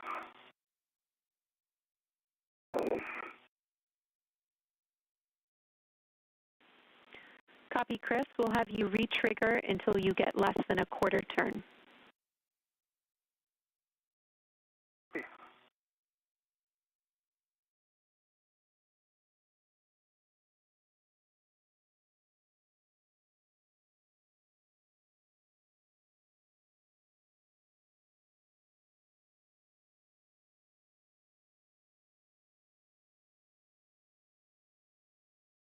And we are now approaching the 4-hour, 20-minute mark of today's spacewalk, the 280th in support of space station maintenance, assembly, and upgrades, the 3rd of 2026, and the 3rd of Expedition 74. NASA astronaut Chris Williams is completing his second spacewalk today. You see him there continuing to utilize that pistol grip tool to install the spare joint on the Canadarm2. NASA astronaut Jessica Meir is completing her 5th spacewalk of her career today.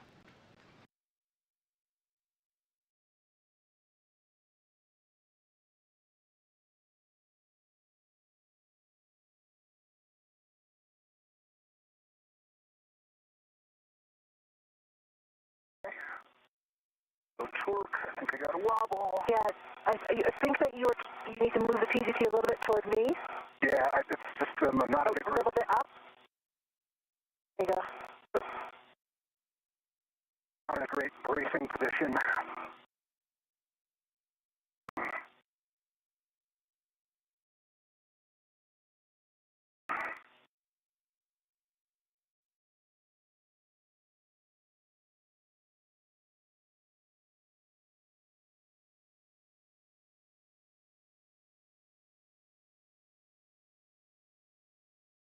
There we go. Green light, 25.4, less than a quarter turn. Great work. Jess, you can drive EDF 4. We'll expect this to be under half a turn, or retrigger till you get under half a turn. Okay. Looks like my PGT's turned off again too. Copy. Chris, you can get positioned for EDF 1. EDF 1. I've got a good cal. The LED test battery 39.5. Copy. That was clockwise 2. Bravo 2, clockwise 2.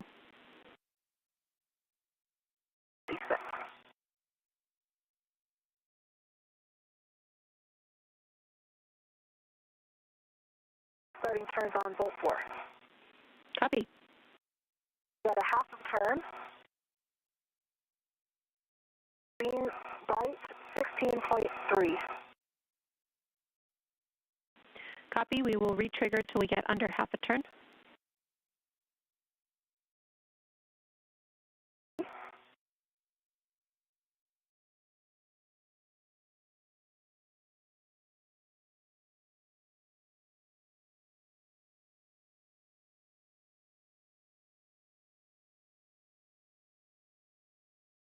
An eighth of a turn. Green light 16.6. Copy. That's a good bolt. Chris? Let's say less than the eighth, actually. Chris, you can drive EDF 1. Yep, I'm ready to Retrigger until you get under a quarter turn. Jess, position. EDF 1, Bravo 7 counter 2. Copy. Jess, position for EDF 5.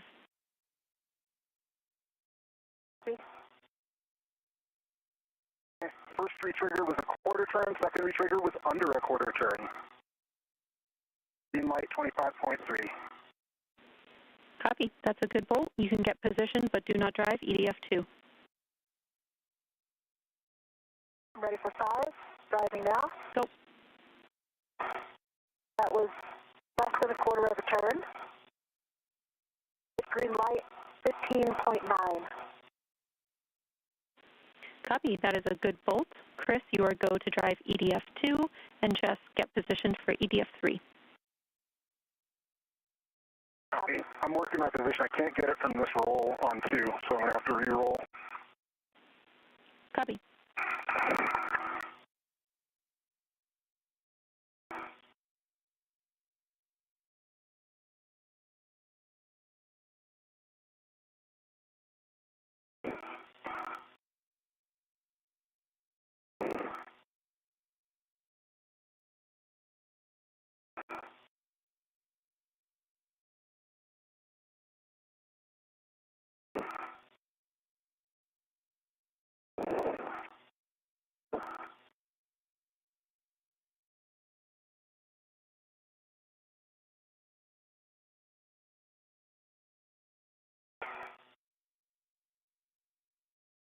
Position on 3, but you want me to wait for him to do his first. Stand by. This bag is getting in a not great spot. Affirm, Jess.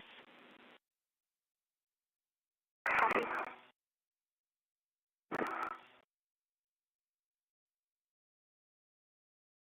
in the pool, the bag was so nice on the aft side, huh? Or the forward side is ours. Yeah.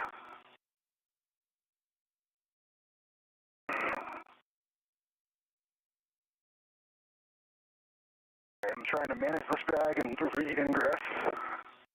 Okay, I'm back in. Just try to tuck the bag behind the scoop. See if that will kind of temp hold it back there.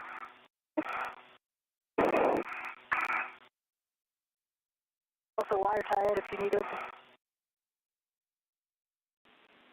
And we copy. That looks really good, Chris. All right, I got Bravo 7, clockwise 2. And in position. Copy. Drive EDF 2, and then retrigger until you get under a quarter turn. Yeah, getting rid of the wobble. Okay,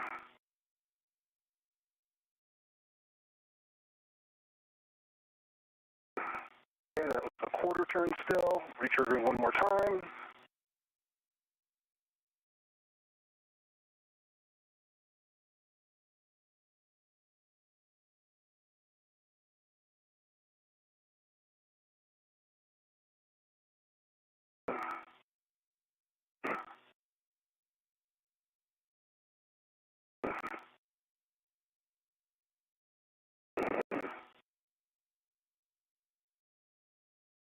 Okay, I got a collar error. Stand by. Just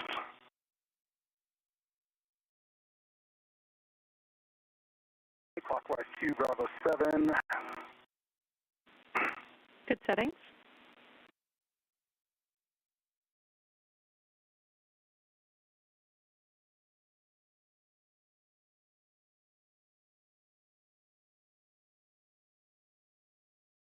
That was less than quarter turn, green light, 25.5.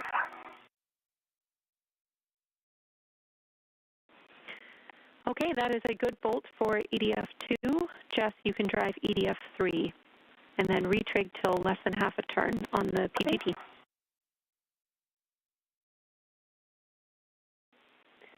Chris, you can stow your PGP and verify that the EDF lanyards cannot be extracted.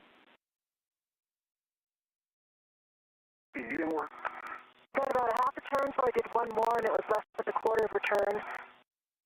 I did get a false red torque. All right, we'll hit that bolt again, Jess.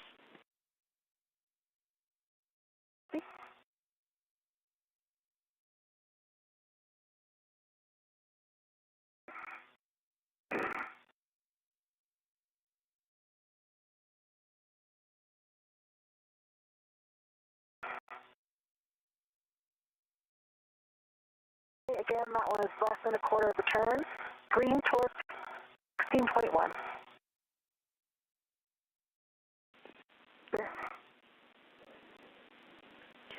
Copy. That is a good EDF, Jess. We will have you do the same. Check the pull lanyards and make sure that your EDF cannot be extracted. I got 3 good pull checks. Cannot be extracted on 6, 2, and 1. Okay, and I can verify the same for 3, 4, and 5. Nice work, you two. Jess, get in position for the joint 5 mate demate bolt. I have new settings for you, and Chris, remove the square scoop and stow it on your mini workstation.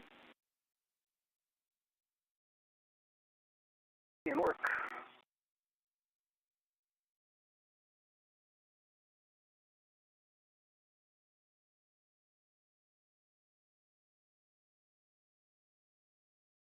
Give me those 2 settings first before I get into position. Alpha 2, clockwise 3.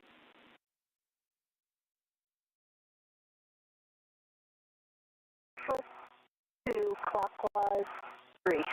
Good read back.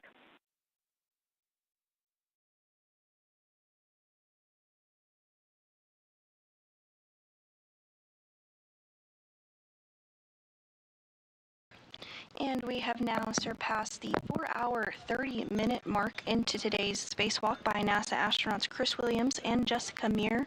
So you can tell from this view on your screen, they're continuing to work to install that spare wrist joint on the Canadarm2. Copy. Expect 70 turns at the PGT. Today's spacewalk is the 280th in support of space station maintenance, assembly, and upgrades, and is the second for Williams and the fifth for Meir.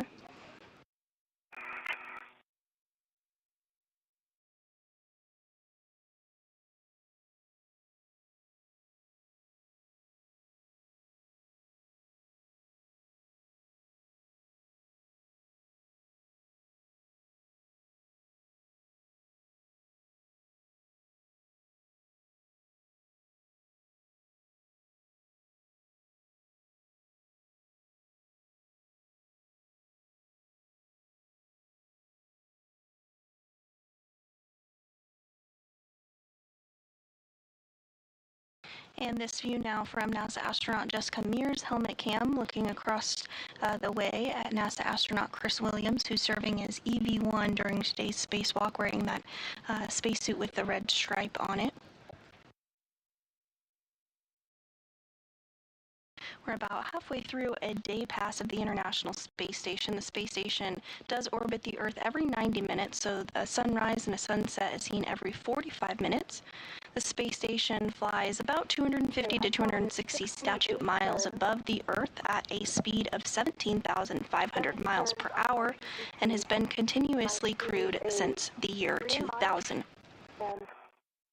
In that time, 292 visitors have spent time on the International Space Station, living, working, and contributing to key science that is a stepping stone for NASA's Artemis program as we return to the Moon and on to Mars. All right, excellent work, Jess. You can tend your PGT back to the bag, and then you'll be removing your square scoop from the spare joint and stowing it on your mini workstation. Copy.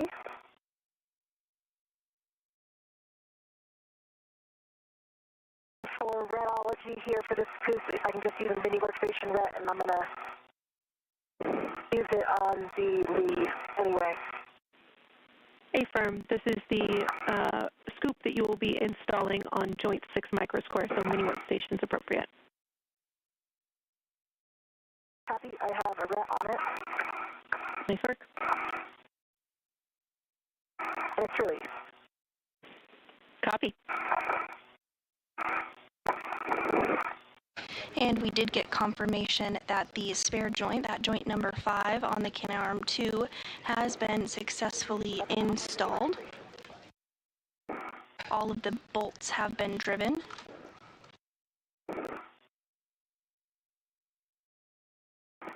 Chris, we'll think about how we're going to pass this failed. Given my body position right now, passing behind would actually be easier. Okay. But I don't know if you would need to do that. Yeah, I think I would definitely need to roll to do that.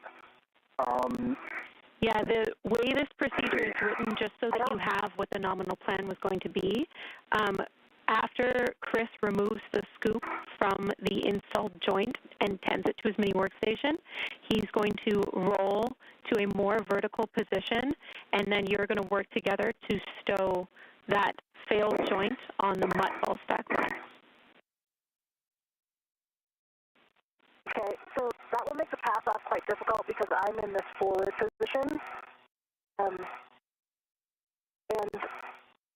I probably don't want to take a foot out to try to get more distance when I have the nails on me. Copy. Do you agree with that? Short handover.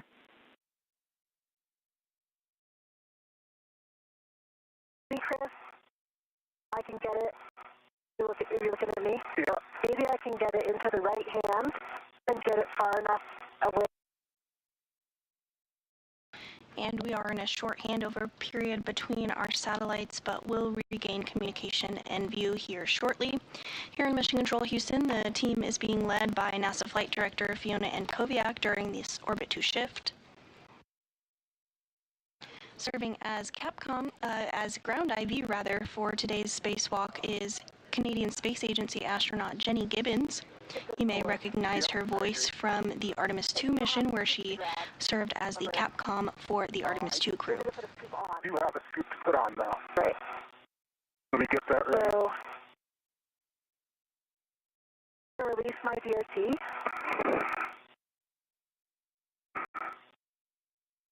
Okay. Out of my BRT.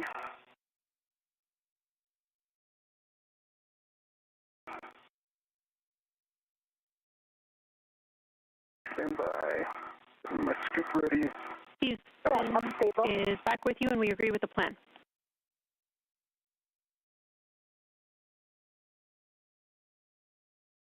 Just let me know what direction to move it toward you. Okay, let me just get this knotted.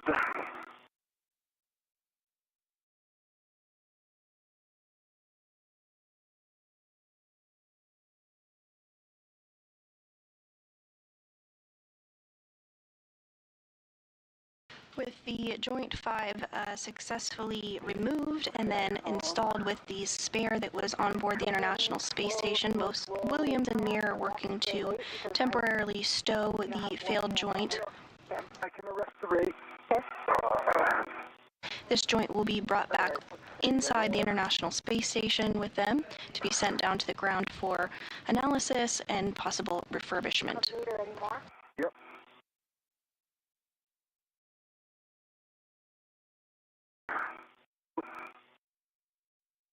I'm getting the scoop on. I'm just going to get it on as best I can, I think. Yep. I'm in capture.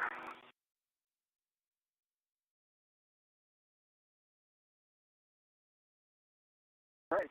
Scoop is on and locked. Okay. I got control with the scoop.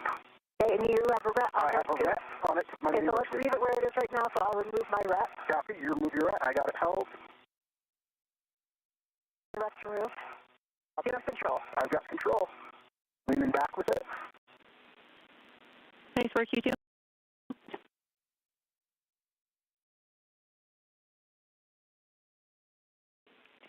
Chris, we will have you stow the failed joint in the mutt ball stack mutt. We suggest that you stow the unretted scoop in the jaws. Okay. Yep.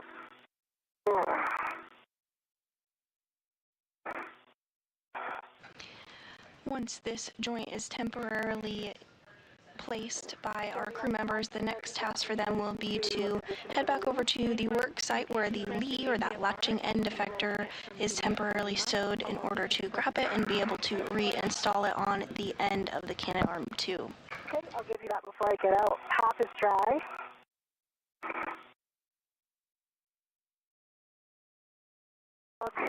Unchanged. Yeah, I'm having a tough reach here. I thought I had it in, but the jaws closed.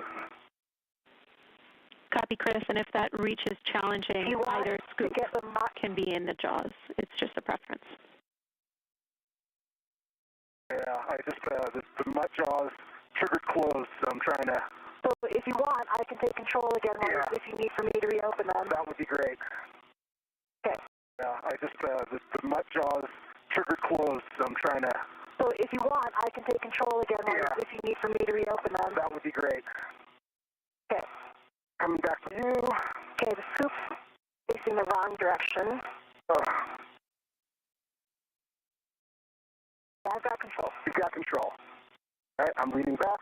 I've got control. Just remember it's ready to use. Yeah. So.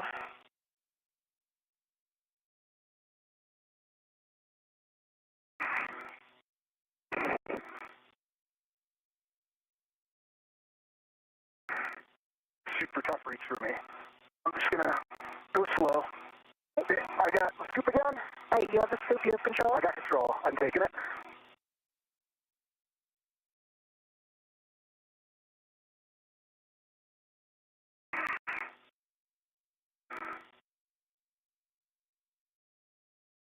Got any more port? Yep. Well, like a foot to go, and I'm like, oh.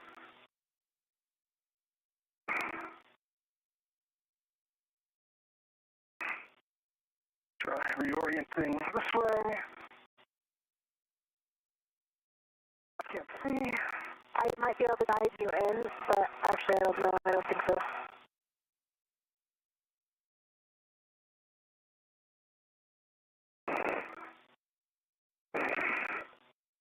How many more ports?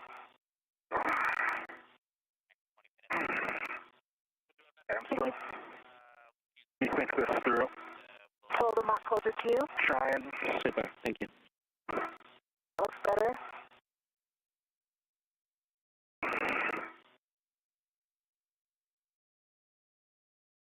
You got it. Oh no, not quite. That's what happened before.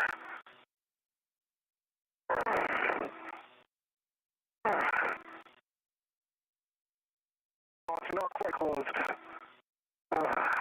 Change the angle a little bit to get them to close. Oh, come on. I can't do it from this HFR position, I don't think.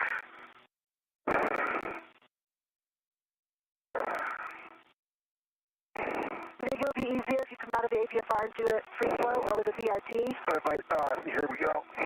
Got it?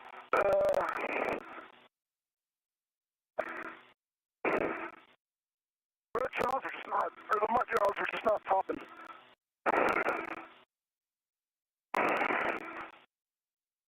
It's like in the jaws, they're just not closed. And I can't reach around it.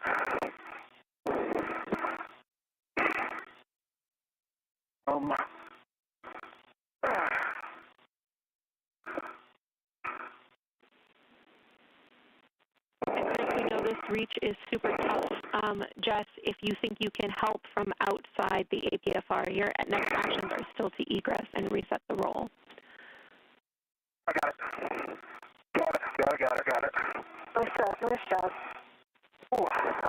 Wow, great job, Chris. We know that was really hard. All right, and we're locked. All right, gold medal of the day. We copy. We now need to do a ret swap, Chris. So you'll be attaching the temp stowed ret that's on the ball stack to the joint tether point, and then you'll be taking the free scoop with you on your mini workstation to install on the Lee cluster. Okay, so I'm going to take the scoop that is not in the mutt off right now. No, I got to do the other order first. Copy. That's just fine. Okay.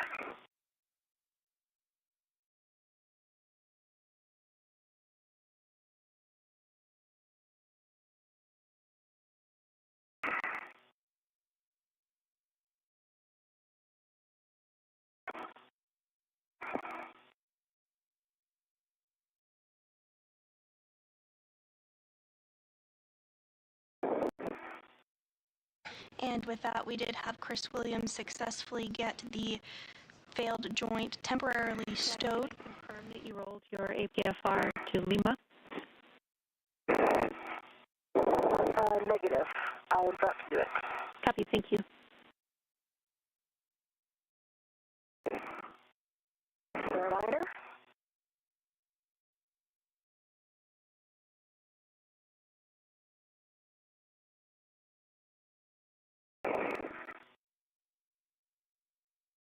And I'm in Lima. Copy. That's a good APFR config.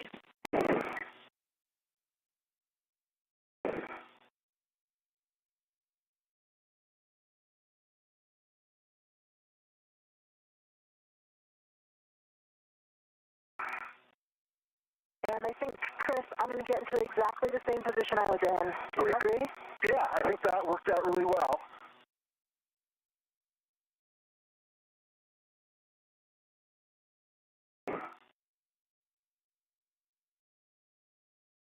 Jenny, I have to put this scoop on joint 6 first, correct? And what's the orientation again? The orientation is the handle pointing forward, and you will leave your mini workstation ret attached so that you are the first tether to the Lee cluster when we remove it. Okay, ret from the mutt is attached to failed. I have to egress to go do that.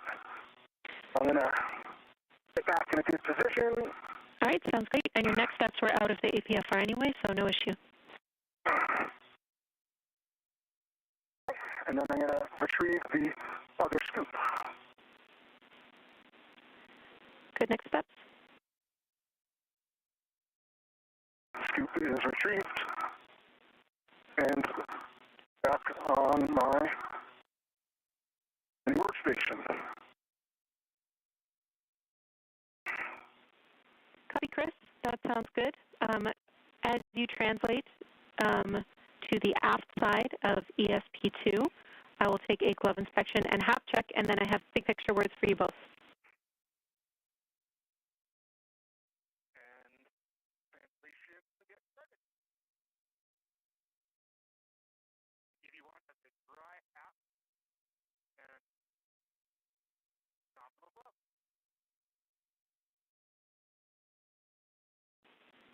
Copy. Good checks for you, Chris, for HAP and gloves. You guys ready for an update? Ready. All right. First of all, nice work. You guys really smashed that. We are just over 4 hours and 45 minutes into this EVA. We have 2 hours of content remaining to reinstall the Lee cluster. We have talked down here, and we will extend the EVA time for this category of task to 7 hours. We want to get your concurrence with that, with the remaining tasks before we continue. Otherwise, I can tell you that you are 35 minutes down on the timeline, and limiting consumable is EV2 battery, 7 hours, 30 minutes. Copy all. And Jessica, I'm okay with extending. How are you feeling? All right. I am in lock on this one that they announced it and it has the singular structure. It seems to be moving a little bit more like a sort of play in it than the other. And with the failed joint successfully removed off of the Canadarm2, our spacewalking duo of NASA astronauts Chris Williams and Jessica Meir are now going to work to reinstall the latching end effector onto that joint of the International Space Station. The removed joint, which is temporarily stowed, is going to be brought back inside the International Space Station and eventually sent to the ground for further analysis and possible refurbishment. All right, sounds good. And Chris, one more item for you. We think your HECA was inadvertently bumped off. Could we get a check that you push the button back on, please? I'm a little bit tangled on that. Hey, firm? That is whenever able. Thank you, Chris.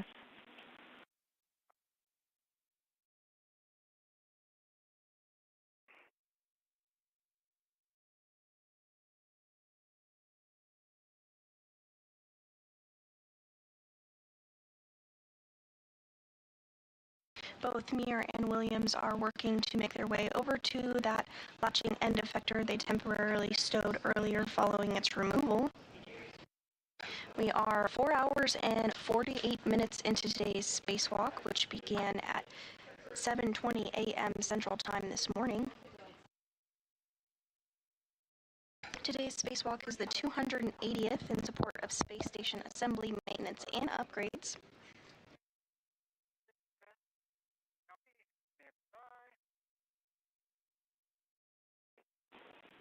Houston copies, Jess.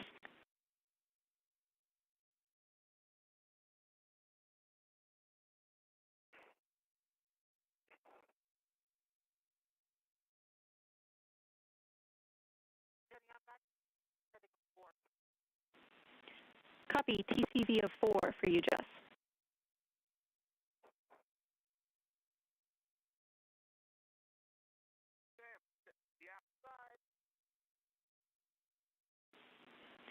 Nice work, Chris.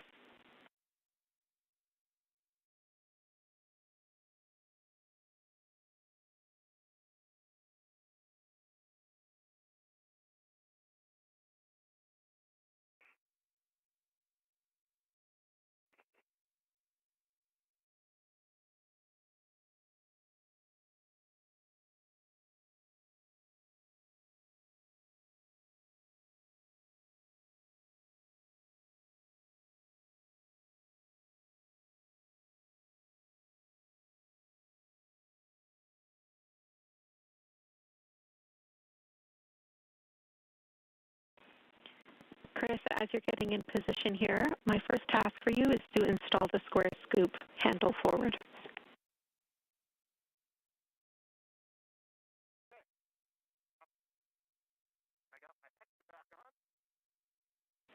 Copy, thank you.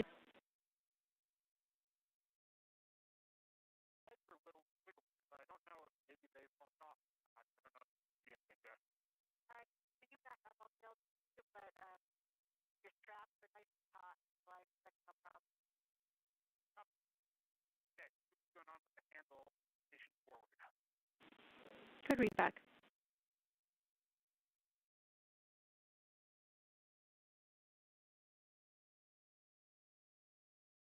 I'm going to get my gear down first. Copy.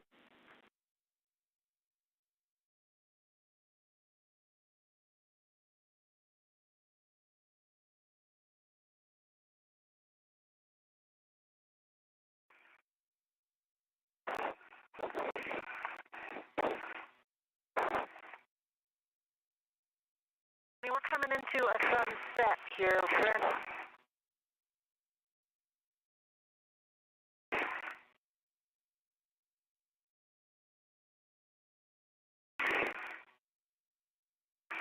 Sunset is a firm. I just wanted to get a read on how long it was, just so I can figure out the right visor settings before we have. Yeah, of course. We're tracking about maybe 13 or 14 minutes till sunset. Okay, and then it'll last for around 30 minutes. Okay, copy.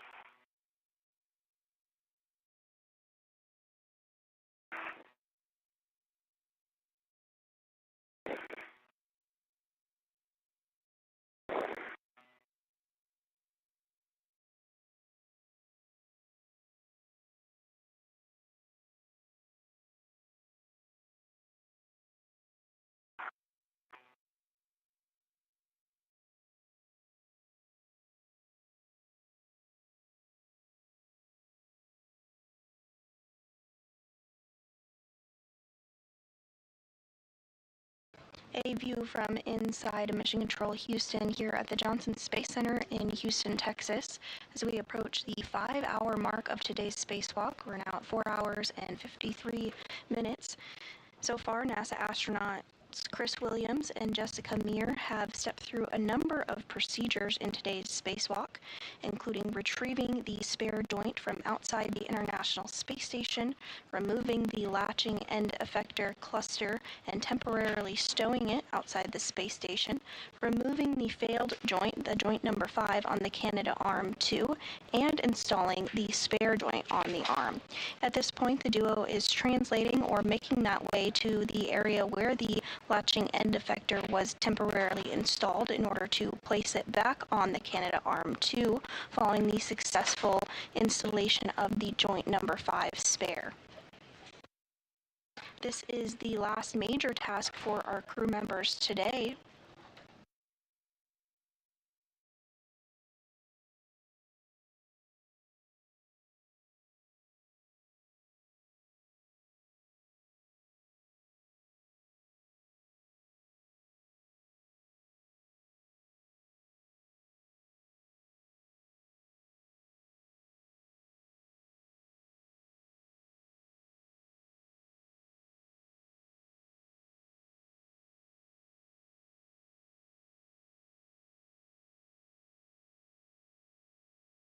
The International Space Station has been continuously crewed for over 25 years.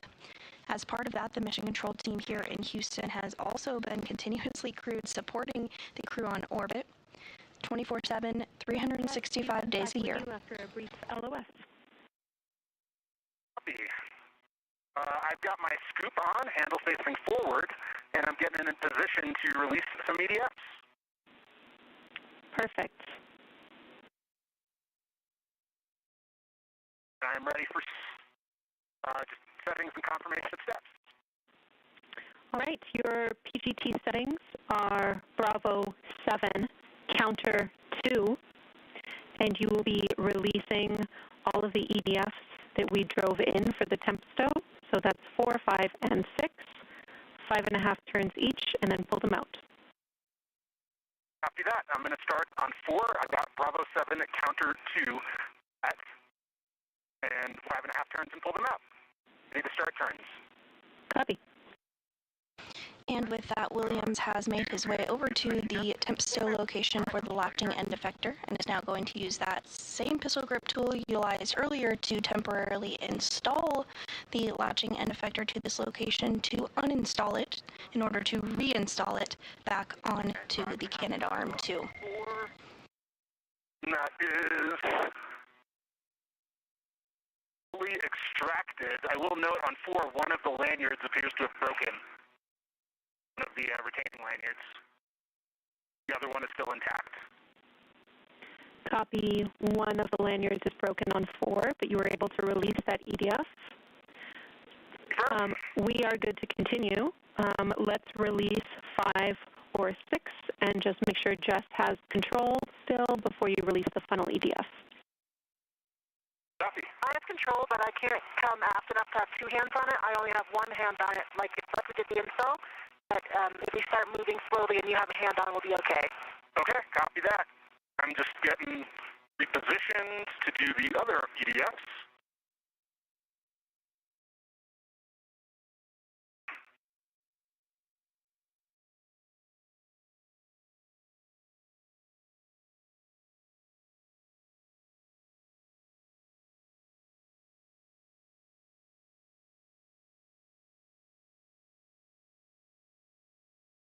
Doing 6 next. Copy. 6 next. Bravo 7 counter 2 is set. Good settings.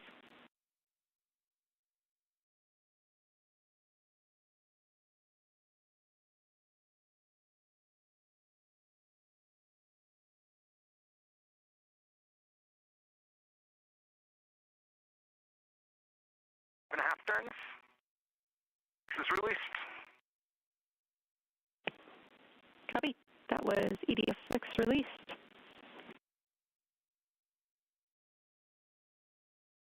And 6 is pulled. Copy. EDF 6 pulled out. You are go for the last EDF when Jess is ready. Copy. I'm ready. Gonna reposition my BRT here. That I can control somewhat when we pull this out.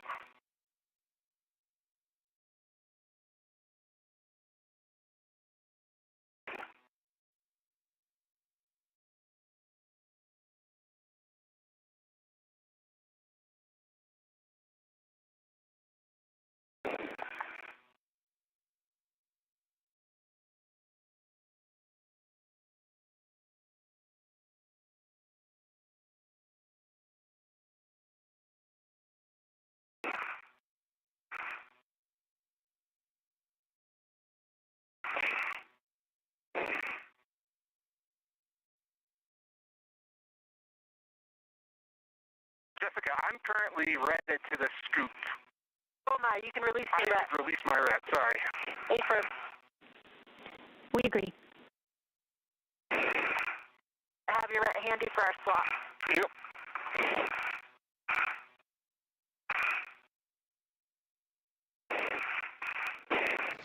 We are now nearing the 5-hour mark into today's spacewalk to swap out a failed joint on the Canada Arm 2.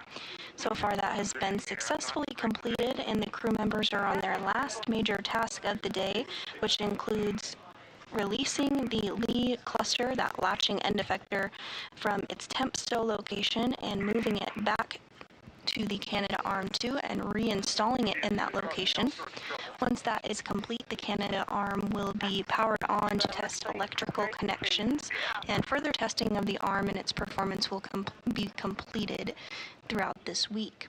Additionally, the failed joint, that joint number 5, will be brought back inside the International Space Station alongside Williams and Meir today to be sent to the ground for further analysis and understanding of the issue and possible refurbishment. Let me try this body position.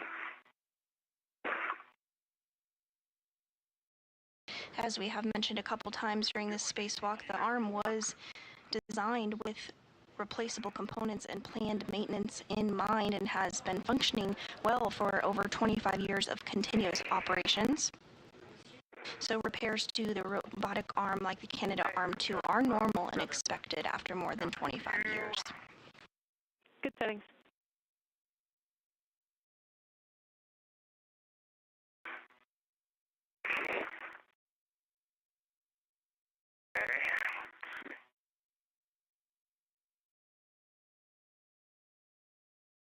Now I can't get wobble socket. It's too long.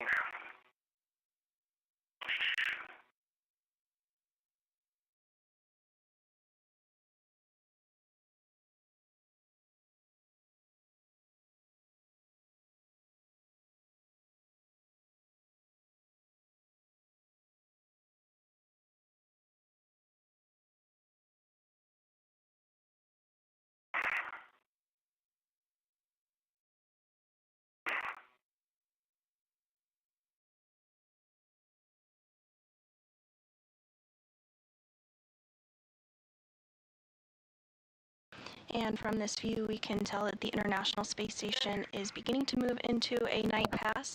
The space station flies at 17,500 miles per hour and orbits the Earth every 90 minutes, seeing a sunset every 45 minutes and a sunrise every 45 minutes. Are you going to be able to just hold it and play some soft talk while I shimmy around it? Hey, I can't reach the second scoop. Oh, well, yeah, I just can. Yeah, I think I can. Okay. I should be able to... I need your help getting it up. Yep, I can do that. But after that, I think I'll be okay. Okay, yep, I'm ready to turn. Okay.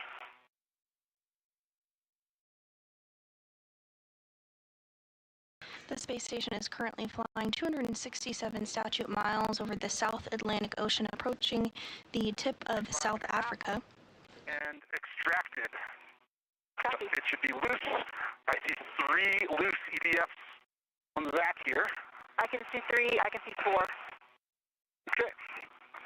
I'm just going to restore my PGT, and then I'm going to help you get this out. Okay.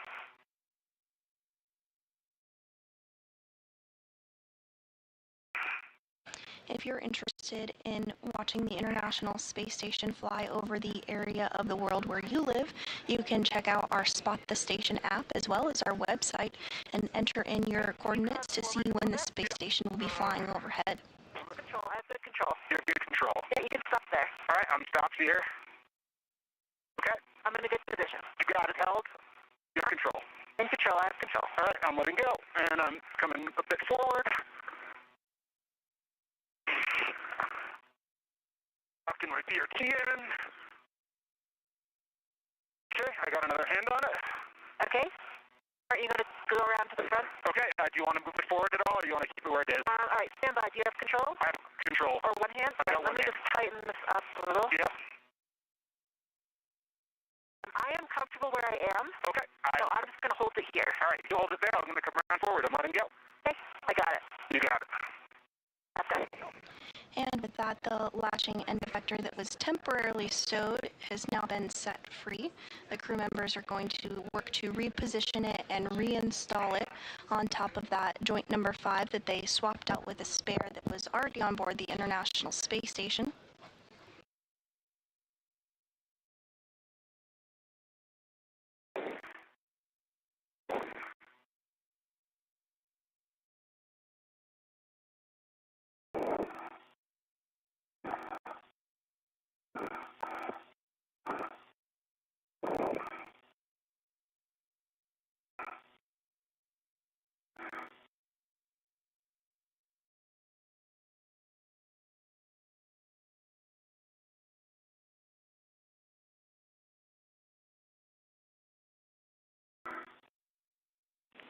Station Houston on 347.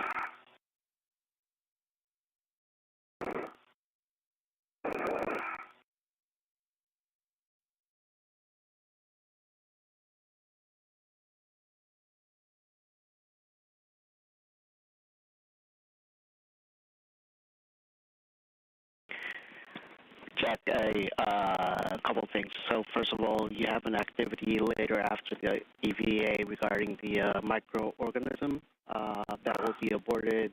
We won't be able to get to.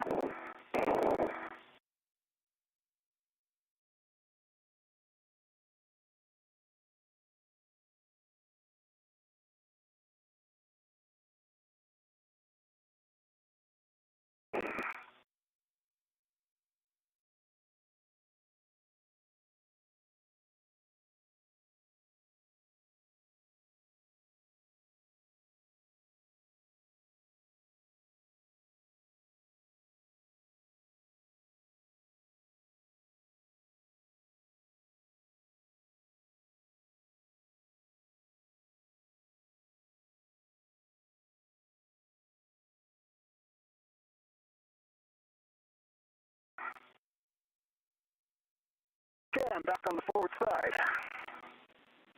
Great. Oh, my tether's caught on something. Let me just go back and free it.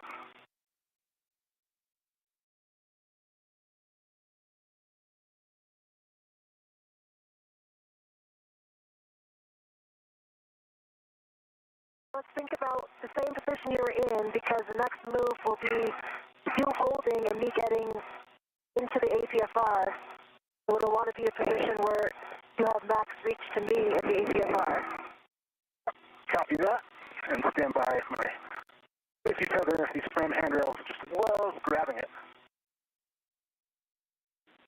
He's been following along. We agree with the plan. Chris, once you are in that good position with a BRT down, we suggest this is a RET swap.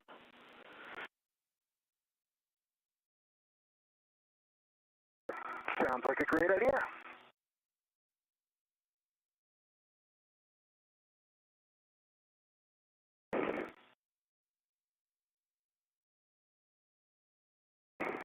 And just a reminder to watch that RET in your helmet area. Copy.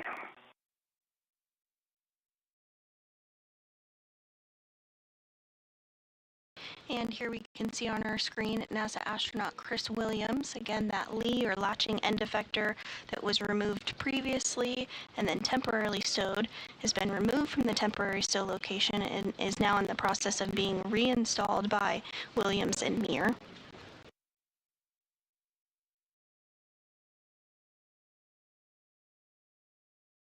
Set up for my positioning. My BRT in here. And you are seeing a view of what is called the terminator line on the top right of your screen there. That is as the International Space Station completes a day-to-night pass or night-to-day pass, and is the little bit of light fading, very similar to a sunset that we would see here on Earth. Okay, yep, I'm staying here. Looking at my BRT. Copy, Chris, and it looks like you're getting into a good position. A reminder that ingress aid is kind of up against your PLIS. If it stops you, of course, you can stow it.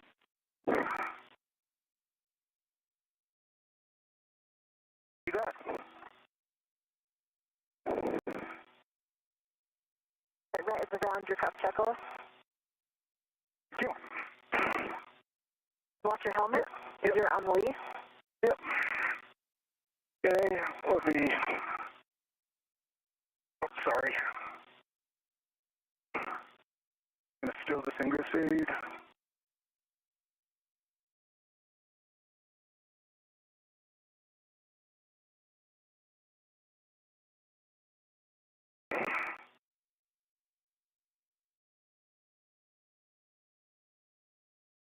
Okay.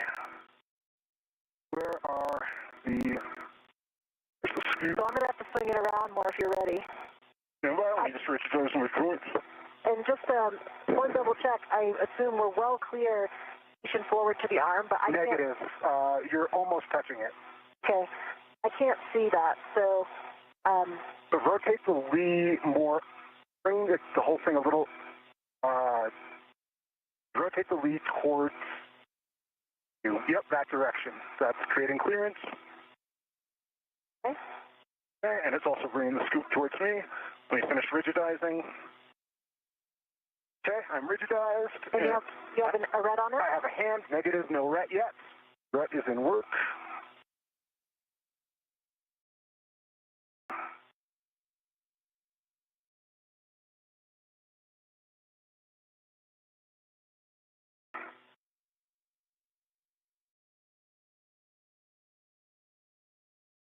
Meir and Williams continuing to get the Lee into a good position for reinstallation.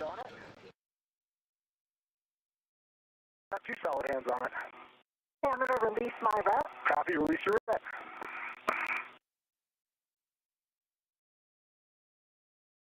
The ret is released. Be released. Are you ready to take control? I've got control. Yes. You can pull it as far starboard as you can. Okay. You need a little bit of clearance to get out of here. All right, this is about as much as I got. It's right up against me. Okay. Just watch the arm. Can't, I better get my BIT off here.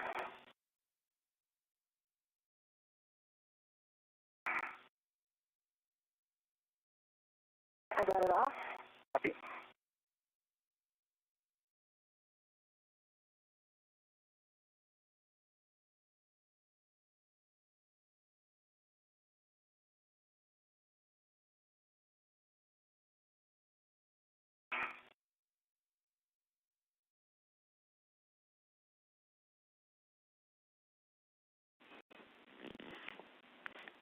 I'm going to come down and go under the APFR again. Copy. And Houston copies. We agree you're on track for your next steps of ingressing the APFR. Once you're free from this space, Jess will also get a safer handled check when able.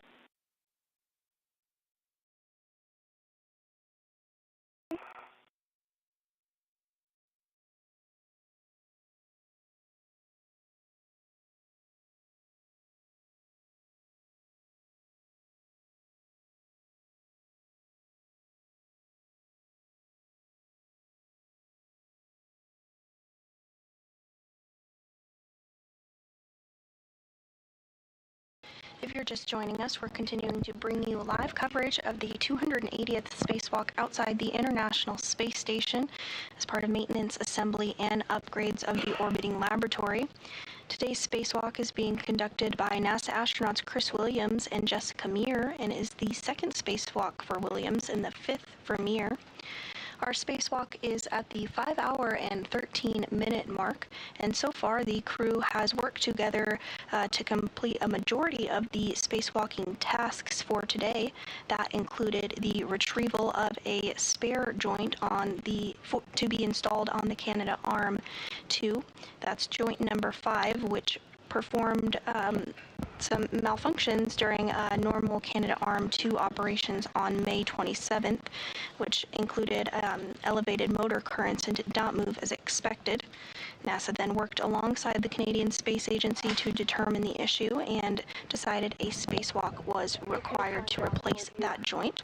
So the spare joint was retrieved from outside the International Space Station. The latching end effector cluster was removed in order to get good access to that joint number 5, at which point the failed joint was removed, the spare joint was installed, and now our spacewalking duo is working to reinstall the latching end effector cluster after grabbing it from that temporary storage location. Repairs to robotics like the Canadarm2 are normal and expected after more than 25 years of continuous operations, and the system was designed with replaceable components and planned maintenance in mind. Here on your screen you do see a view of NASA astronaut Chris Williams wearing the spacesuit with the red stripes, and he's serving as EV1 today. I think I'm hitting this, Yeah, I got bumped and I just went. I'm hitting the pump module again. Okay. Something bumped and my beer key just bent over starboard. I'm going to try to move my arm.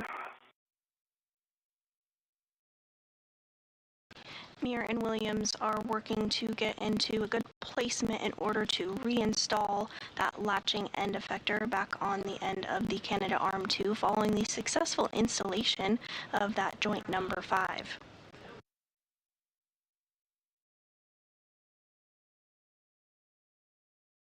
The Canadarm2 was launched on April 19, 2001 on Space Shuttle Endeavour and was installed April 22, 2001 by Canadian astronaut Chris Hadfield and NASA astronaut Scott Parzynski. The Canadarm2 has been a workhorse for the International Space Station program. The arm is utilized during certain spacewalks, is used to capture and berth the Cygnus spacecraft, and can be used to remove and reinstall external hardware, including experiments outside the International Space Station.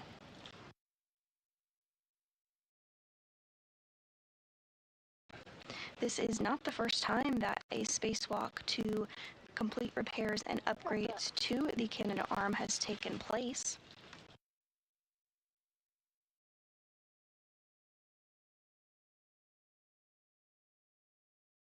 You on the lead?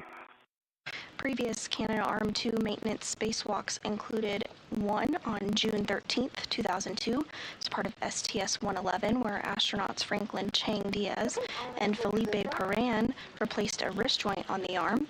On October 5, 2017, Randy Bresnik and Mark Vandehei replaced one of 2 redundant latching end effectors, or hands, and on January 23, 2018, Vandehei and Scott Tingle replaced the second of the 2 latching end effectors. And I got moved away from you. Minimum part force up Venus. Copy. Starting some more Venus motion. Yep. To the scoop. Yep. A little bit more. Watch the joint 5. I see it. Can you come toward me at all? I can let go of one hand. That's okay, because I have one hand on it. Letting go of one hand and pushing towards you. And we'll need a ret swap to Jess. Okay.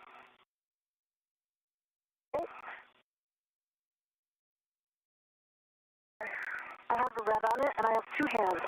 Got 2 hands on a ret. Okay, I'm going to take my ret off. In for that? Actually, why don't we start rotating it? Because right now, it's getting very close to the point 5. If we rotate it and have the 90 degrees, it's going to clear that. Okay, yeah, we can, that might be better if I could get into my APFR for that. Okay. Can you hold it here for a minute? I think so, if you think we're not impacting point 5. We can rotate it up a little bit. Why don't we bring it aft a little and rotate up a little bit? Okay, keep rotating. Okay. I'm in a good position. I'm stable. Okay. I have control. You have control. I have control. All right. I'm going to take my red off. Okay. Red is off, and I'm going to release. For that. I'm ready. All right. I'm released.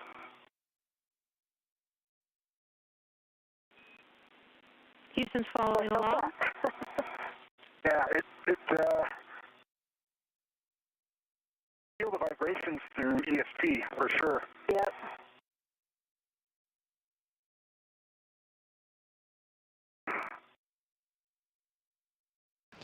And we do see NASA astronaut Chris Williams on the top of the screen there, again in the spacesuit with the red stripes. He's just handed over the Lee, or latching end effector, to NASA astronaut Jessica Meir, who we can just see the top of her helmet and a portion of her arm there in the bottom part of the screen. He's going to work to get reconfigured and back in his articulating portable foot restraint, or APFR, and then they'll work together to get the latching end effector reinstalled on the end of the Canadarm2.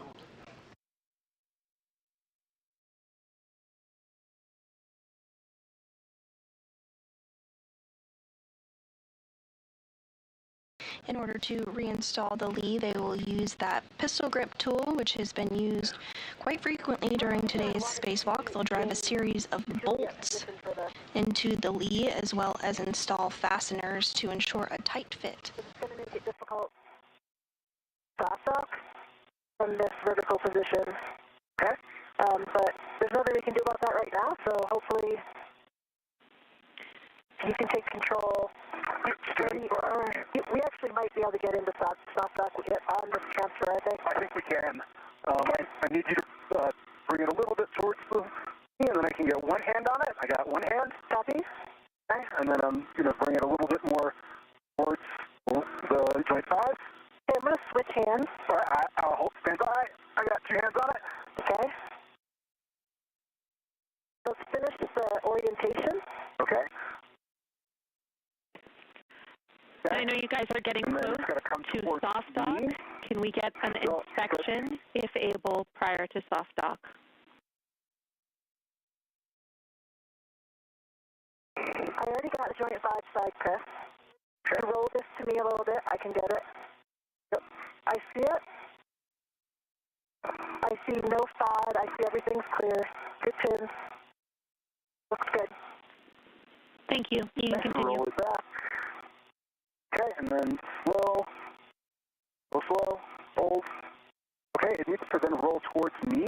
Concur. Yep, so come a little bit that way.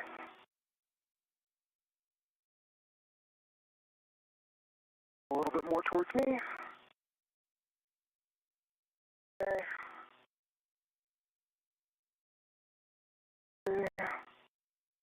See, good alignment.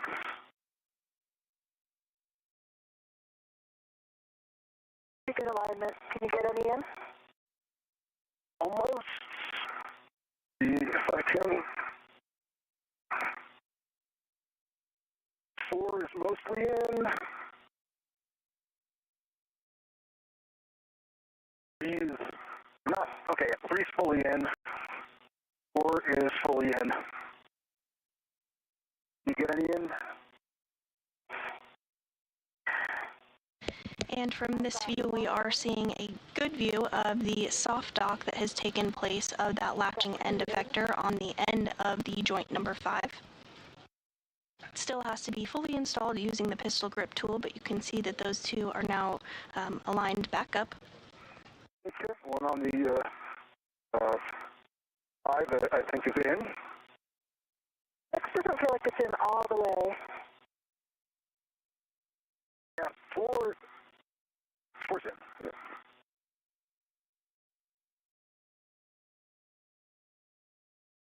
Meir and Williams will work to verify that everything is lined up properly before they utilize the pistol grip tool to secure it. The lead to the joint number 5 that was replaced earlier today. It's kind of coming in and out. Like, but just by like a few, like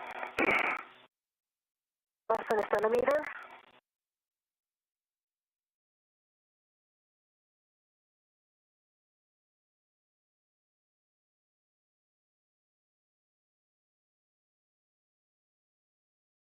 I'm not sure. I think I'm in all the way on 6. Looks all the way in. 2 does not look all the way in.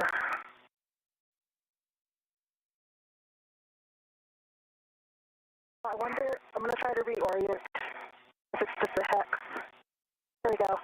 Try spinning it a little bit, Chris. I spun this one and it went all the way in. I think it was just a hex. Yep, you're right. Yep. Yeah, Houston's tracking. That's exactly what we were going to suggest, is that the hex just wasn't aligning on the other side. So it sounds like now we have all the EDFs pushed in. You can verify that to me, and we will get both PGTs.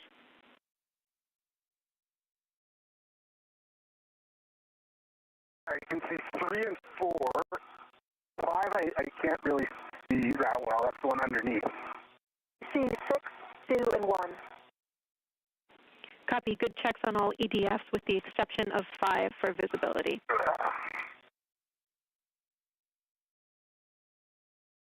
Yeah, and I don't want to pull on the arm or anything. That's just low down.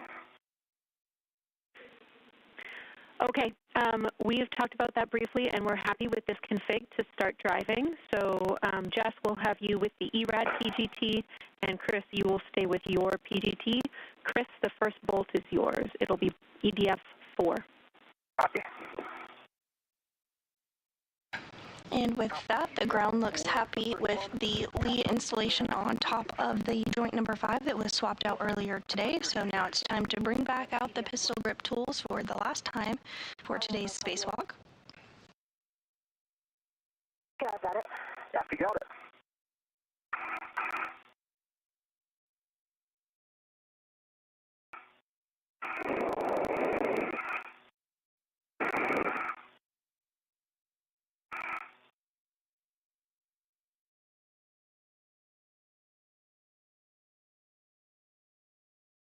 Ready for settings for the 6-inch wobble. Chris, your settings are Bravo 2, clockwise 2.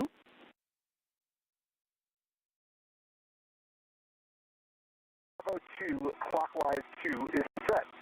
Drive EDF 4, approximately 5.5 turns.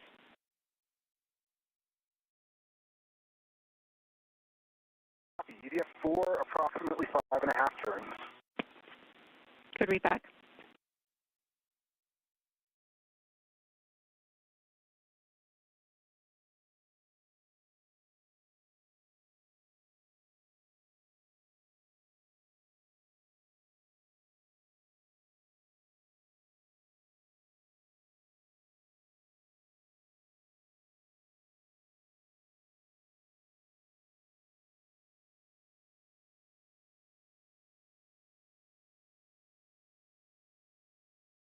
I got torqued out at 3.5 turns.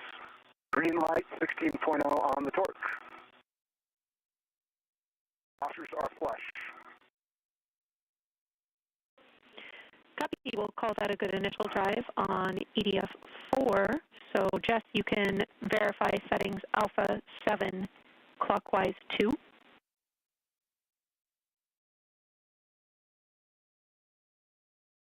7 clockwise 2.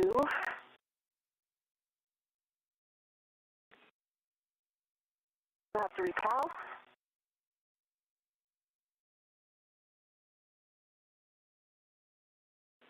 Chris, you can get set up but do not drive EDF 3.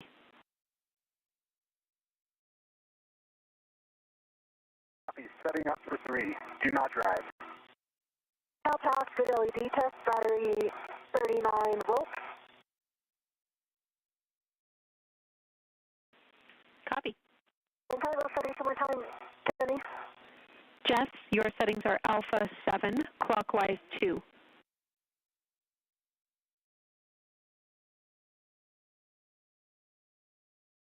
Alpha 7 clockwise 2. Good readback. EDF 1, 11 turns at the PGT.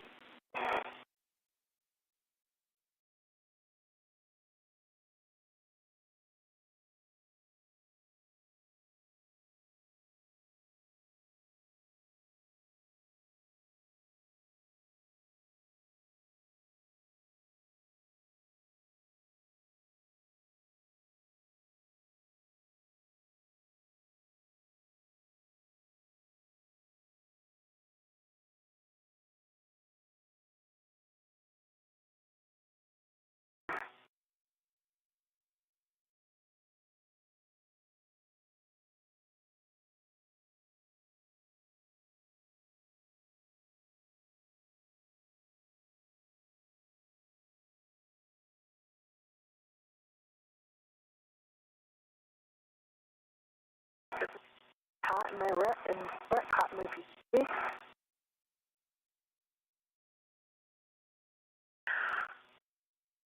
Now approaching the 5-hour and 30-minute mark into today's spacewalk, and NASA astronauts Chris Williams and Jessica Meir are working to reinstall the latching end effector cluster on the Canadarm2. Today's spacewalk is the 2nd for Williams and the 5th for Meir, the 280th spacewalk in support of space station maintenance, assembly, and upgrades. Today's spacewalk is the 3rd of 2026, as well as the 3rd for Expedition 74. Copy. Your PGT won't drive. Let's double check settings Alpha 7, clockwise 2.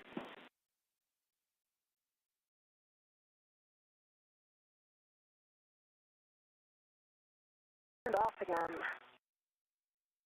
My hand is definitely nowhere near the end of it, so that's... Okay. call again.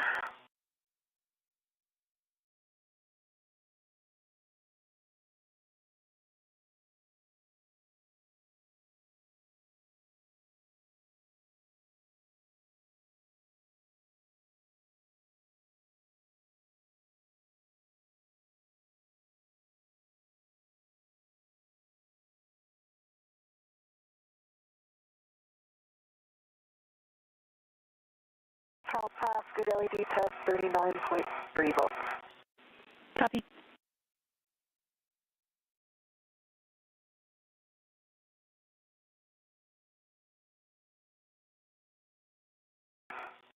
Can you pull the bag down? Yeah, let's stand by.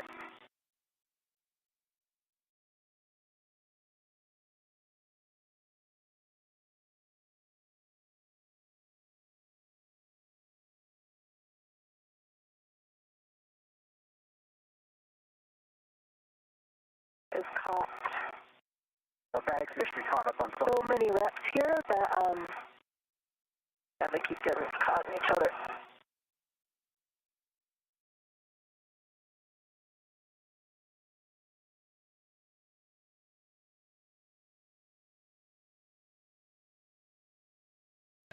Meir and Williams taking a quick pause from driving those bolts to reconfigure their workstation and clean up some of the RETs, or retractable equipment tethers, that are used during spacewalks.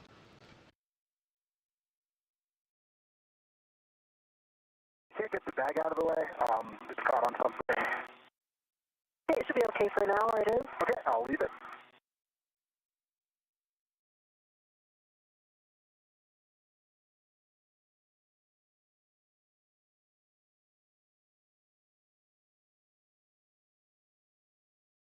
And again, my PGT is not driving.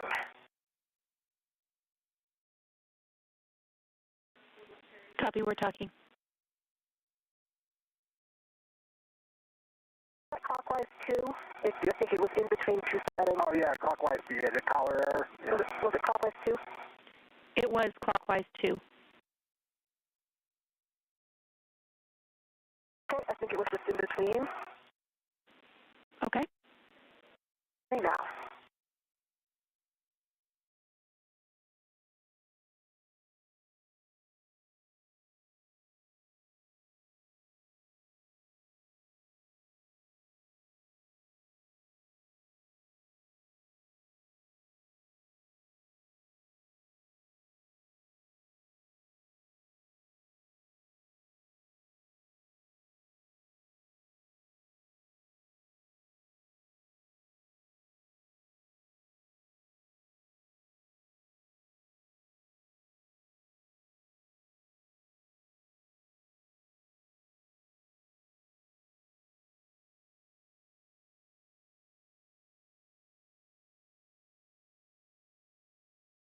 I'm well past my 13 turns. At 15, but I have not torqued out. You can see that the bolt is seated well. It looks like it's all the way in. Should I just keep driving? Let's keep driving, Jess.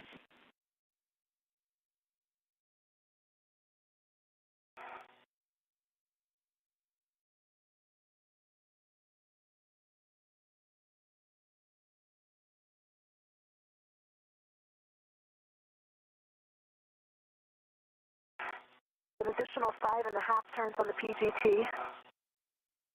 It does not appear to be going in. I'm going to take my PGT off and reassess.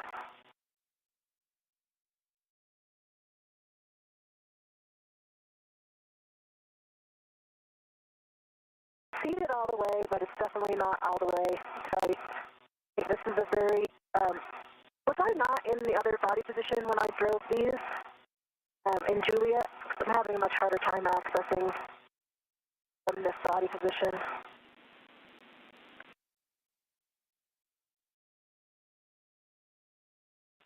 Try a different.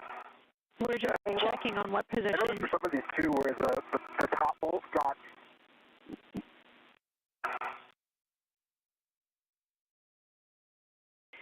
Yeah, Jess, we're just checking what position you were in before to be sure.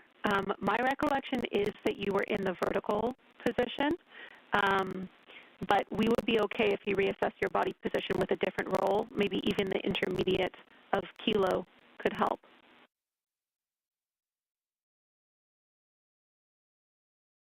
I have just a different PGT position right now, so I think I'm going to try that if you're good with more turns.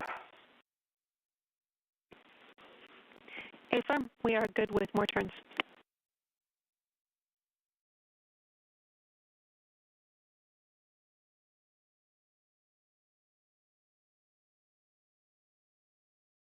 And Meir going to get a little bit of a different position here with her pistol grip tool and see if that doesn't do the trick. We are now entering a orbital sunrise, so we'll start to have a bit better of a view of the crew and the work that they are doing to reinstall that latching end effector to the end of the Canada arm.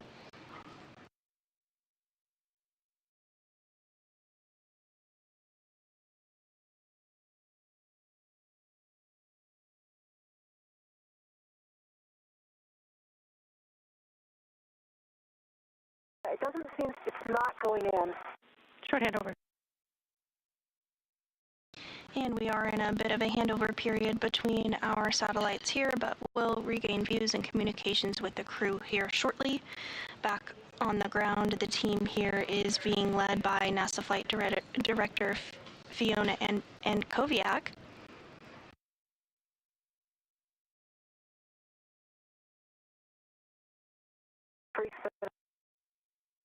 Is that like a cap nut on the top, like?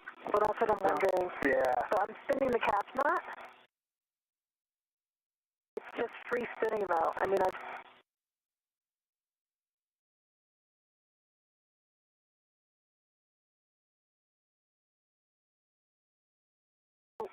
one question for the ground, Jenny, would be, so on one of these, when I released it, it released after like half the turns it was supposed to. And the other ones, I did the full 11 turns, so I wonder if they were all actually released at a much lower number of turns, so that we did significantly drive, you know, the cap nut end. Now I am, you know, it looks like it's fully in, and I'm spinning the cap nut to the right, to which it does seem to be just free spinning the EDF, actually. Yeah, we're following along, Jess. We see that free spin, and we follow your train of thought, too.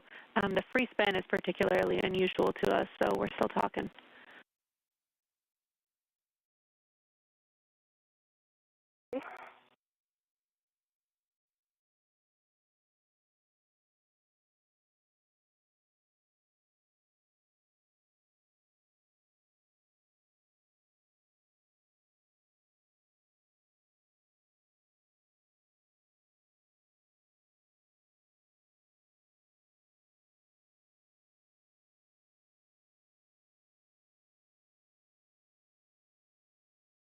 Move on to another EDF and save this one for Yes, we're talking about that still. Our crib sheet is saying that potentially this is not fully seated on the internal hex head. I know you mentioned that.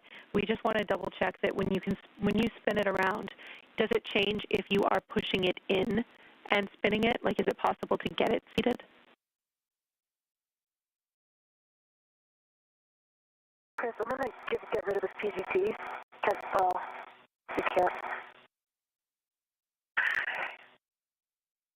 I need two hands.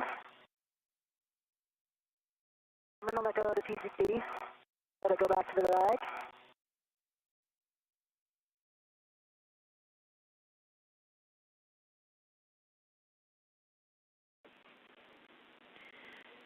And we're talking if it is still free spinning with this check, we are going to move on to EDF 3, which is the EDF that Chris is positioned on.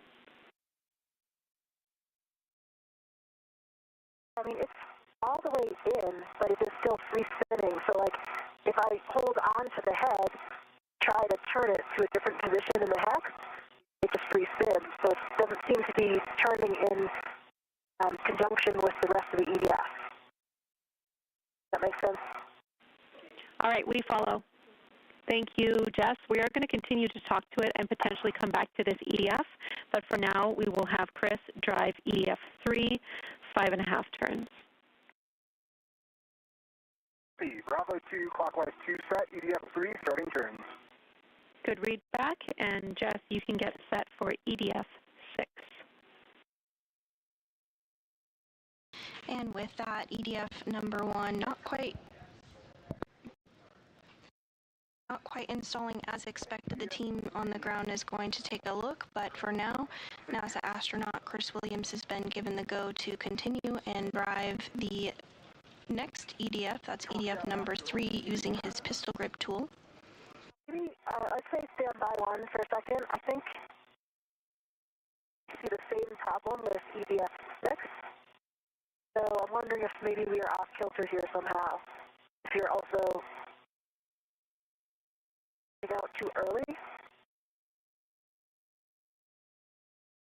Actually, okay, no, I don't see the same signature with 6. It's in all the way now, and it is not free spinning.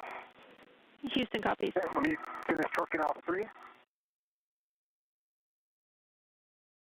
Okay, 3, I got green light, returns only. 15.9 on the torque. It's flush, the washers are flush.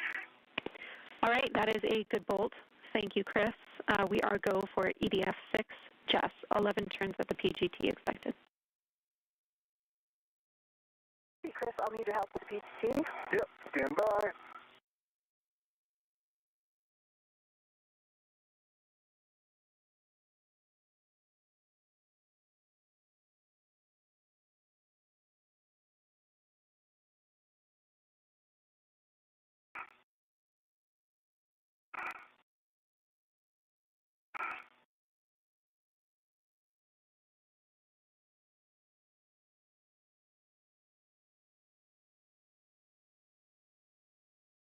There's the PGT. I got it. You got it? All right, letting go.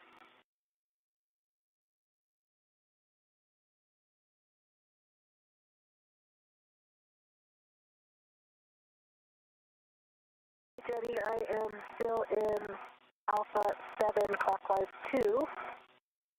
Good settings. I'm in a good position on Bolt 6, starting turn. Copy, we're ready. Chris, you can get positioned on EDF 5. I will not be able to reach EDF 5 from this angle without the ERAD, I don't think. Try to roll maybe, but if you have words on what position I was in when we got it off, that'd be helpful. We are checking, but using the ERAD here obviously is also an option. Jenny, I got 7 turns, good green light, 9.1 torque.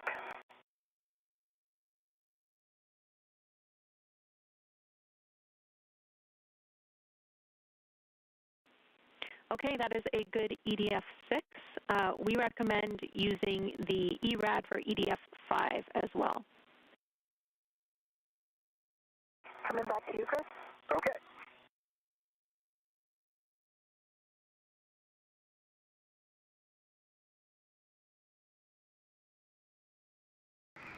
Williams and Meir continuing to step through procedures to install those fasteners on the latching end effector on the end of the Canada Arm 2 following the joint replacement of the joint number 5. Currently in Alpha 7,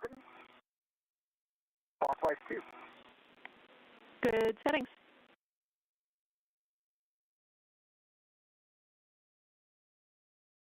Today's spacewalk began at 7:20 a.m. Central Time and is nearing the 5-hour and 45-minute mark. I'll take your question. Just some more observations about Bolt 1. If I push only on the top washer, so basically try to move the top washer left to right, it doesn't move, which indicates to me it's fully engaged in the hex. So there's no gap, and I can't move it to the left or right. However, the top head is still free spinning. So it seems to me that I think, what we were expecting testing is correct, that the EDF itself, the washer, the hex head is engaged, but hitting the top of the bolt is not hitting the EDF. Make sense? Yeah, that's great info for us. Thank you.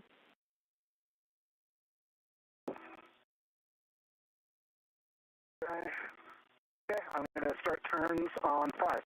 Houston copies.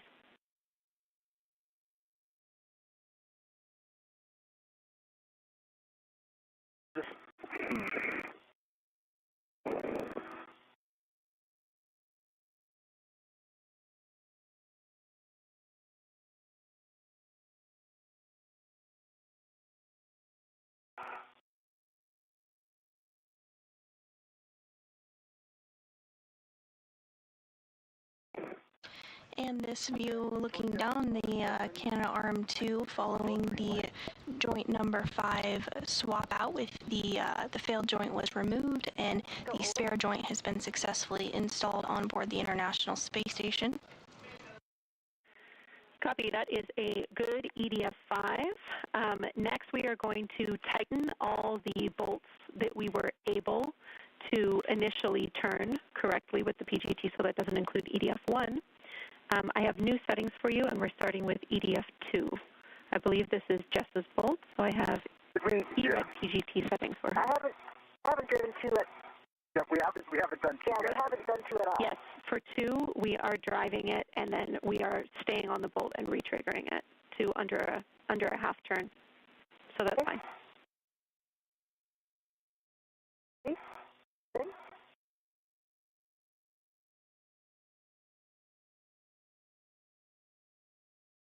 Steady? Bravo 2, clockwise 2.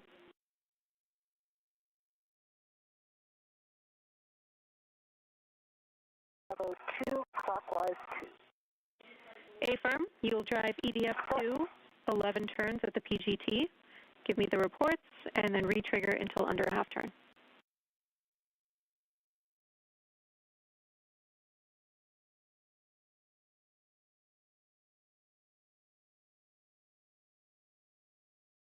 Scoop angle is probably going to prevent this.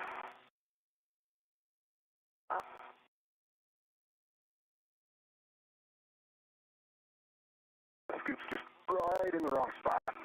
Yeah. It is. Okay, starting turn.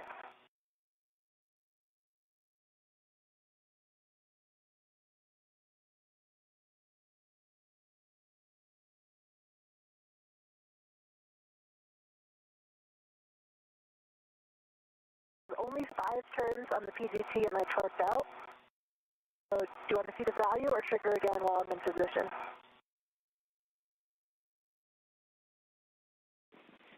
We'll trigger again.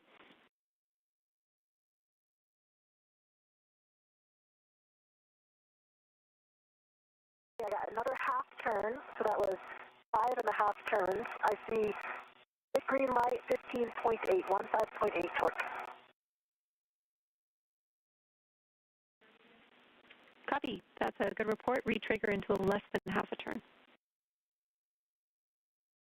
Okay, that was less than half a turn and the same torque value. Great work. That is a good EDF-2. I have us moving to EDF-4. Chris, I have new PGT settings for you. Copy. Ready for new settings.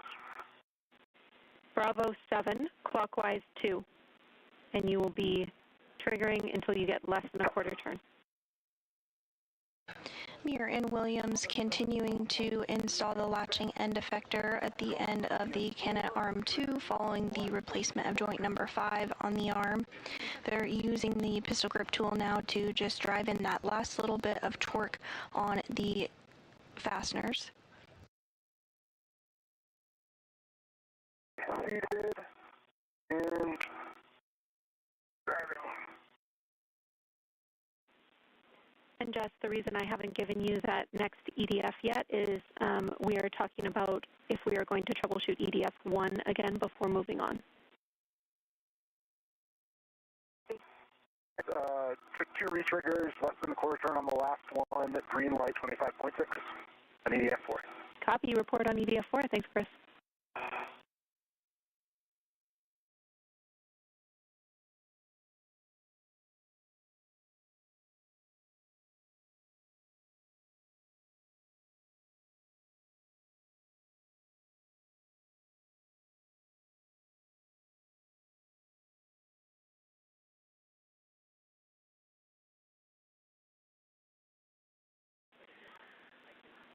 All right, we talked about it on the ground, and Chris, you have the next bolts. We are skipping EDF1, so you'll be driving EDF3. Retrigger until you get less than a quarter turn. Bravo 7, clockwise 2 set. You're going for EDF number 3. Good settings.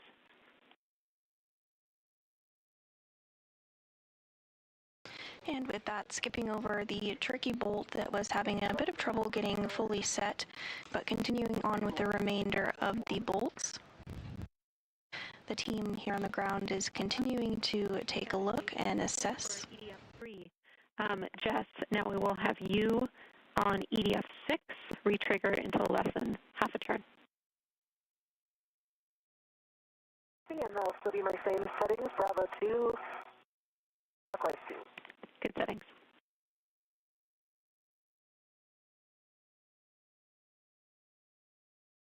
Starting turn. That was about a quarter of a turn. I've got a good green light and 16.3.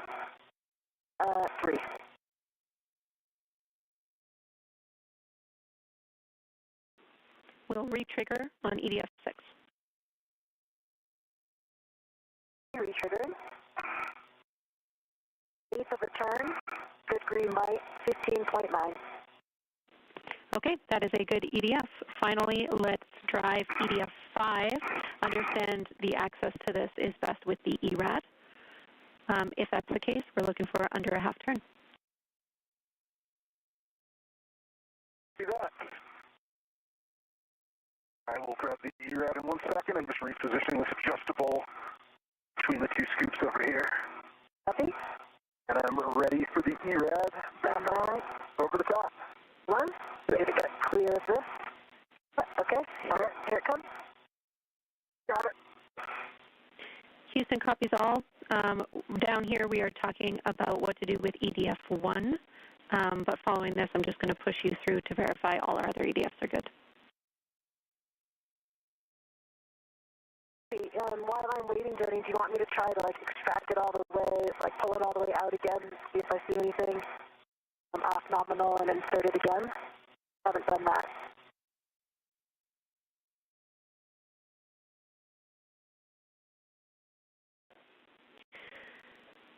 What we're thinking, the only really other thing that we have to try is to put axial force into EDF1 and try threading it or turning it again by hand. Understand that we have the previous report of a free spin, but otherwise we're thinking about leaving EDF1 as is.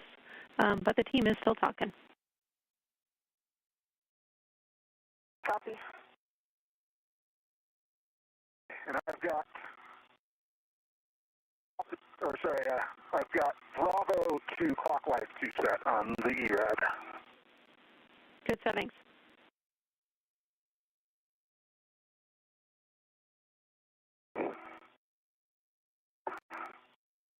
Okay, and I got less than half a turn, took 2 triggers, 16 point on the torque, green light. Excellent work. You have a good EDF5. You can tend the PGT back to the bag and make sure that each of the EDFs that you were able to successfully torque down don't pull out. Checking. And Jenny, I did extract the EDF a little bit to see what I saw, and I could see that when I spin the head, it is spinning around, not in conjunction with the EDF. Copy. I agree that attempting axial force, maybe if it's somehow just not exactly in the position it's supposed to be, it would slip back into that position and then drive the bolt. I think that I might actually be better positioned here with Chris's PGT. I can pass it to you. Actually, no, forget that. I'll just try the ERAD again. Okay, we're up to follow your lead on which you think would be better. Just let me know, and I can remind you of the settings as they're different for each PGT. I'm going to assess a few body positions here to make sure I can get the most axial load. One thing that actually might help me is to remove this scoop, which I'm assuming is fine at this point. A-firm, you can remove the scoop. The scoop. At this time, we are 5 hours and 56 minutes into today's spacewalk. For now. Okay. And just the one thing I want to bring up is that following these EDFs, our task is to connect the mate-demate mechanism, so that's driving the joint 6 mate-demate bolts. I just want to remind you, because obviously you can use the microconicals or the microsquares, but you won't have the scoop to help you roll the APFR to Juliet. Okay, copy. I'm very sure that I did the mate-demate from Juliet, right? Yeah, like you said. So I can put it back on since it's only on my mini arc station for now if I need it, but I think this is going to help me with this bolt. Okay, we're with you. And I can confirm a good pull test on 345. Great news, thanks.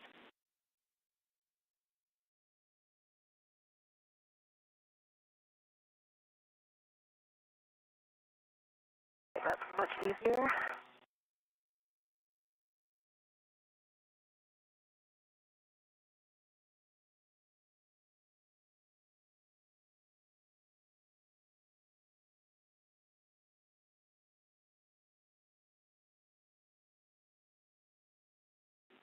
The PGC is not on. Following conversations here on the ground and some additional troubleshooting with the back rooms here in Houston. Settings for EDF1 are alpha 7, clockwise 2. We're looking again for 11 turns of the PGT. The direction is for NASA astronaut Jessica Meir to apply a bit of force on the side of the bolt to try and get it set and thread properly. Task good LED test, battery 38. Alpha 7, clockwise 2. Actually, these settings, we think we can go directly to our final torque settings, so let's just skip ahead to Bravo 2, clockwise 2. Bravo 2, clockwise 2 is set. Good read back. So Meir's going to give this a shot and see if it works. The other bolts have all been installed as expected.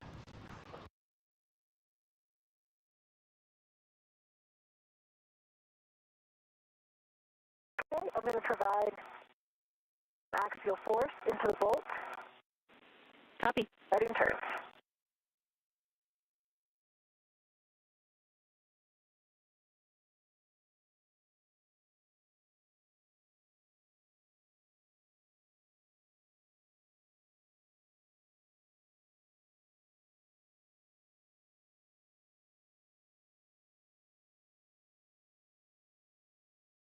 Yeah, I think that did it. Hey. I got 11 turns. Wow, that's awesome. Great job, Jess. And I got a low torque. I got 8 and a red light. But I know we're going to hit it again anyway. A-firm.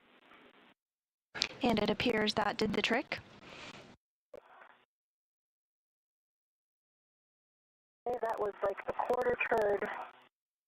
With green light, 16.2 torque. Woo. Lots of happy faces around the room. Great job. You could verify that you cannot pull out EDF1 with the lanyard and then get the PGT ready for the mate-demate bolts. You'll be rolling to Juliet if you're not already there. This is the joint 6 mate-demate. Okay, and I can verify that I cannot extract 2, 1, or 6. Great news. And Chris, I'm going to have to let go of the PGT to roll. Copy. We are now at 6 hours into today's spacewalk.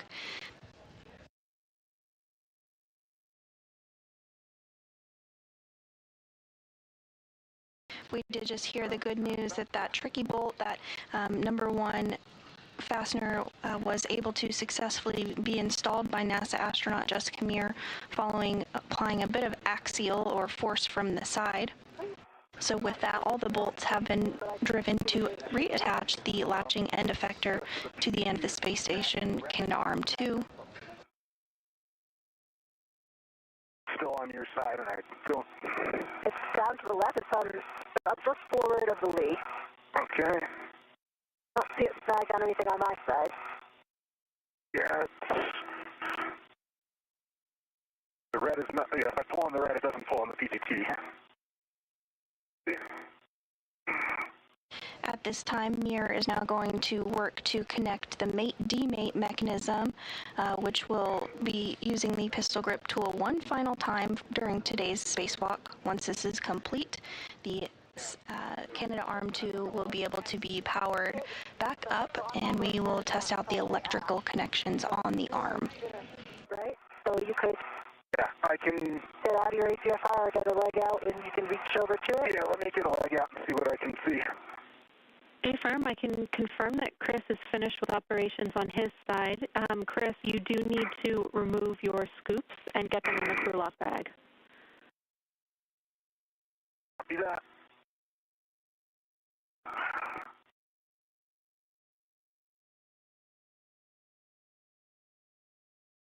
Let's drag down something on the end there.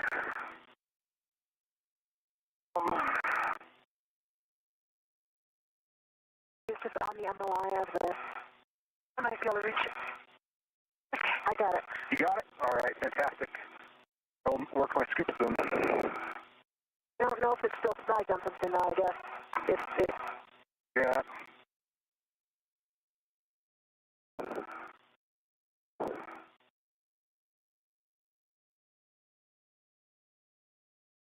My scoops off and then I'll come. Okay, I'll take settings before I get into position because this one's a tough one to get on. Copy. Your settings are Alpha 2, clockwise 3.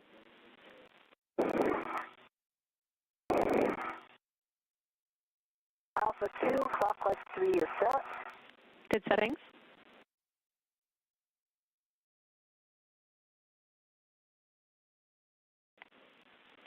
Right, and Jess, you can get in position for joint 6 mate-demate bolts, and when you're there, you are go to drive 70 turns at the PGT.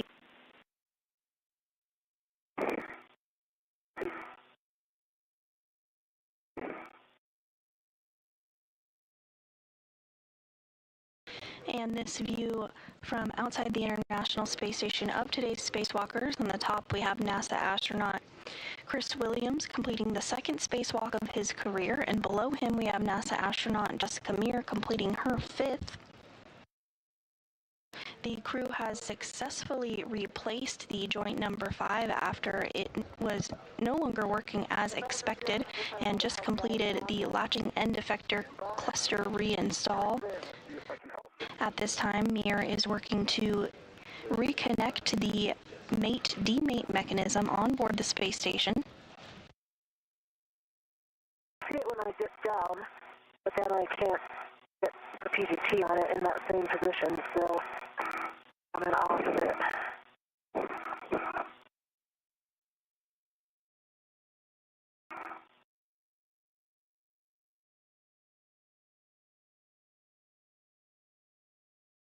See if I can just roll over a tiny bit and help.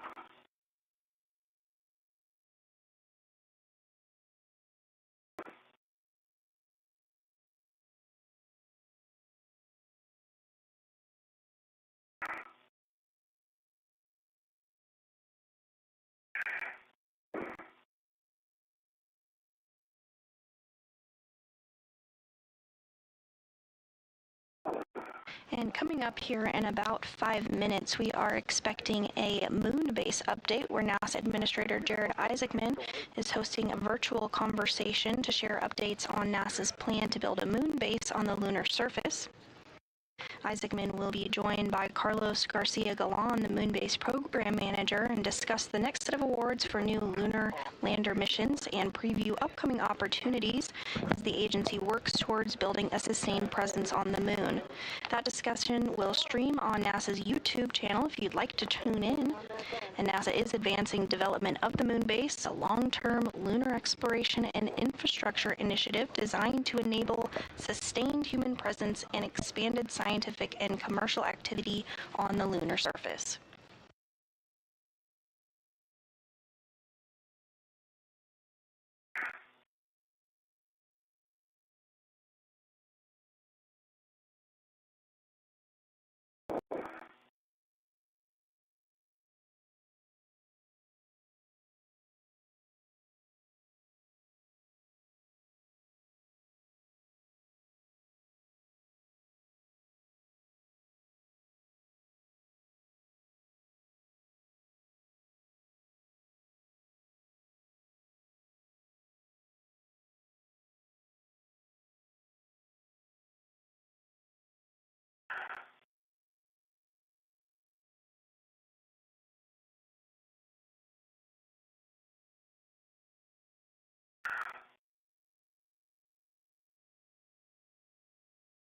I think I'm on it. Nice. So stuff.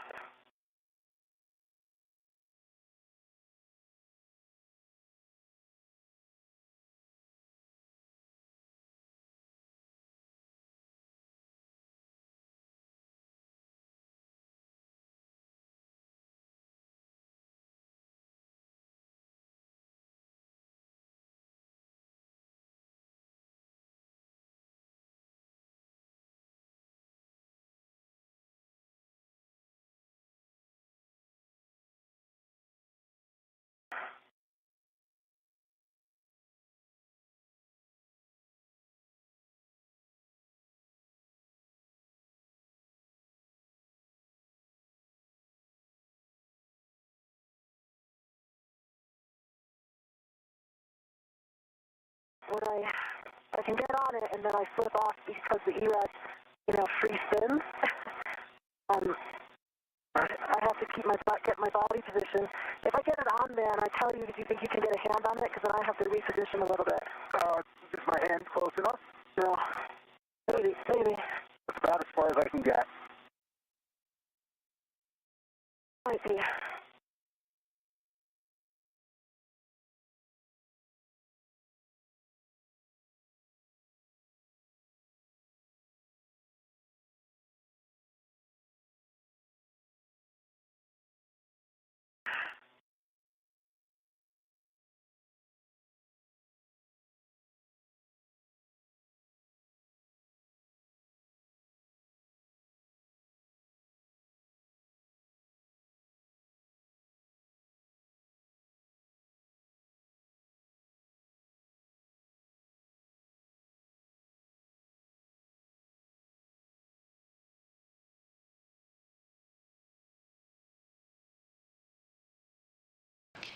And we are getting a view of our spacewalkers today. Again, NASA astronaut Chris Williams on the top of your screen wearing the suit with the red stripes. Meir on the lower portion of the screen with the unmarked spacesuit. She is continuing to work to drive that final mate-demate bolt. The International Space Station is currently flying 261 statute miles over the South Pacific Ocean, as you can see behind our spacewalkers today. Okay, that's the max my reach.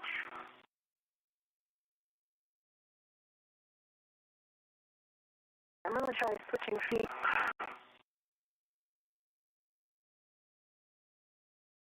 Get my left foot back in.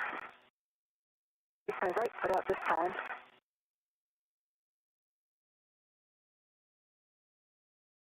And all of the bolts on the latching end effector cluster were successfully installed, so this mechanism to reinstall the mate-demate mechanism is our final task for today's spacewalk. I get on it, and then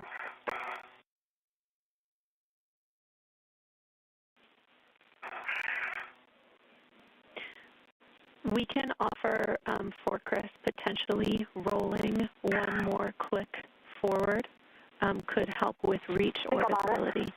Copy. I'm on it.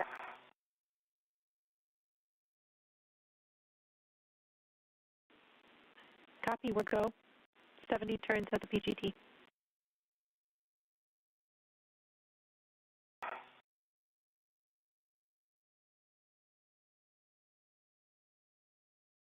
Took off after 27 turns. And I'm not sure if I was actually all the way on it.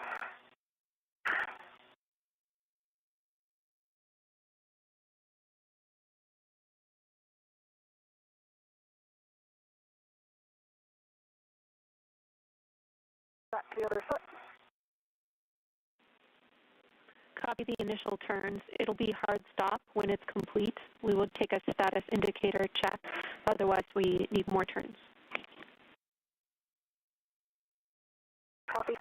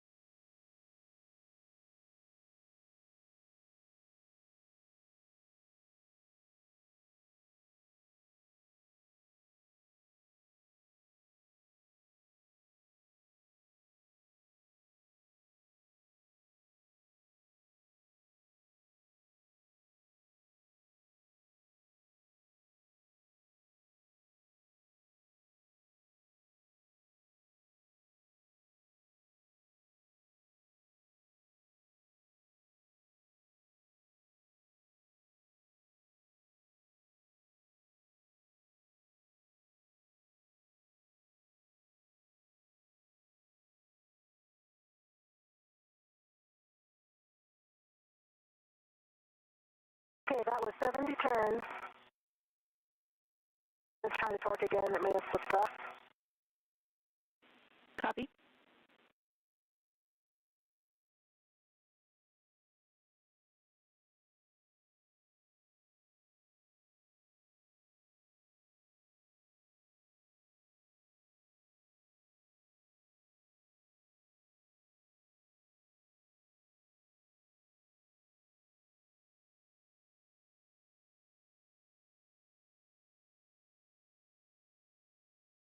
And we are now 6 hours, 13 minutes into today's spacewalk.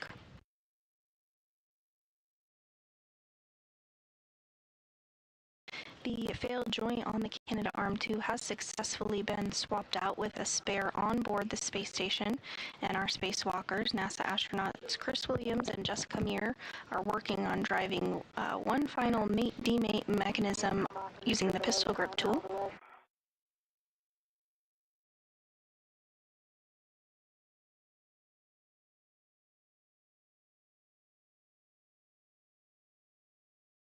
I do see that the indicator is flush. I'm going to try to get back on there and get a few more turns. Copy. Well, actually, I'm not positive. I'm going to have to get a better view. I have to get a better view, Jenny. I'm going to reposition here. This scoop is getting in my way. Copy, and if you need to at this point, you can remove the scoops. They're going to end up back in the crew lock bag, so your preference if it helps you. The problem is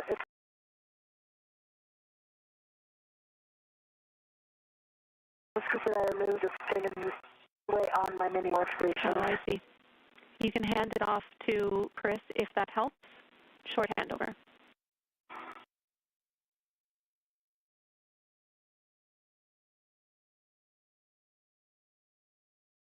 I doesn't install that one.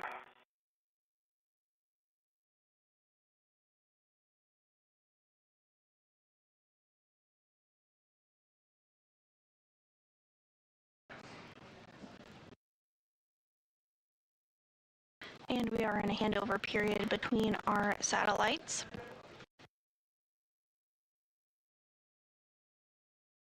Half is above. Okay.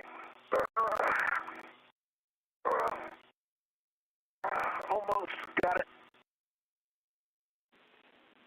Houston's back with you. Yeah, I've handed off the scoop to Chris. We're going to try to get into position again. Ready to it. Sending Copy. back your rec. Okay, your rec coming back to you. Hey, copy.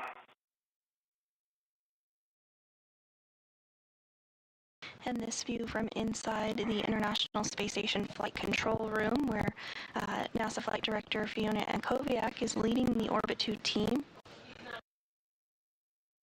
serving as the ground IV and has been communicating with our spacewalkers all day, is Canadian Space Agency astronaut Jenny Gibbons, who you see there in the center of the console.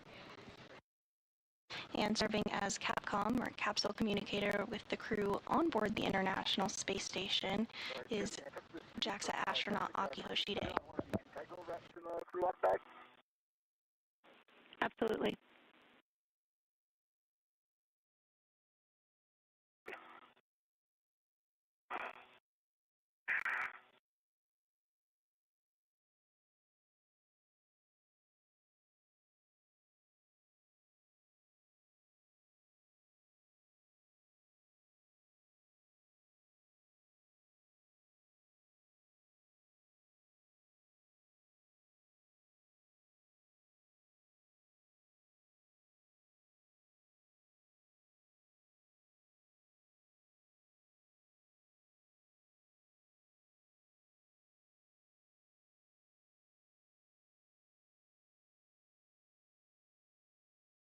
I'm going to try to roll a little bit more.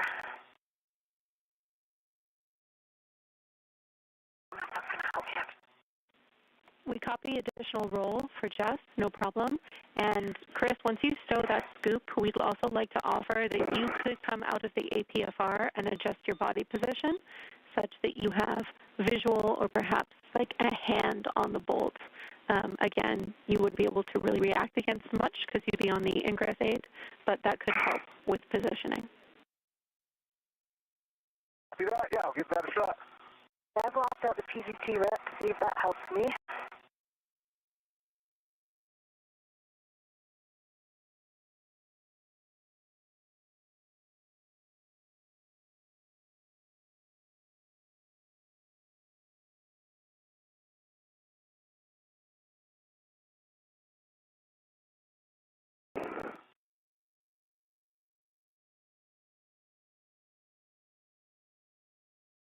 The problem is that when I'm in position to see it, I can't get a second hand on the ERAD.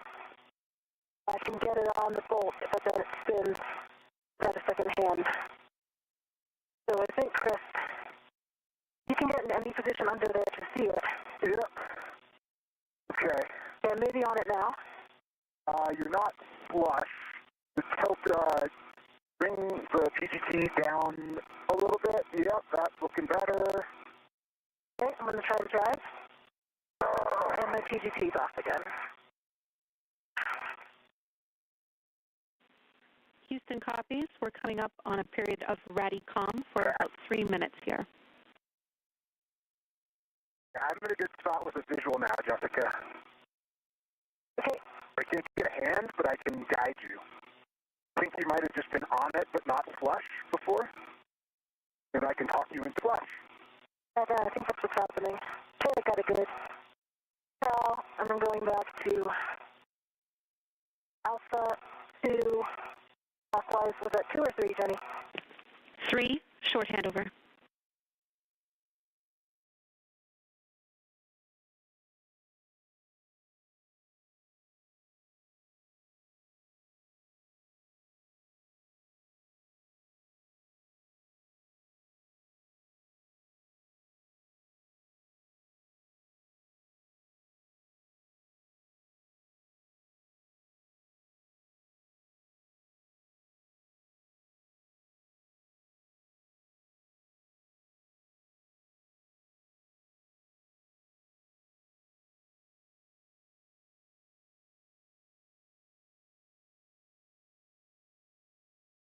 And as we are in this brief handover period, we're now 6 hours and 20 minutes into the 280th spacewalk outside the International Space Station, where NASA astronauts Chris Williams and Jessica Meir have successfully swapped out and replaced the failed joint on the Canadarm2 with a replacement joint that was outside the International Space Station, a spare part, if you will.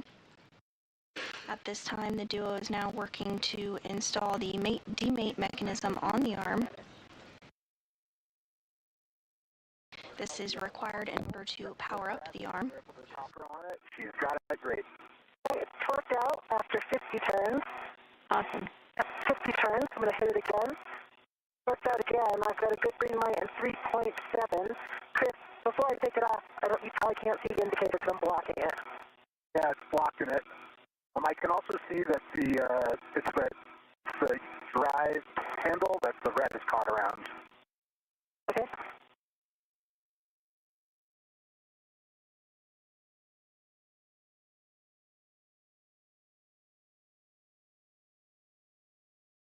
I'm going to see if I can get a view of the snake. Copy, and we concur. I can see it, and it looks flush. Yep, I see it flush. You both see it flush, Jenny. Great job, you two. All right, that is a Oh, man, that was good install, you guys. I know that was tough. Wonderful work. We are going to get an SS RMS power-up in work. And for you, I have expedited cleanup steps, starting with stowing your PGP, Jess, and you will be getting the scoop in the crew lock bag, and you will be getting the crew lock bag on your BRT. The PGP, is it going off my swing arm and taking the E-rad off? Double checking.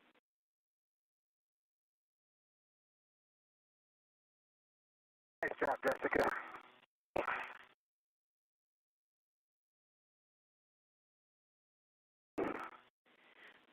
Before we go any further, okay, copy. Before we go any further with our cleanup steps, we want to make sure that the RET is clear of that motor handle and that we are in the motor position.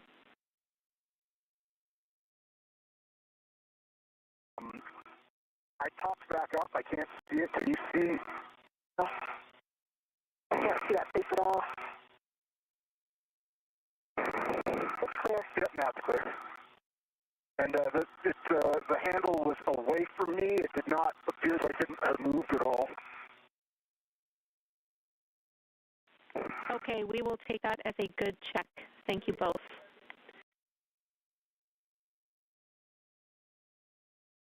And with the mate-demate mechanism successfully connected, the ground is now going to work on powering back up the Canadarm2 following the replacement of joint number 5, that failed joint with the replacement part on orbit. This will allow a checkout of the electrical system on the arm, and further checkouts of the arm movement will be conducted throughout this week. Can you see? Let's see, the pin rod that we were going to use to take the Yep, rod it's off. on the outside of the bag on the handle. Right, that's not because that's what's reading my PGT right now. So I gotta get my ret on it first. Yep.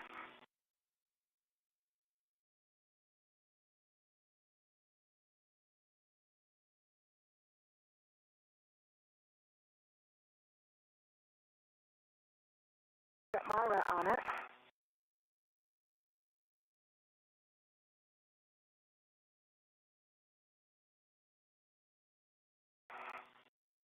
Just let it go for a second while I get my PGT sorted.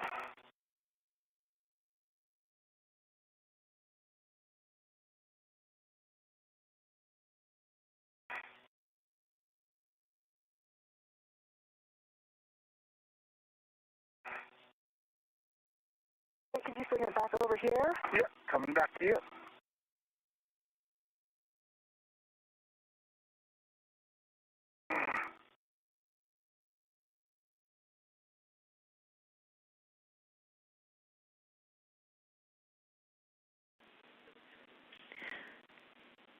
Are you taking the screw lock bag, Jessica?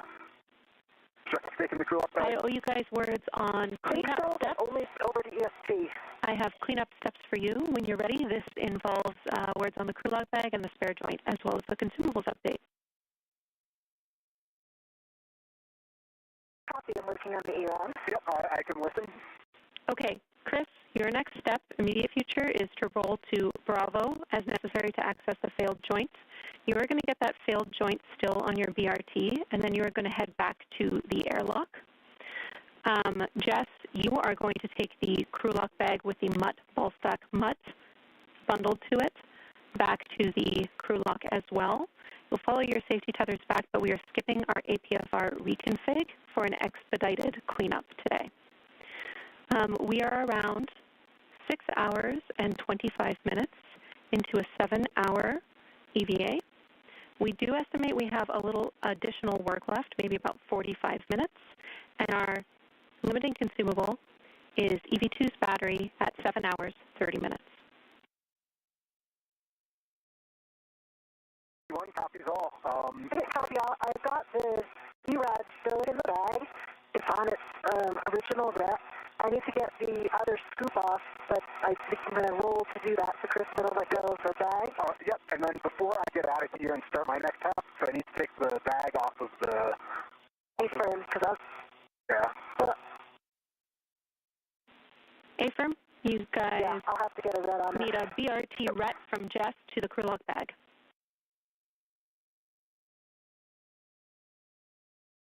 I guess I'm going to get the scoop first. All right.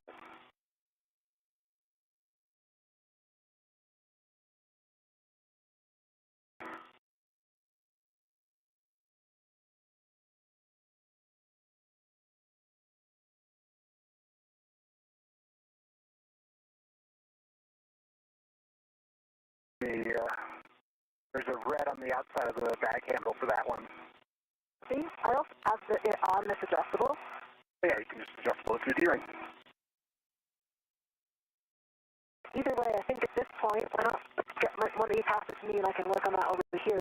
Yep. So you can get moving. Yep. Got it. Okay, I'll get a red on it before you release. Yep.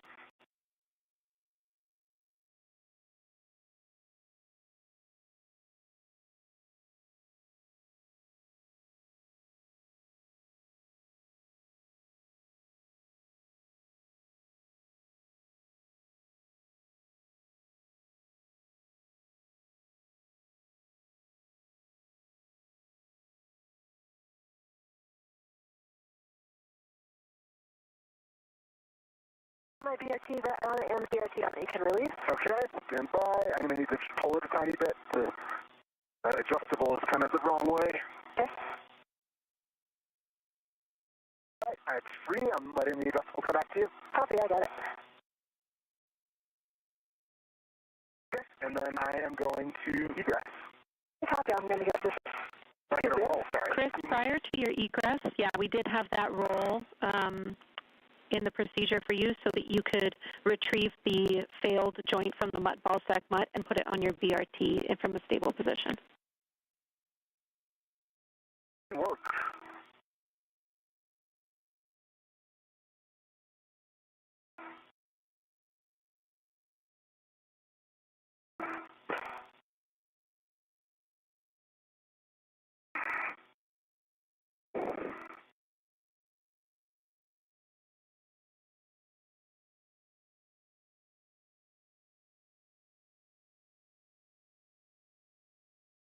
If you're just joining us today, we are approaching the 6 hour and 30 minute mark into today's spacewalk. It was the 280th in support of space station maintenance, assembly, and upgrades. The main task for today was to replace a failed joint on the Canadarm2, that's joint number 5, that was successfully done by our spacewalkers, NASA astronaut Chris Williams and Jessica Meir. Copy. EDFs are pushed in. Good config. Thank you.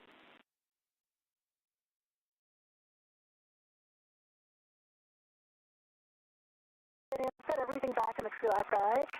The ERAD's in there and my last scoop is in there. Yes, you can confirm you put the other one in. A firm is in there on integral rep. Nice work. Copy. Jess, You can get that on your BRT, and then egress the APFR. You will be picking up the MUT ball stack MUT with the MLI and bundling it to the crew lock bag. Right now, Chris is still retrieving the failed joint from that MUT ball stack MUT. The duo is now working to clean up their work site, including removing those articulating portable foot restraints, which came in quite handy during the swap out of that failed joint today, as well as configuring tethers, making sure that their crew lock bag it has everything that they need to bring back inside the International Space Station. And as you can see on your screen there, that's NASA astronaut Chris Williams in the red striped suit. He's going to bring back the failed joint number 5 with him into the airlock, and that will be sent back to the ground for testing and further analysis and possible refurbishment. Today's spacewalk was the 2nd for Chris Williams and is the 5th for Jessica Meir.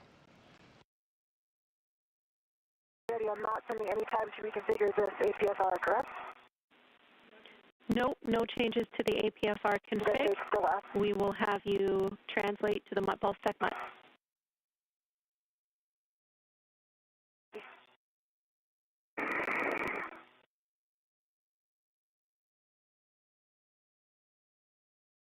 I have the failed joint on my BRT, getting it into a good config. Copy.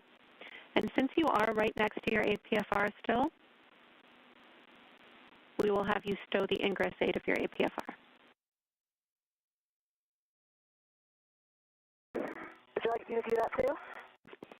Affirm.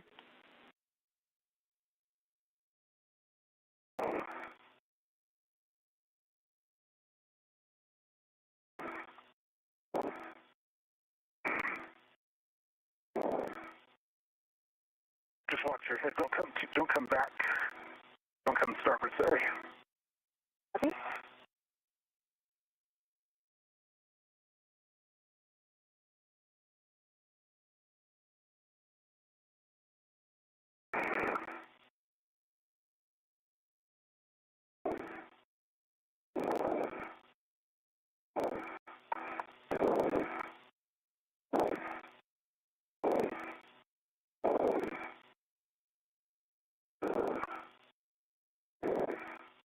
My ingress space stowed. Copy, Jess. Thank you. Chris, can I come starboard? You can come a little bit starboard. I just have the failed joint kind of about a meter to your left.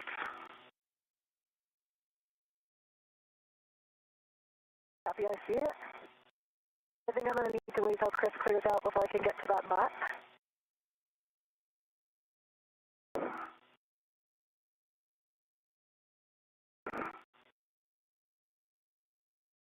Trying to get clearance to get through here. I think I can just go over ESP2. Am I going to be clear of the lee with my helmet? It's going to be tight. Hold on. Okay, I'm not going to do that then.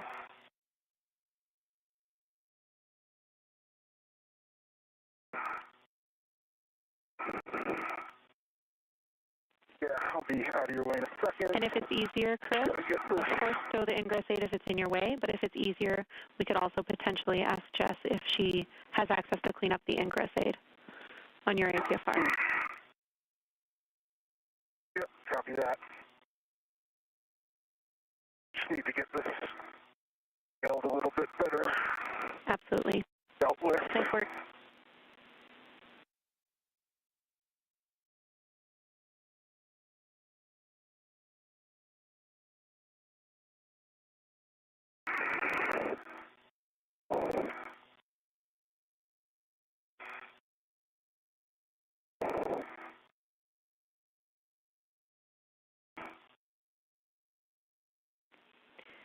Chris, as you start translating, let me know when you're ready for a couple of additional words on your way. Okay, I'm ready for some words. Okay, as you translate around the starboard and aft side of the CTC, we noticed that some of the MLI became dislodged close to the Fram. We would like you to best effort to try and replace that on your way back to the airlock, please. Okay, yep, I see it. Thank you.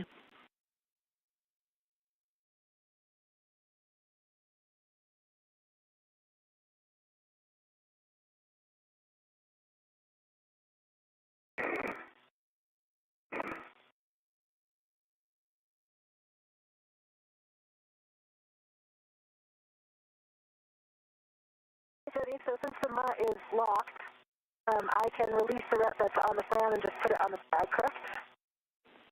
Affirm.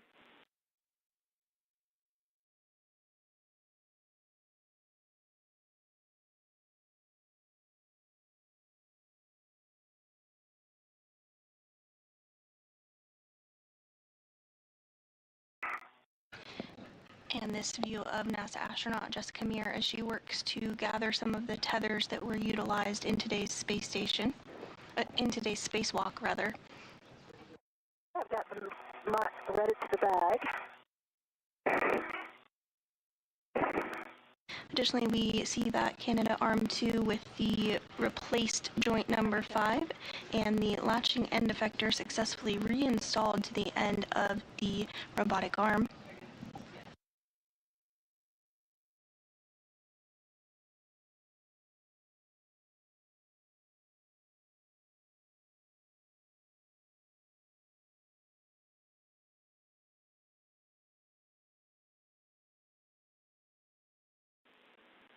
Chris, as you get back to the airlock, avoid failed joint lug contact with the airlock hatch bulkhead and shell.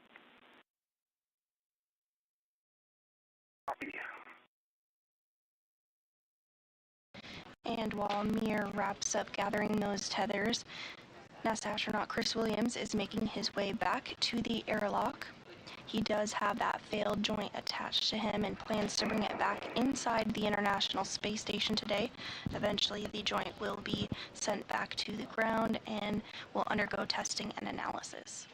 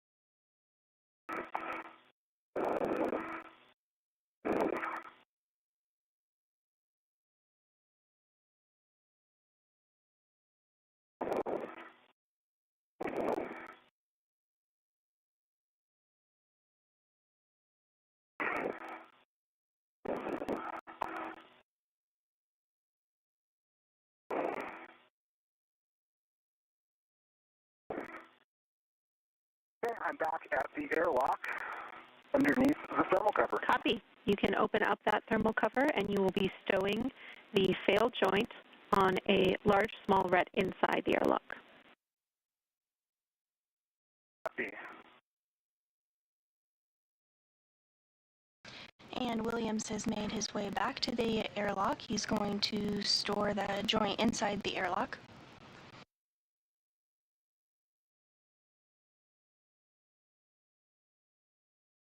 Meanwhile, Meir is continuing to gather tethers and place them in her crew lock bag to bring back with her to the airlock. Copy, we see it.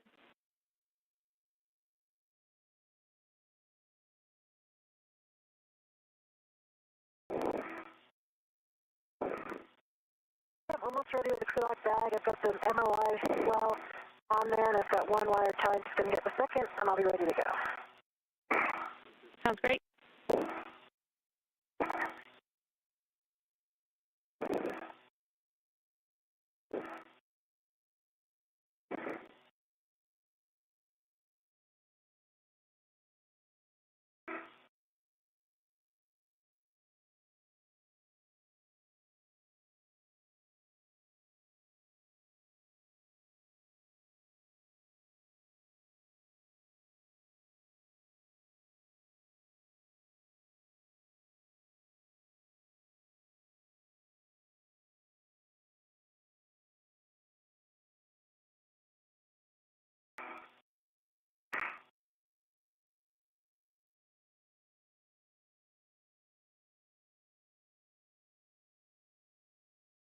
We're now 6 hours and 40 minutes into today's spacewalk.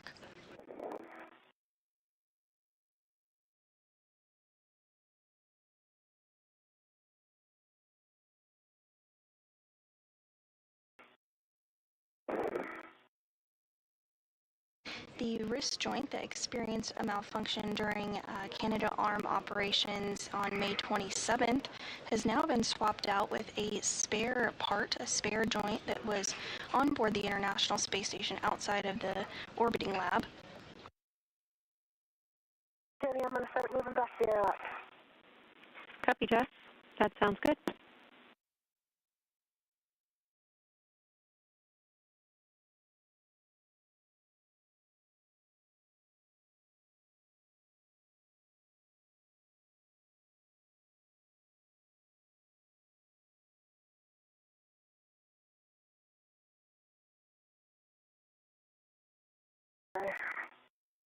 The sail is on large, small ret in the airlock, sending it back. Copy.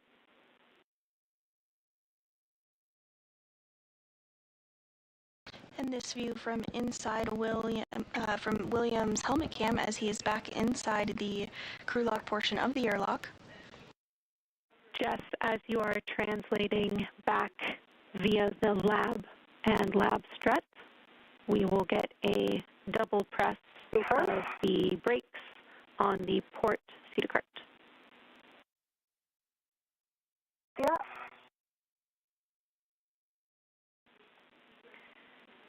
And Chris, we see that failed joint in a great config in the airlock, thank you. You can egress the airlock and we will take a safer check and a glove and a HAP check once you close the thermal cover.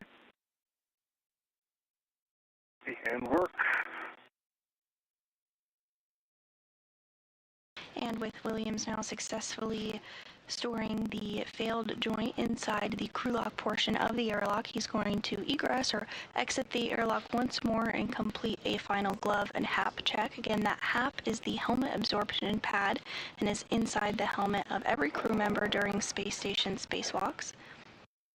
This helmet is installed as a precautionary measure in case any liquid were to leak out inside of the helmet.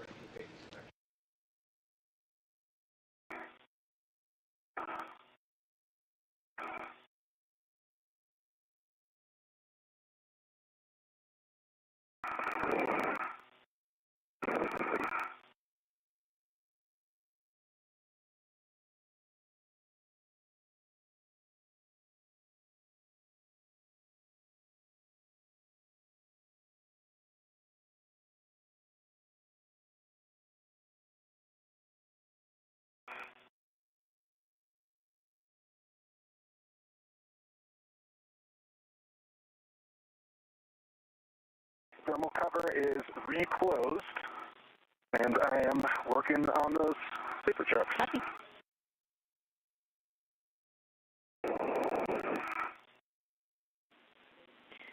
Jess, we see you headed up the lab strut just about at those brake paddles. I'm on that phase one. Copy.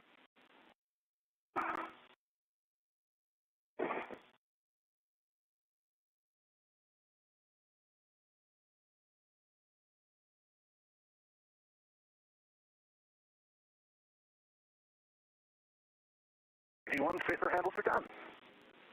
Copy. And we'll take a Press and release pedal twice. copy brake handles release. Thanks, Jess. And we'll take a glove HAP check from Chris as well. Copy EV1. Well, no noted damage. And right up.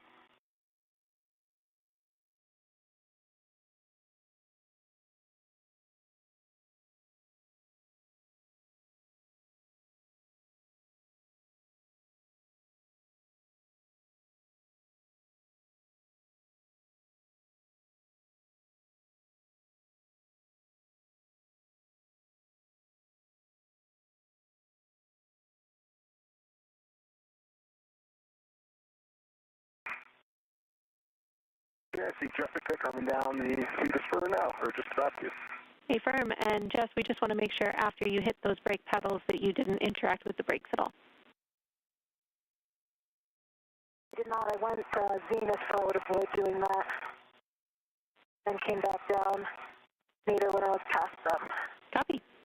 Thank you.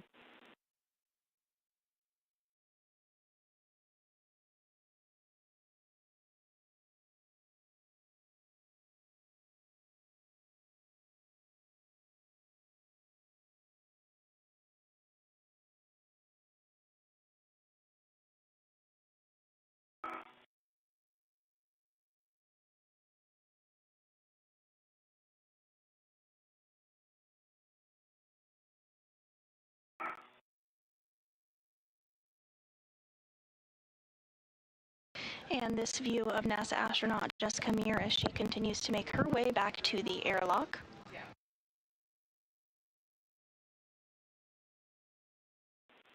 All right, Chris and Jessica.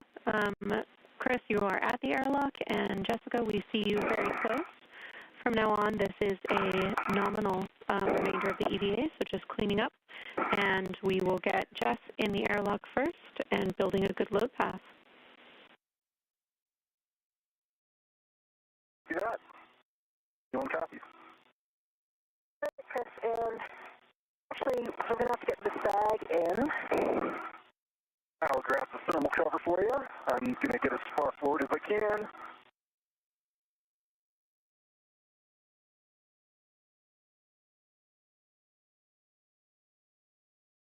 You have a clear path. Thanks, copy.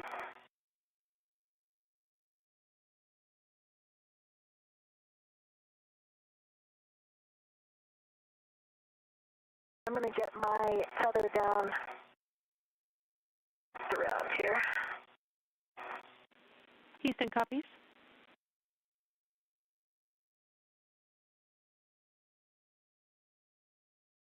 I have my waist tether on the airlock D-ring extender. Gate is closed, and the slider is locked. Copy. If I can still get down and get this off my VIP.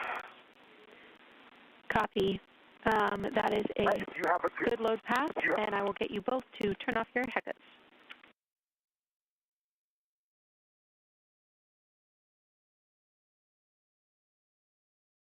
Two heck off.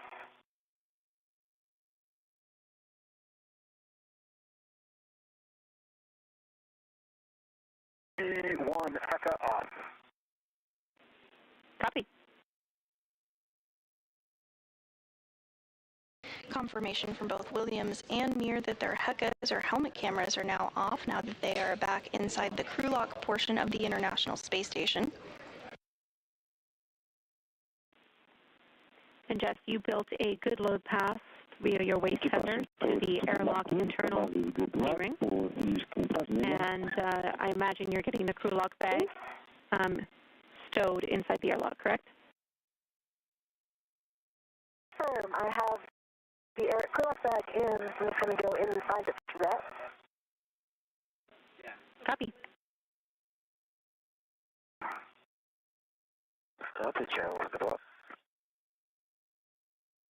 Ограничения по физическим упражнениям сняты. With that, Jess, when you're ready, you can give Chris a go to retrieve your anchor hook from the port stanchion of handrail 0554 and attach it to his waist tether.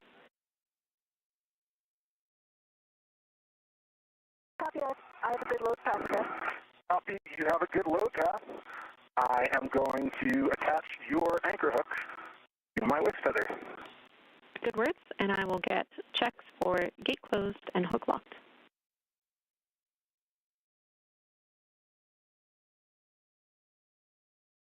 I have the ret on the crew lock bag. I'm just going to release the other end of my BRT ret right now, so it's going to be simpler. We copy. Okay, I see everything in. Chris, I think the spare is a little bit smaller maybe than we thought. I think that we're going to be able to keep the bag where it was. Concur. So I'm going to get into position. All right, I have EV2's anchor yellow hook picked up and attached to my left waist tether. The slider lock's black on black, and my left waist tether is on my left D-ring extender, closed lock, black on black. And both large hooks are gate closed locked, black on black together. All right, that is a good load pass. You can retrieve your anchor hook, stow it on your mini workstation, and ingress the airlock. Work.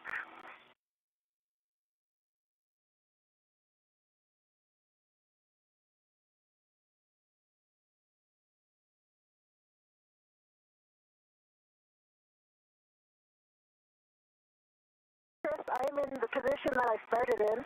Let me know if you need me to move my feet in any direction. I can see that I'm keeping it held here all the way to the hatch.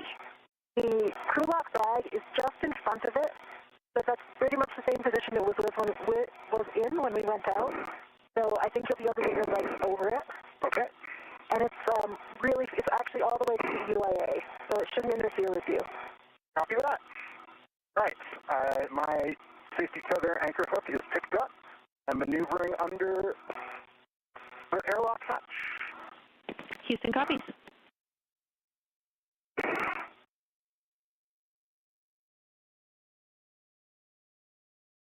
Okay.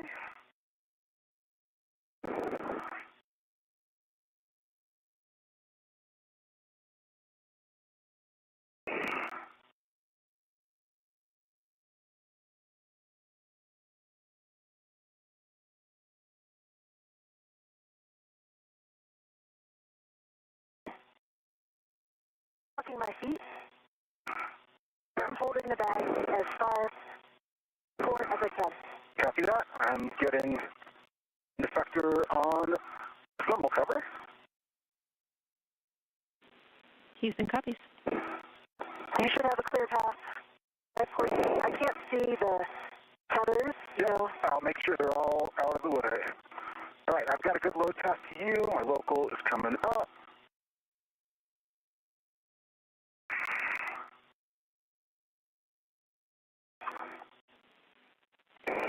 Jess, heads up for you. You are a couple of minutes away from potentially getting a BAT V decay message on your DCM. Expect it with a 1 hour left on your battery. No action for you. Copy, and I've been here before. Copy all. Welcome back. Okay, I'm coming up. I'm getting tethers in and clear. We copy. And with Williams and Meir getting everything configured in the crew lock ahead of repressurization, today we did hear good confirmation that Robo has confirmed that the Canadarm2 has 2 good strings of power and data to the arm, so today's wrist surgery was successful.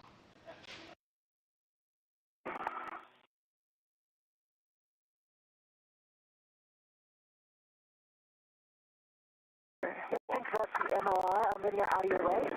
I see your feet. Copy, thank you. Okay, you're on top of the MLI now, with the drag. All right, I see the thermal cover is pulled closed. Grabbing the hook. Copy. We'll have you move that hook to the magnetic plate D-ring and cinch the strap until snug. Copy, magnetic plate D-ring. In the works.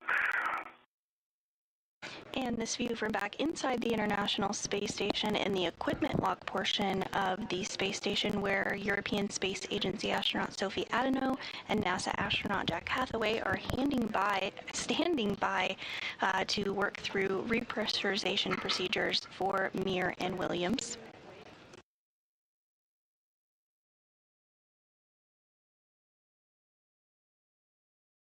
Just as depressurization occurred, repressurization will occur in a 2-stage fashion. First, the airlock will be repressurized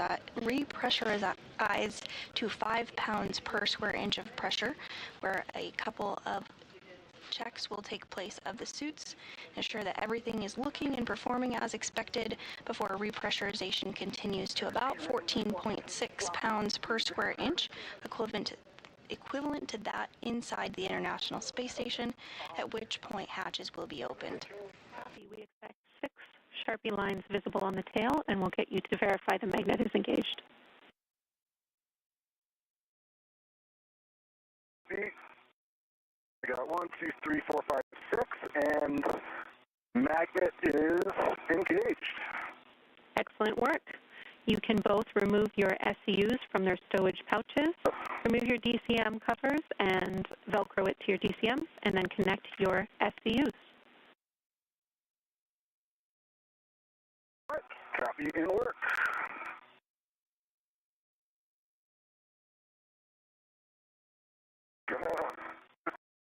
Just here. Shut your feet a little bit, Jessica. Apologies. Okay, copy. I just need to get a little further back.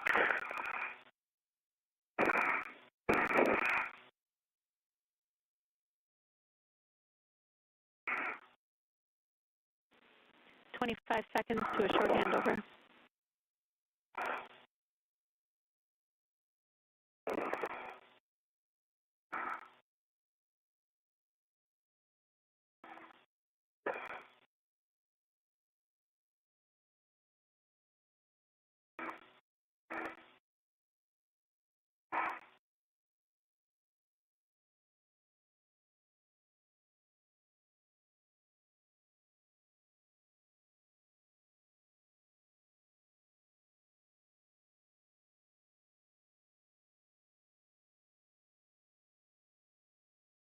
And we are now 6 hours and 57 minutes into today's spacewalk, a successful spacewalk all around, as the crew members, NASA astronaut Jessica Meir and Chris Williams, successfully swapped out the failed joint number 5 on the Canac Arm 2.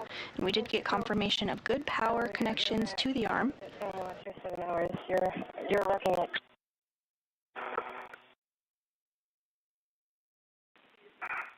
Houston's back with you, looking for a status on SCUs.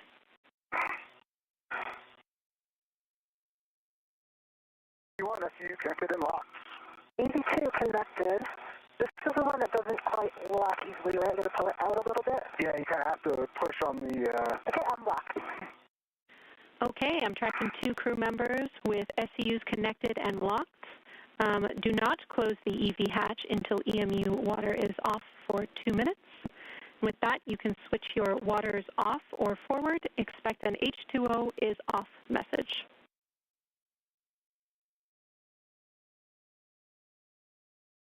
P1, H2O, switch to off. EV2 waters off. 2-minute timer started. Copy. I also wanted to take this time to say some words, if that's okay. Please go ahead. So for over 25 years, the Canadarm2 has been a crucial part of the International Space Station. The arm was key to the construction of our orbiting laboratory and continues to be a workhorse that we rely on. Whether it's performing maintenance and replacing equipment, moving and operating scientific payloads, capturing cargo vehicles, or helping us out during spacewalks, the arm has played and will continue to play a central role in our work on orbit. It's also a testament to international cooperation. Teams from across Canada, the U.S., and the world have come together to make this program a success. We want to acknowledge all of our friends and colleagues in Montreal and St. Louis, Brampton, Houston, and beyond who keep the arm operating, as well as the teams that helped us to get this repair done. It went really great, and we're really thankful for all the work you put into it. We're honored that you trusted us to carry it out, and that we were able to give the arm a helping hand. Jessica, it was an absolute pleasure to do a second EVA with you. I've learned so much from you during our time on orbit, and really appreciate your mentorship throughout our EVAs and throughout our entire mission. Thank you, Chris. It was so wonderful to venture out of the hatch one more time with you. Chris certainly captured our sentiment perfectly, but I will add that we are thrilled to have repaired the mighty Canadarm2 just in time for Canada Day tomorrow. We hope that all in Canada and everyone around the globe can celebrate this achievement. Sophie and Jack, thank you so much for your outstanding support today, getting us out and back in safely. We're ready to come inside. So much. Well done. And we are ready to welcome you back home. Thank you, team. We are waiting for that timer to expire. Appreciate your very kind words. We are very happy to report that FSRMS, or Canadarm2 power-up, went very well. So thank you for your service in fixing the arm today. And happy Canada Day. Happy early birthday, Jess, and happy early birthday, Soph. Thank you all.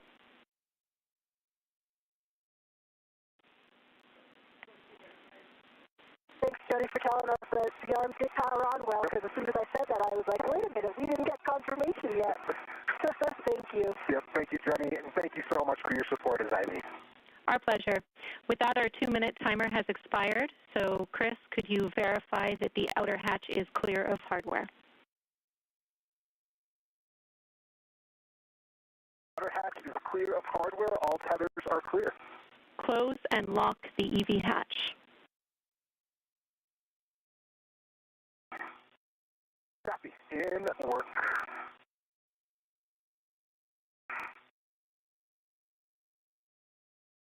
And as the crew continues to step through those procedures to close up the hatch and begin repressurization here, we did hear some happy words from our spacewalkers today, NASA astronauts Chris Williams and Jessica Meir, completing their 2nd and 5th spacewalks respectively.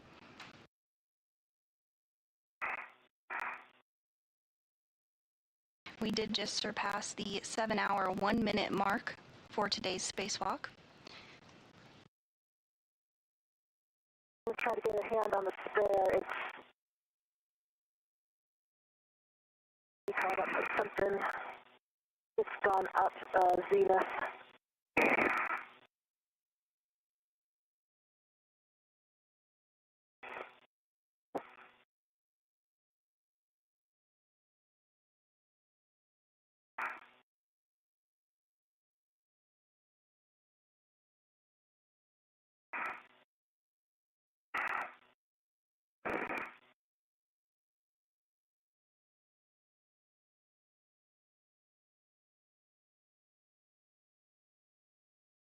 I'm just maneuvering myself a little bit. I'm kind of jammed up a little. I can't quite get the clearance I want. Sam, I still see the bag and the spare all as far forward as they can be.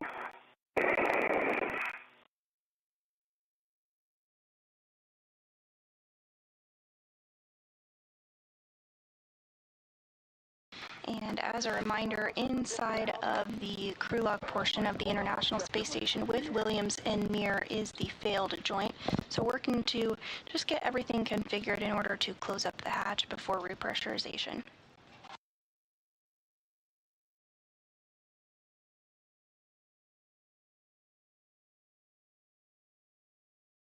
Okay, we're out of the hatch keep. Okay.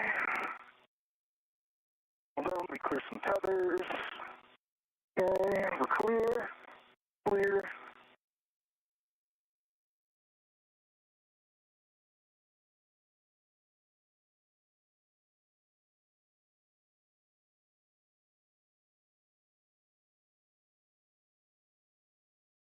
Okay.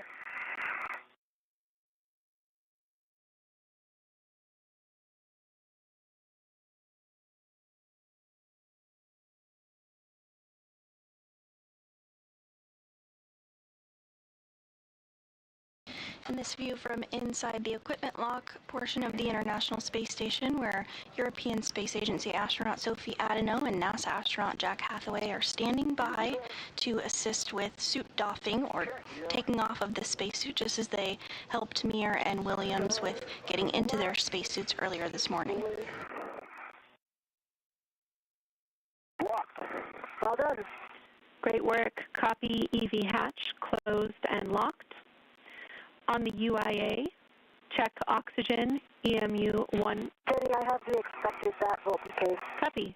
Expected message, no action. Just check oxygen, EMU 1 and 2 valves. I see oxygen, EMU open. Open. Both are open. Switch power, EV 1 and 2 on, and check power EV1 and 2 EMU LEDs are on.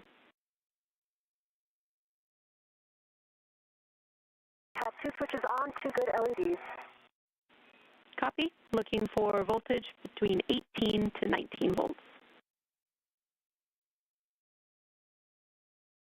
Confirm.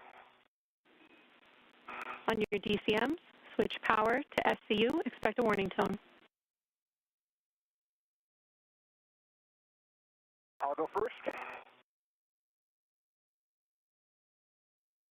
1 power SCU. EV1 power SCU. Power SCU. Copy. Both EMUs power to SCU. With that, it's been a pleasure serving you in the mission today. I will hand you back to the very capable hands of your crewmates, Sophie and Jack. Thanks.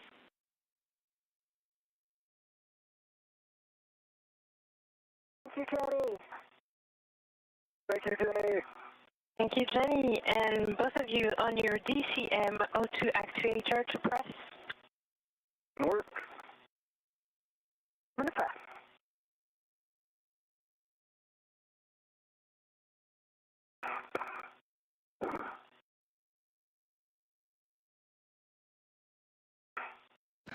And with that, Canadian Space Agency astronaut Jenny Gibbons, who served as our ground IV and stepped our crew members outside the space station through all their procedures today, is signing off and turning back over to the CAPCOM, our capsule communicator, who is JAXA, Japan Aerospace Exploration Agency astronaut Aki Hoshide.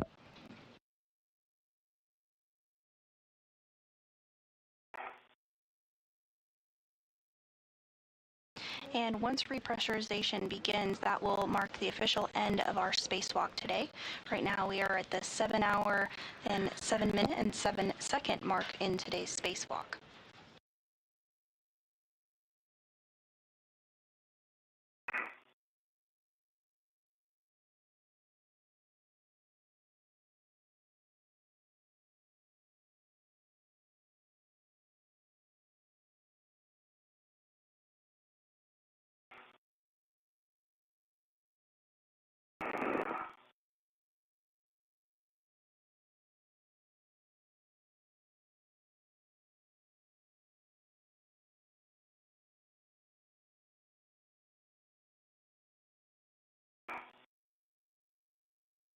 I'm still struggling with this. Give me a moment. I'm just getting a little bit warm.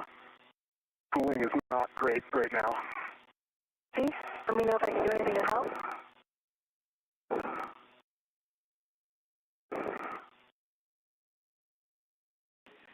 And Chris, you can adjust your TCV setting as you like. Copy.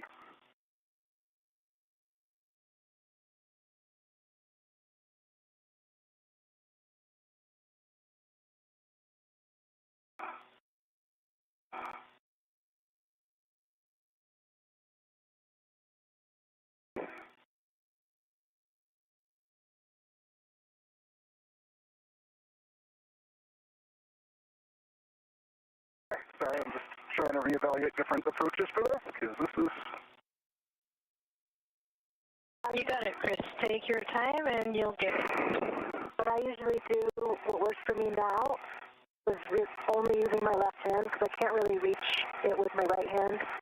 So I got the lever with my middle finger and managed to get the button with my index finger. Yeah. My body position is kind of weird, and my arm is just, my left hand is coming out of my glove when I'm there, so it's not... You rotate and push yourself over into your glove more. I'm trying.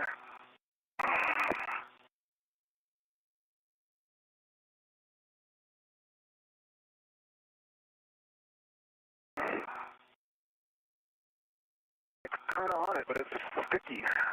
Yes. Sometimes I can get my right hand on top of the left hand to help give it extra added pressure. So middle finger on the lever, index finger on the button, and then the right hand finger on top of the other finger.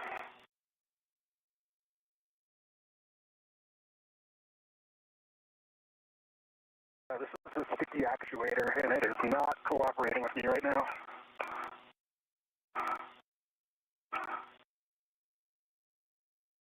Understand.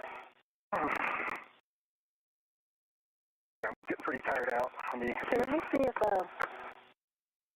I can rotate to on my right arm, my right, and if you can rotate to your left, I can slide back at all and reach it for you. Let me see. It's so close. And Chris, I think you know this, but one trick is straighten your arm out, make a fist, and then come towards your DCM. Yep, form a fist. Yep, I'm working it. Yeah, take your time. It's hard at the end of the EVA. We all do this. We all struggle with this, so. Yeah, my hands are smoked, so oh, come on.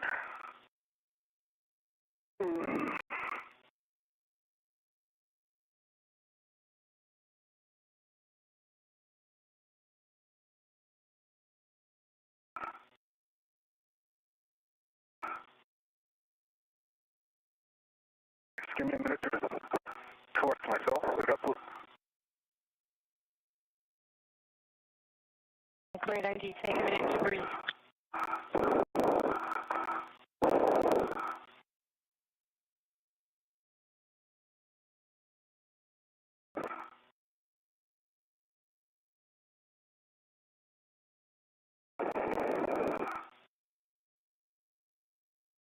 And if you're just joining us, we are 7 hours, 12 minutes into today's spacewalk.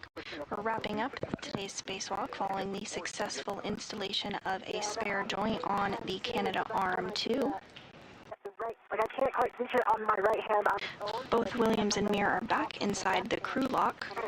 When it's on the spot. Sometimes then that added pressure gives it enough. Darn it, it's not working. Alright, let's keep trying. If you want me to try to come back, I can also do that. The button's going down, it's just like it's super stuck in there. It's the button, I'm hitting the tab, I'm pushing the button, and it's... Yeah, I know, I understand, yeah.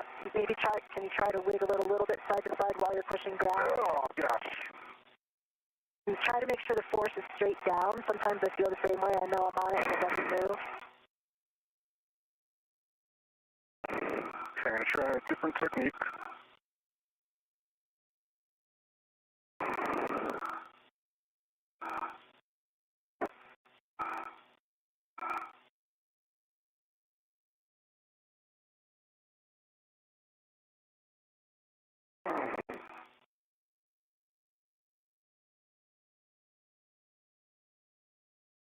Oh, I know I can get this. Come on. No, you can. Yes, you can. Oh.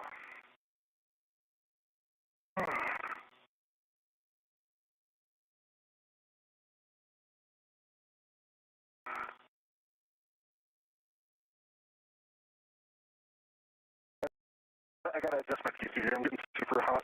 You want me to come back and try? Yeah. Do you wanna give it a shot? Okay, hold on. Let me get my mini workstation back up. Let me see if I can. I'm gonna give it one more shot.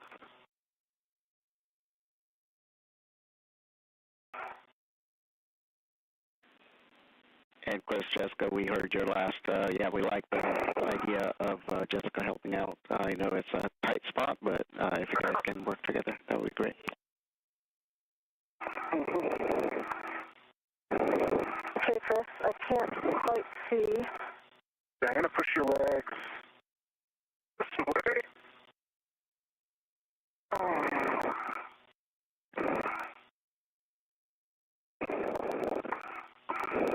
Can you get your legs?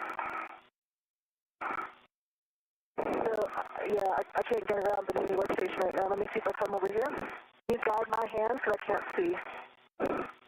Okay.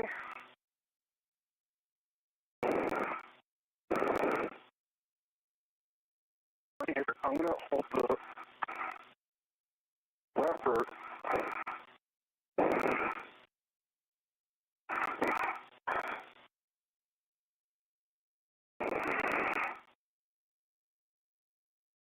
Get up. Yeah, I can see it. Got the lever up. I can't quite get back far enough. If I'm hitting your QRT, can you move your QRT?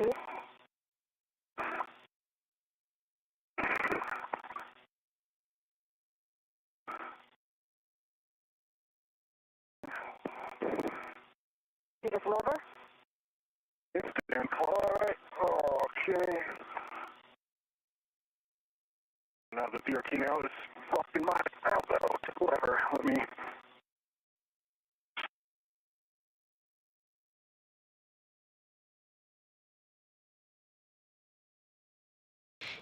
And we are in a brief handover period between satellites.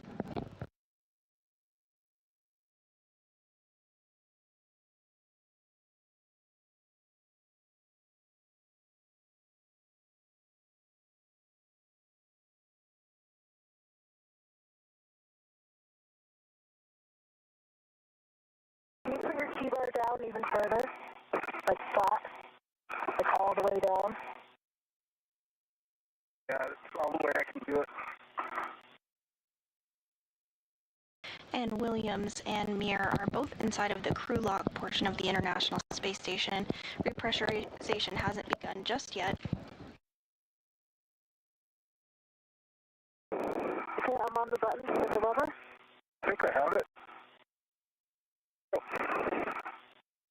Yeah, I'm pushing you away. Gonna need to brace. Yep, hold on, let me go. The O2 actuator on Williams' suit is proving to be a bit tricky to press, so NASA astronaut Jessica Meir is moving on over to see if she might be able to press it on her end while inside of the crew log. I'm on the button. I think I have the lever up. You're not on the lever. Let me get the lever. Yep, you get the lever.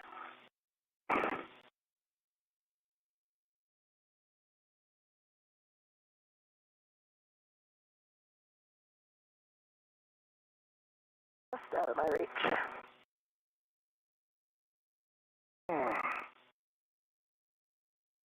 I think I'm going to need to try to turn a little bit more. Unfortunately, for the MWSs, I'm just... Yeah, can you put yours all the way down, maybe? Does that give us clearance? I don't know. Sorry, I'm making you help me like this. I can't get it. And I don't want you struggling. I'm like, it's not there. The BRT's in the way again. Yeah, I'm going to just back up. All right.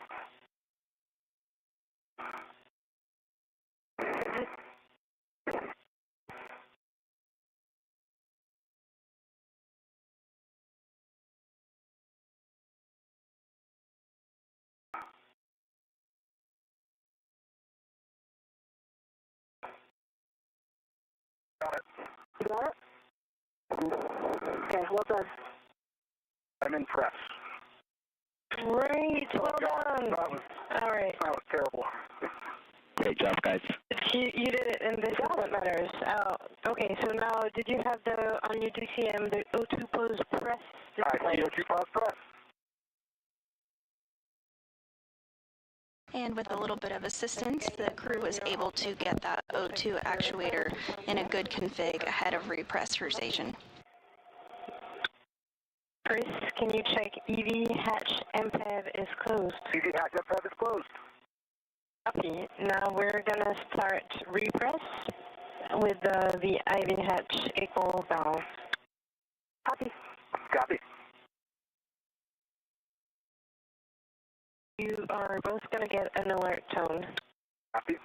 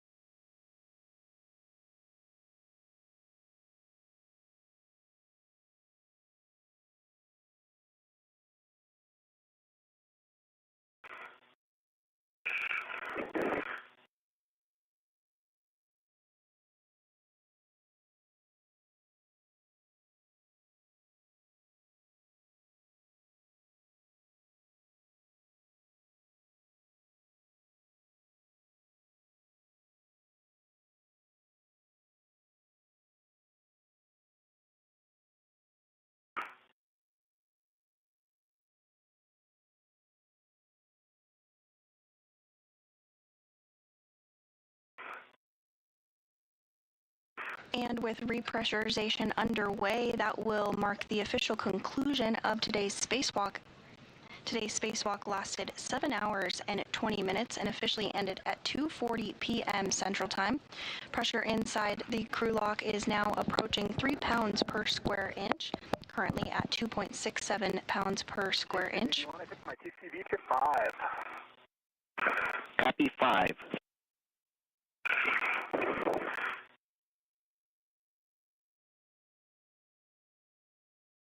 Repressurization will occur up to the point of 5 pounds per square inch, at which point a pause will occur and some system checks will take place.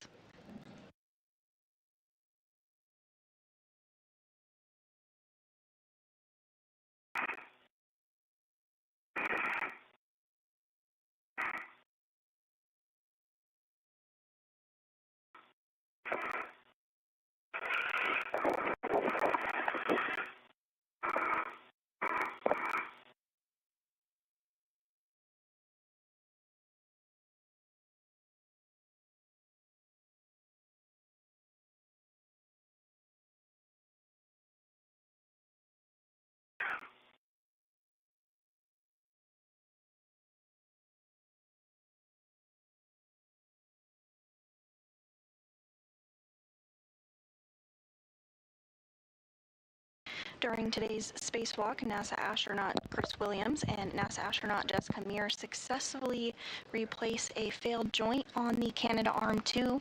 That was joint number 5. They replaced the arm joint with a spare that was outside the International Space Station. Today's spacewalk was the 280th in support of space station maintenance, assembly, and upgrades, and the 3rd of 2026, as well as the 3rd of Expedition 74.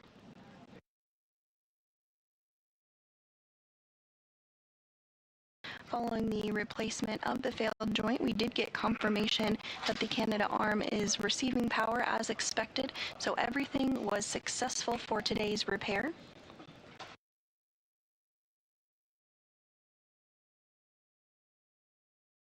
Pressure inside the crew lock portion of the International Space Station approaching 5 pounds per square inch, currently at 4.85. Again, today's spacewalk was 7 hours and 20 minutes.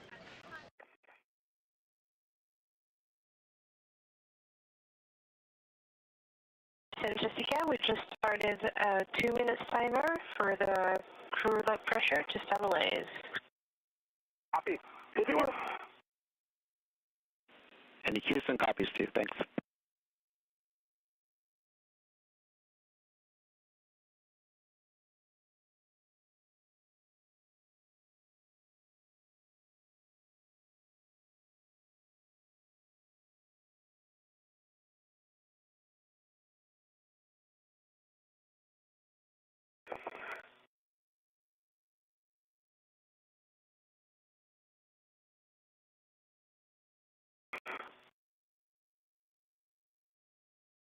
Sophie, for the rate, I am able to clear, but I'm having to use my Valsalva for my right ear, so let's not increase it. Let's keep it where it is, and I'll let you know if I need to reduce.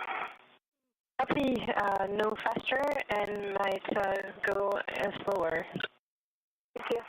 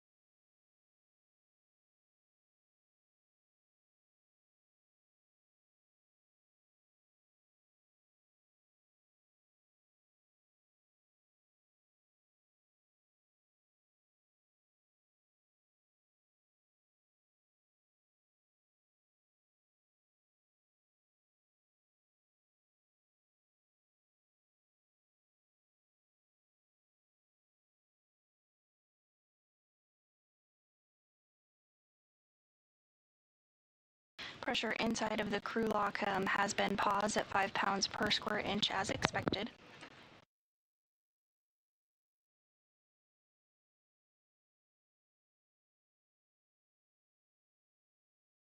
And with today's 7-hour, 20-minute spacewalk, we do have some updated statistics for you that we'd like to share. Today was the 280th spacewalk in support of station assembly, maintenance, and upgrades. The third out of station this year, the third of this expedition, Expedition 74, and it was the second spacewalk of Williams' career. He now has a career total of 14 hours, 22 minutes under his belt, and this was the fifth spacewalk for Meir, totaling 36 hours, 6 minutes. After this 1 minute. And so, Jessica and Chris, we want you to check your switch glove heaters are off OFF.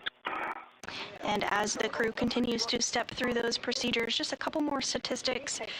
The spacewalk did last, of course, 7 hours, 20 minutes, and in the space station's lifetime, we have had 73 days, 21 hours, and 54 minutes worth of spacewalking time. Thanks for report for EV2. Okay, just small back dots for EV1 and nothing EV2. Now on your DCM, both EV1 and EV2, you have put your O2 activator to IV.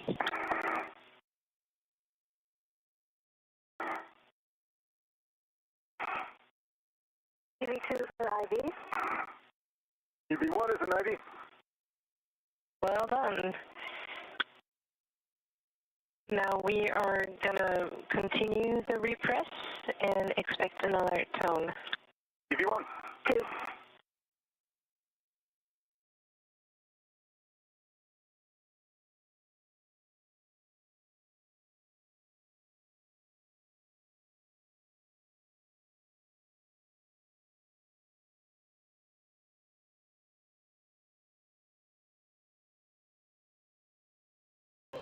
And repressurization is back underway. Pressure inside the crew lock continuing to climb, now at 5.5 pounds per square inch. Again, we'll get to about 14.5 pounds per square inch, which will be the equivalent of the interior portion of the International Space Station, at which point hatches will open, and both Williams and Meir will be brought back inside the equipment lock of the International Space Station.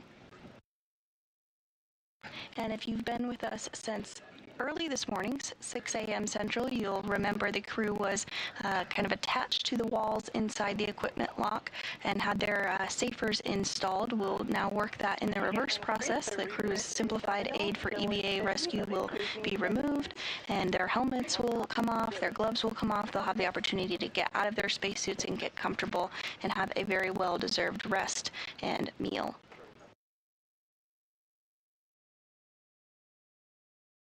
Again, today's spacewalk did last 7 hours, 20 minutes. While inside the spacesuits, the crew is not able to eat, but they do have a drink bag that they can utilize.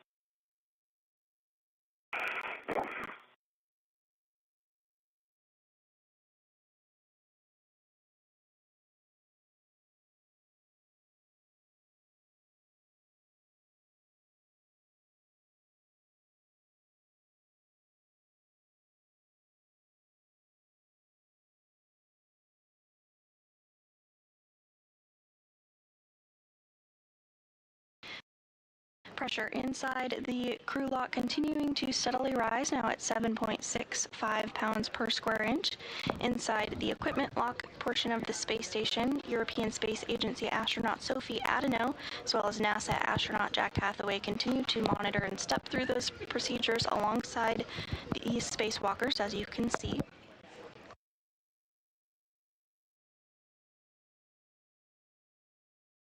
And Jessica, we are reaching 8 psia, and slow and steady increasing. EV1? 2.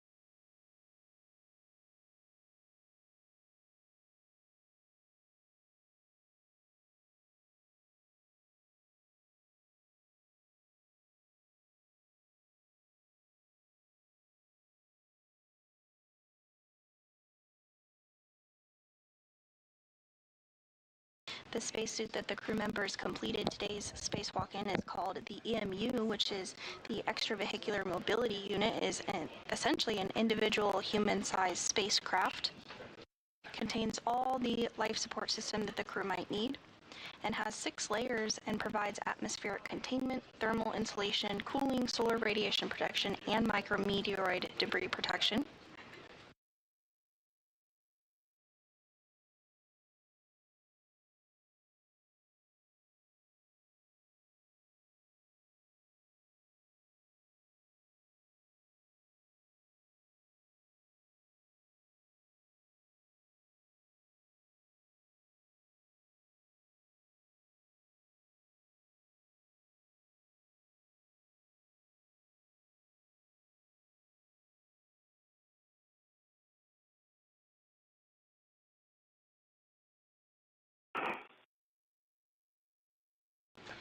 Now approaching 10 pounds per square inch inside the International Space Station.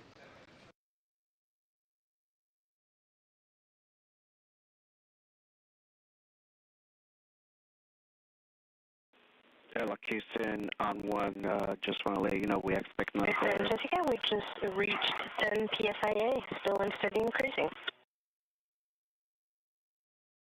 1. Yep. In the airlock, we expect another 5 minutes or so.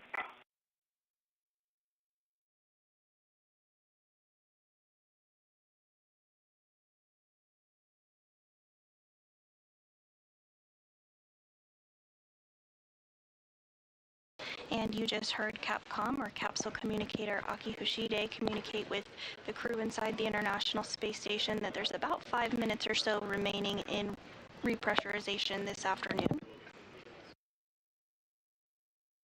Following repressurization, the hatches will open between the crew lock and the equipment lock portion of the space station, and both Williams and Meir will be assisted back into the equipment lock portion, which you see on your screen currently.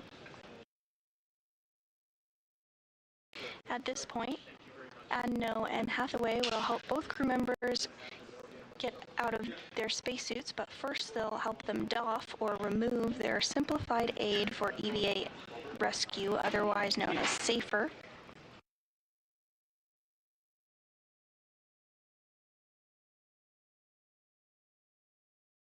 The SAFER, which is sometimes referred to as a space jetpack, is a compressed nitrogen-powered backpack that allows a crew member to maneuver back to the International Space Station in the unlikely event that they were to become untethered.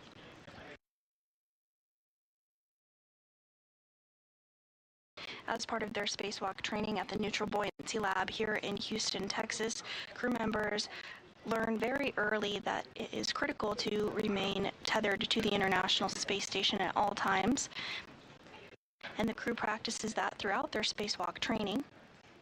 no matter what the task for the particular spacewalk might be. However, each crew member does wear the safer that simplified aid for EVA rescue during their spacewalks, just as a precautionary measure.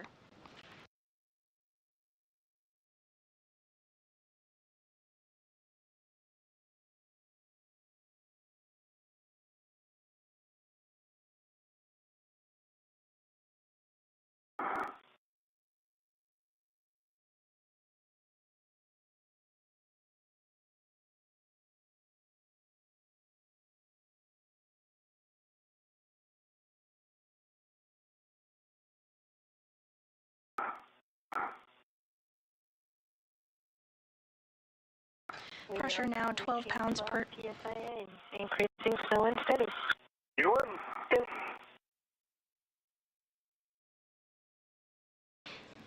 And pressure inside the crew lock now about 12 pounds per square inch.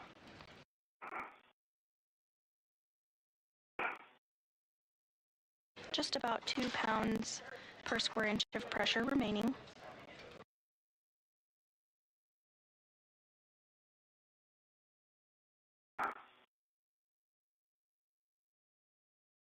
Today's 7-hour, 20-minute spacewalk was the 280th in support of space station maintenance, assembly, and upgrades, and successfully restored functionality to the Canadarm2 following a joint failure.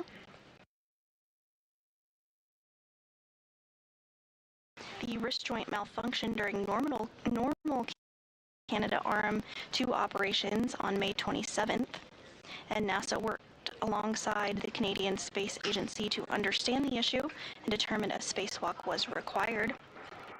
Repairs to robotics like the Canadarm2 are normal and expected after more than 25 years of continuous operations, and the system was designed with replaceable components and planned maintenance in mind.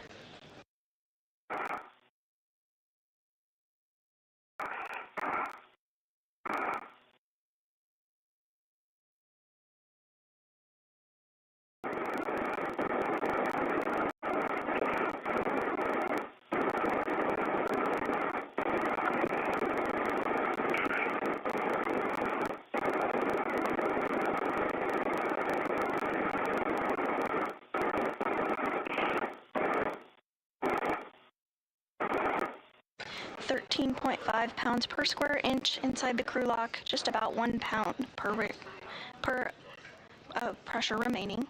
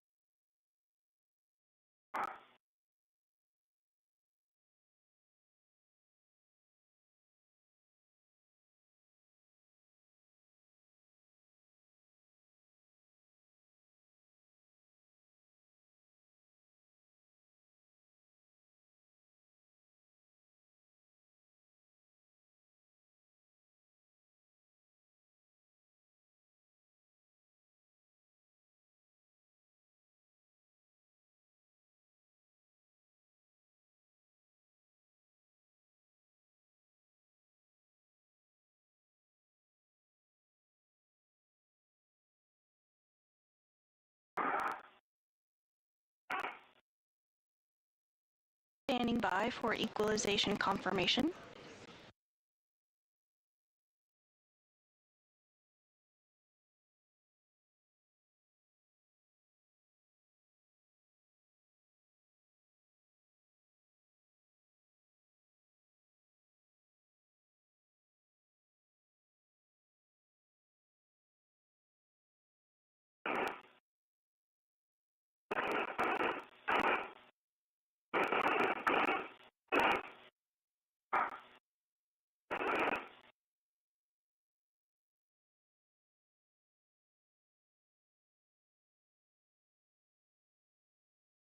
To increase this equalization complete, we are going to open the IV hatch.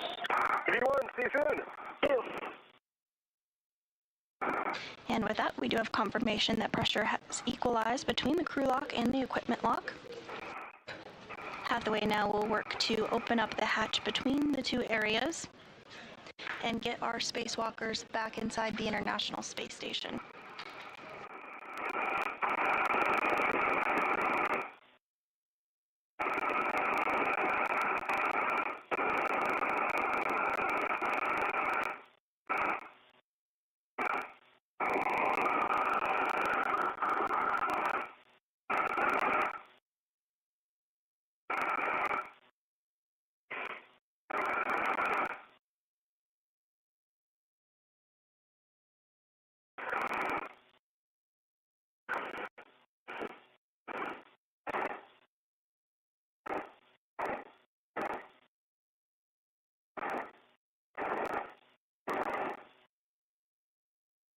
And the hatch has been opened between the crew lock and the equipment lock.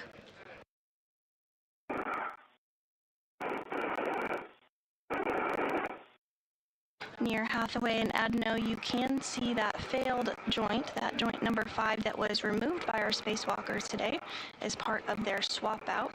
I'm not sure if my tether's released or not. Do not, hold on. I got you.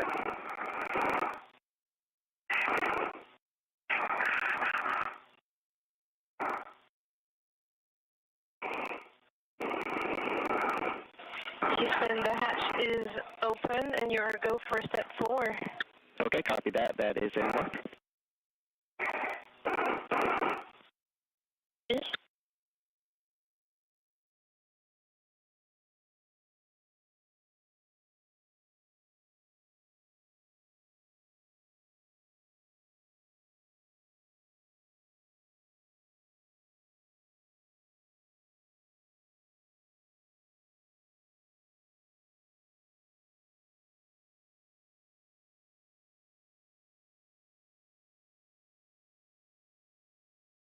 And it looks like first back inside of the equipment lock portion of the International Space Station will be NASA astronaut Jessica Meir, who has a total now of 36 hours, 6 minutes of spacewalking time during her 5 spacewalks. EV crew are no longer hot mic. Copy.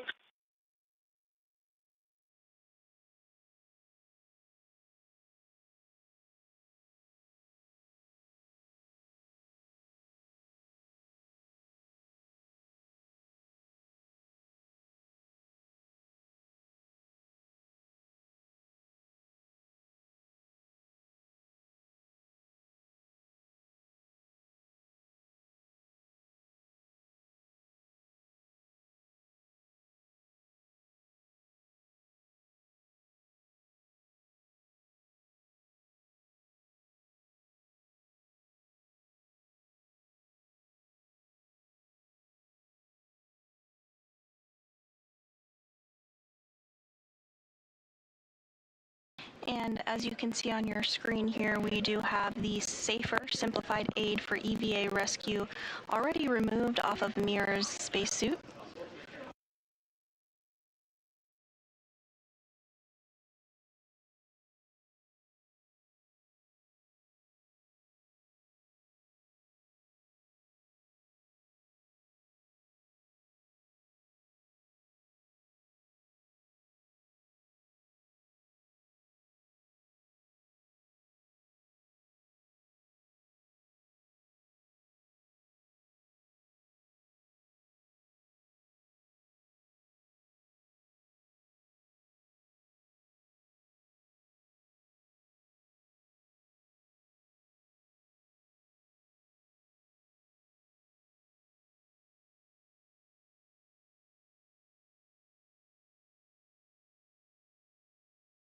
And while Adeno goes to store the simplified aid for EVA rescue, Hathaway is going to work to get Meir situated in order to continue the doffing or removal of the spacesuit process.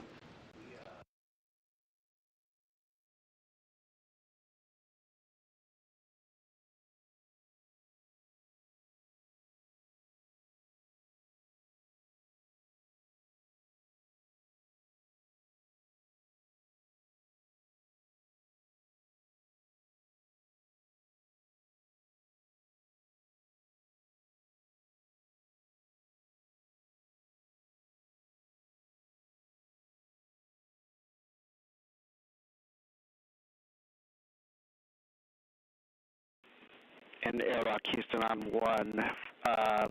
Be advised for EV1, when you go to step 7, he reported some black smudges on the gloves, so we'd like you to use the damp towels to clean those.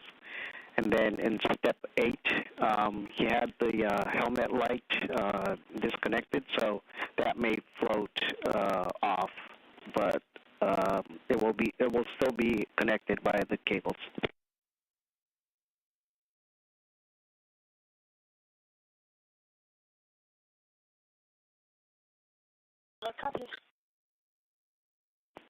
And Sophie, we do have you in the Node 1 camera.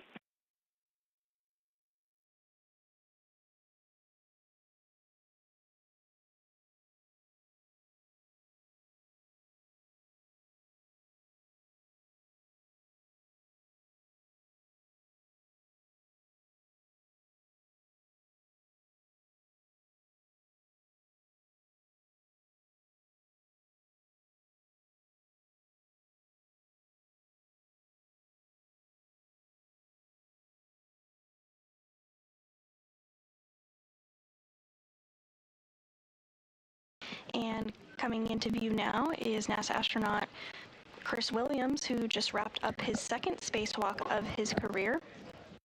He now has a total of 14 hours, 22 minutes of spacewalking time.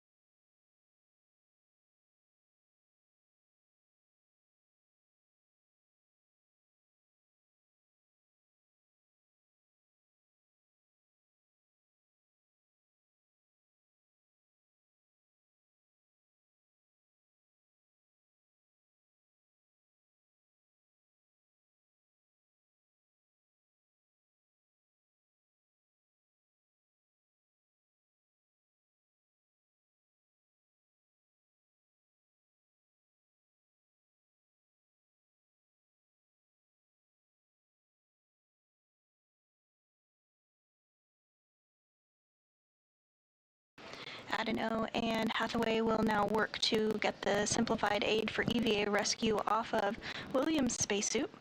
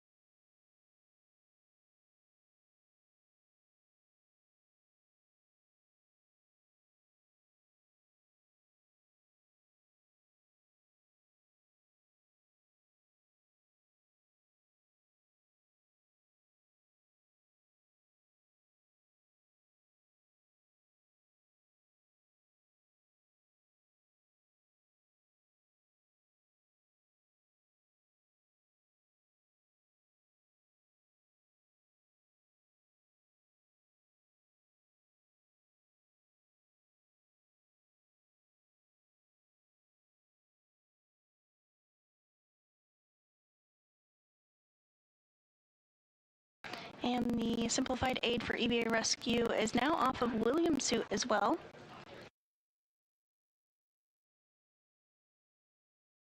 Hathaway getting Williams into position to help continue the process of doffing or removing the spacesuit. As you can see, he's taking off that mini workstation on Williams now. That's where all their tools and tethers were configured throughout the spacewalk, including the pistol grip tool, which, as you know, has been utilized quite frequently during today's spacewalk.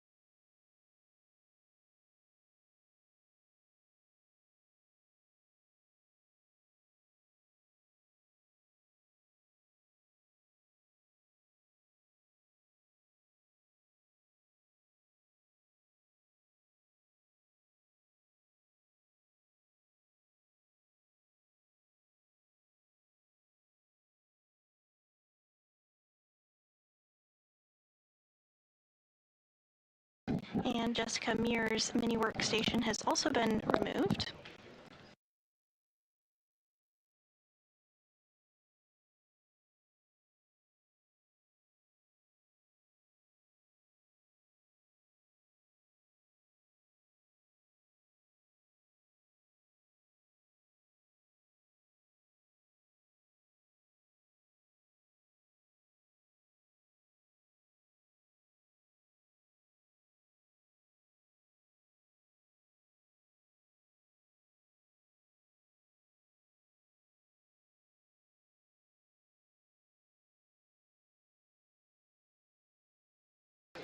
And it looks like Hathaway is now working to remove the helmet of NASA astronaut Jessica Meir, completing her 5th spacewalk of her career.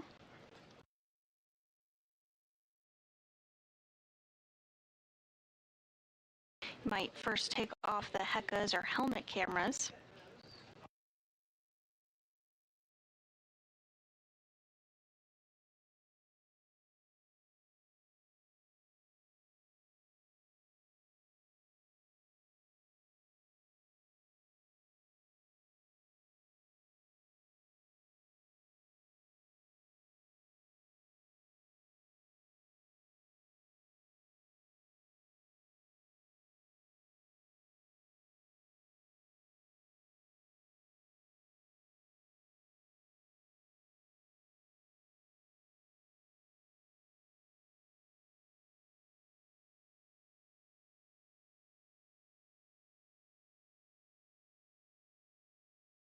And back inside of Mission Control Houston, you're getting a view of the Orbit 2 team, who has been led by Flight Director Fiona Ankoviak. 18-minute LOS. The team is beginning handover to the Orbit 3 Flight Control team, who will be led by Flight Director Ronak Dave. But you can stow it. And the suit conference and the PMC, we can pick it up after we come back.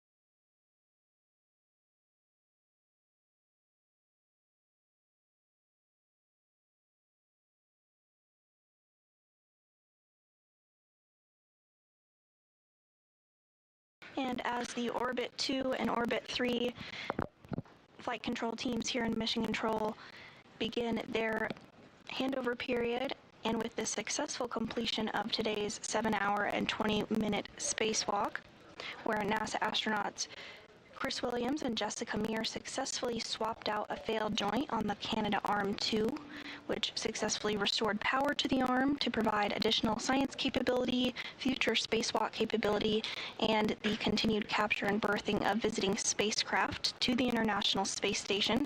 That is going to wrap up today's spacewalk and conclude our coverage for today. But I did want to say thank you so much for watching and following along with us today. Signing off for now. This is Mission Control Houston.